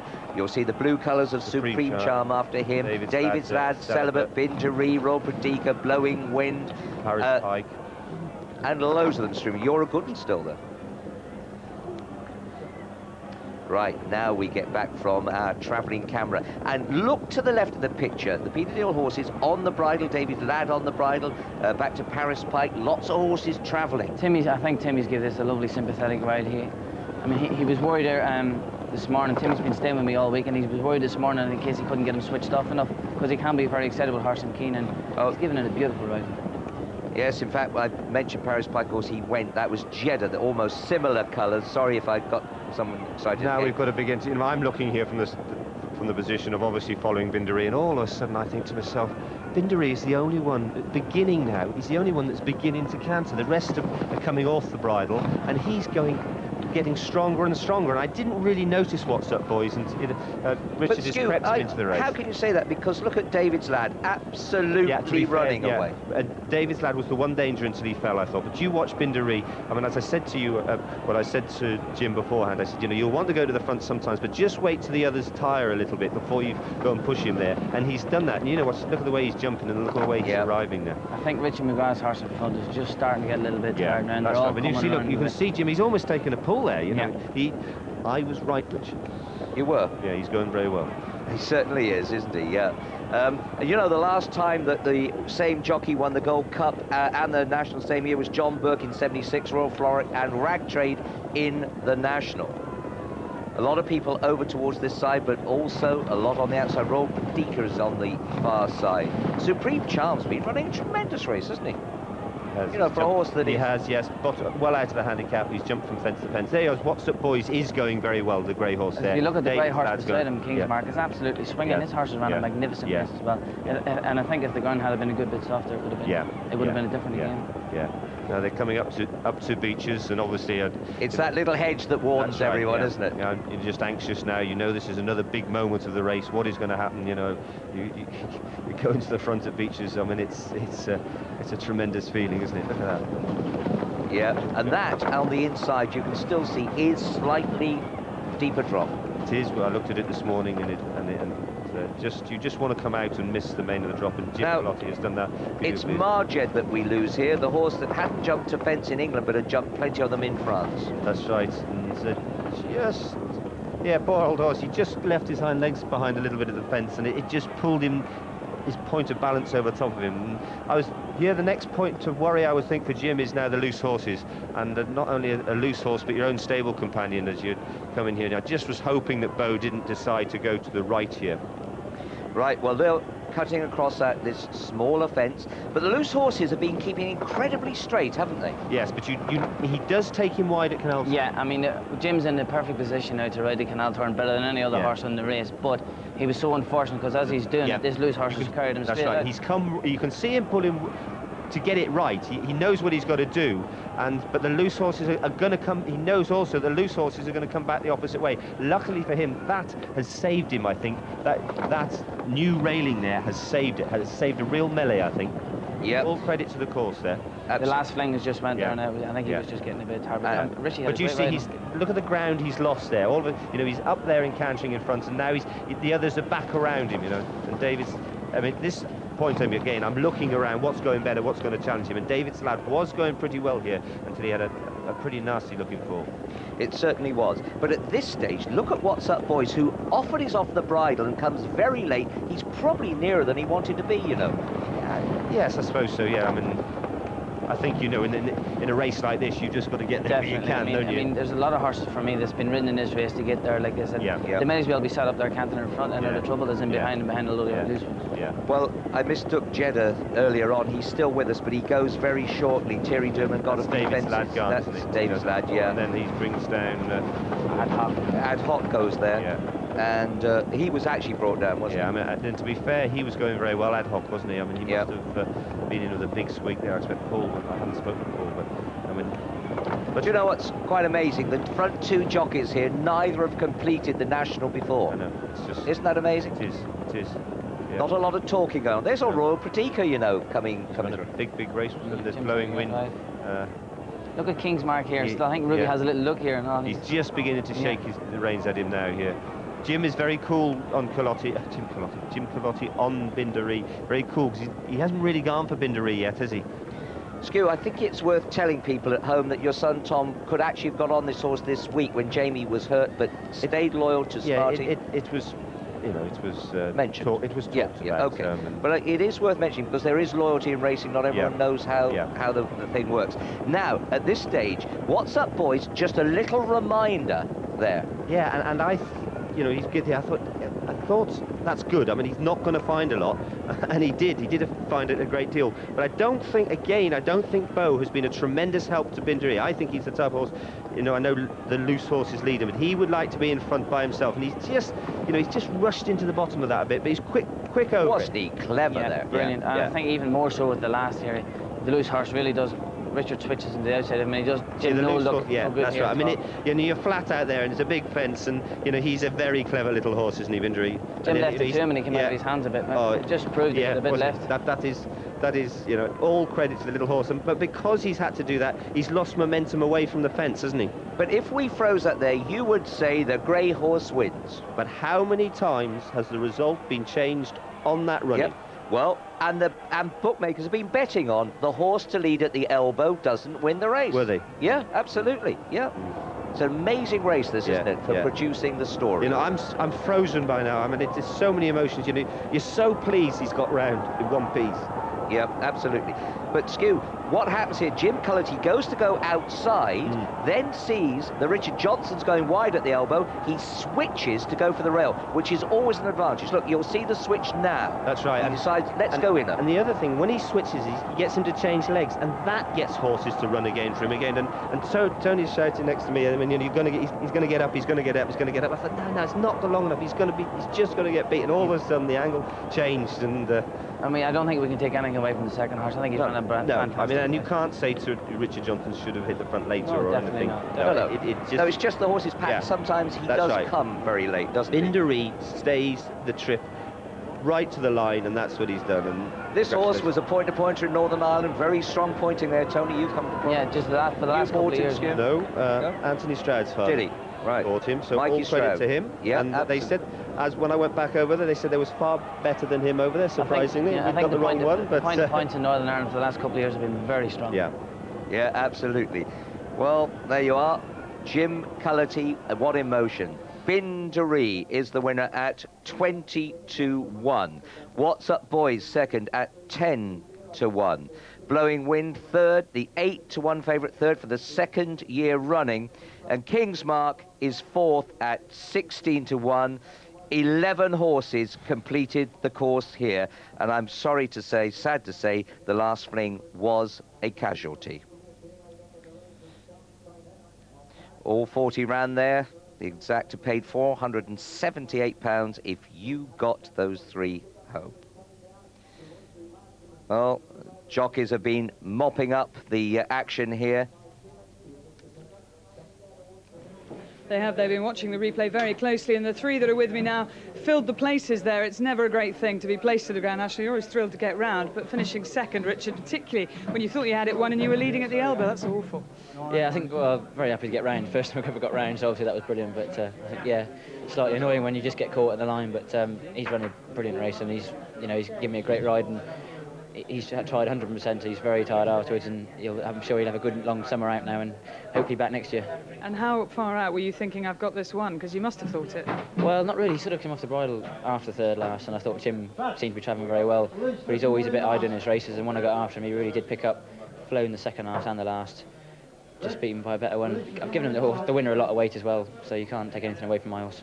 AP McCoy fancied his chances on Blowing Wind from a year ago, and you filled the same position, but this time at least you didn't have to remount. No, I didn't have to remount, but I'm a bit, to be honest, I'm obviously pleased to get round, but I'm a bit disappointed because I thought after last year he was the perfect Grand National horse. He's such a good jumper, he's so intelligent, and looking back on it now, he was probably happier on the ground last year than he was this time around. I thought at the last stage that he wasn't going to stay the 4.5 miles, but from the second last, when the other horses came in again, he plodded on again. He's ran a brilliant race, and hopefully he'll be back again next year. And but a little bit disappointed, as I say, because I thought for a long time that he was the perfect Grand National horse, but obviously pleased to get round and hopefully go closer next year. Well, you were third last year, third again this year. Ruby Walsh was fourth last year, fourth again this year. Yeah, I was about to say to Tony, we're heading across the road, looks the same again.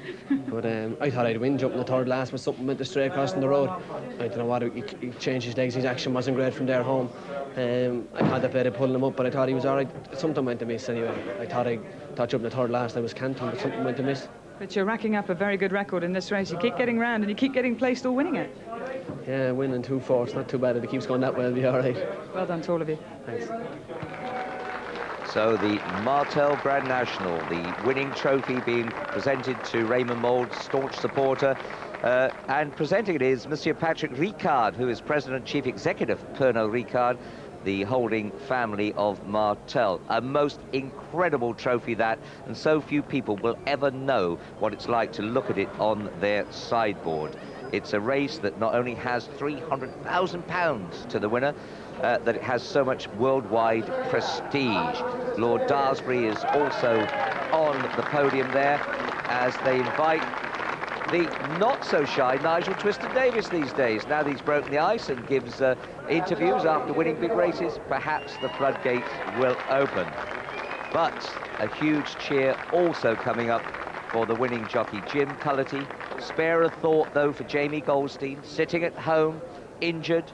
And we see it so many times when jockeys get a spare ride and they win the National. Carl Lllwelllyn has done it twice, and now Culloty has been in the same place. Well, let's have a look at the finishers.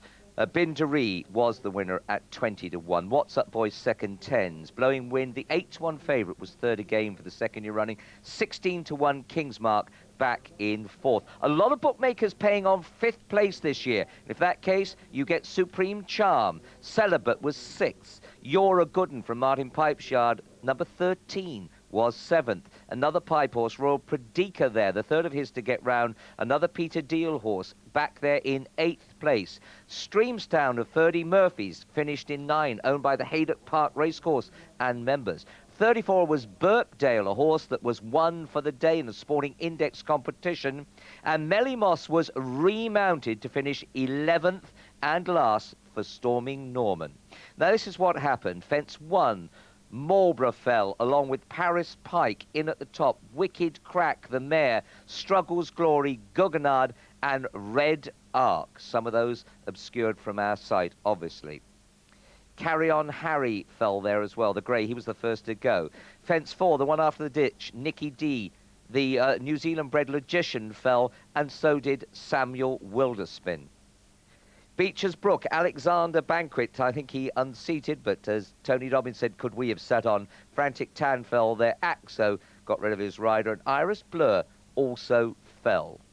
Fence 7, the smallest one, Gun and Roses, was the one that hit the deck there. Winning colours, Sir Stanley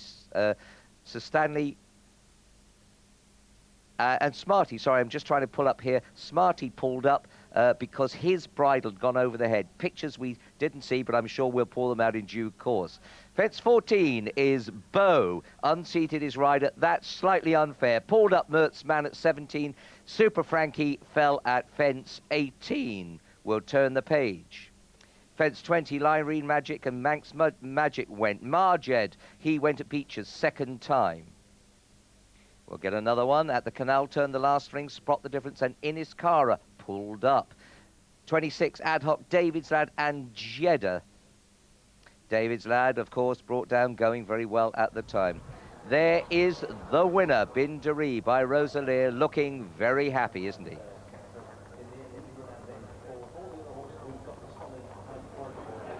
And that is a shot that certainly has brought a smile to the owner, Raymond Mould's face. It's nice to see him looking so well. Indeed, Yeah. absolutely. He's not a very happy horse, actually. He's quite aggressive, but I said everybody else is happy, but he probably isn't. He's got a bit of a temper, has he? He has, yeah. And ears go back, and he, you know, he's got a bit of a character, which is probably why he put his head down at the end and really went for it. Yeah, Doesn't like being overtaken. so gutsy. Yeah. But what about the last few minutes view? Have you been pulled here, there, and everywhere? Yes, I have, yeah. I've been dragged off to talk to everybody, including the press at the end, and hardly had time to even think that we've won it and to have a drink to celebrate. But shortly rectify that, I hope. I'm sure you will, because you did have a quiet meal at home planned for tonight, didn't you? That's right. I think that'll all change. I think the hollow bottom in Guiting Power, which I've got to share in with Nigel and Skew and Edgy, we'll probably see one hell of a party. Yes, I Followed think by tomorrow too. Yes, I'm sure for quite some time. Because we'll take the horse down there tomorrow morning and have some sort of a party, I think.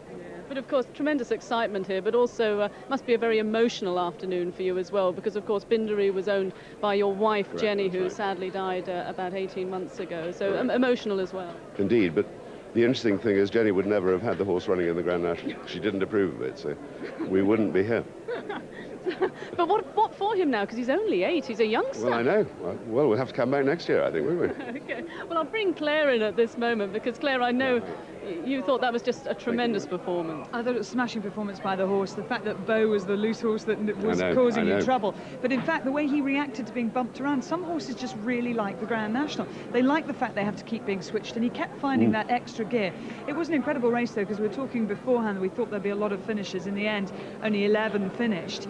They went so fast to the first fence. We lost an awful lot of horses there. 7 of them went at the very first fence.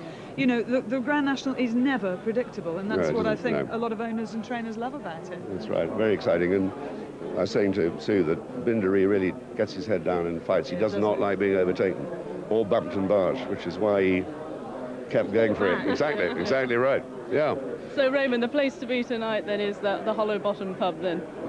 Certainly, it will be terrific, I think. Carl Lllwelllyn will be there too if you want to go and try, just in case. After what he was saying last night, I mean, I'm not sure, Claire. I think you should. I think the offer is there. Okay, well, thank you both very much, and enjoy your celebrations. Thank you. So that is it. We've come to the end of the show now, but the sport continues here on both BBC channels. Final score will be next here on BBC One, and over on BBC Two, it's Wales versus Scotland in the Six Nations, and that will be Bill McLaren's last international commentary. But here we said at the top of the programme that dreams would come true in this winners' enclosure. Well, it certainly did for the owner there, Raymond Mould, for the brave jockey Jim Culloty, but the star of the show, no doubt about it, was Bindaree. What a special horse. We're going to leave you with some of the dramatic and emotional images of the day.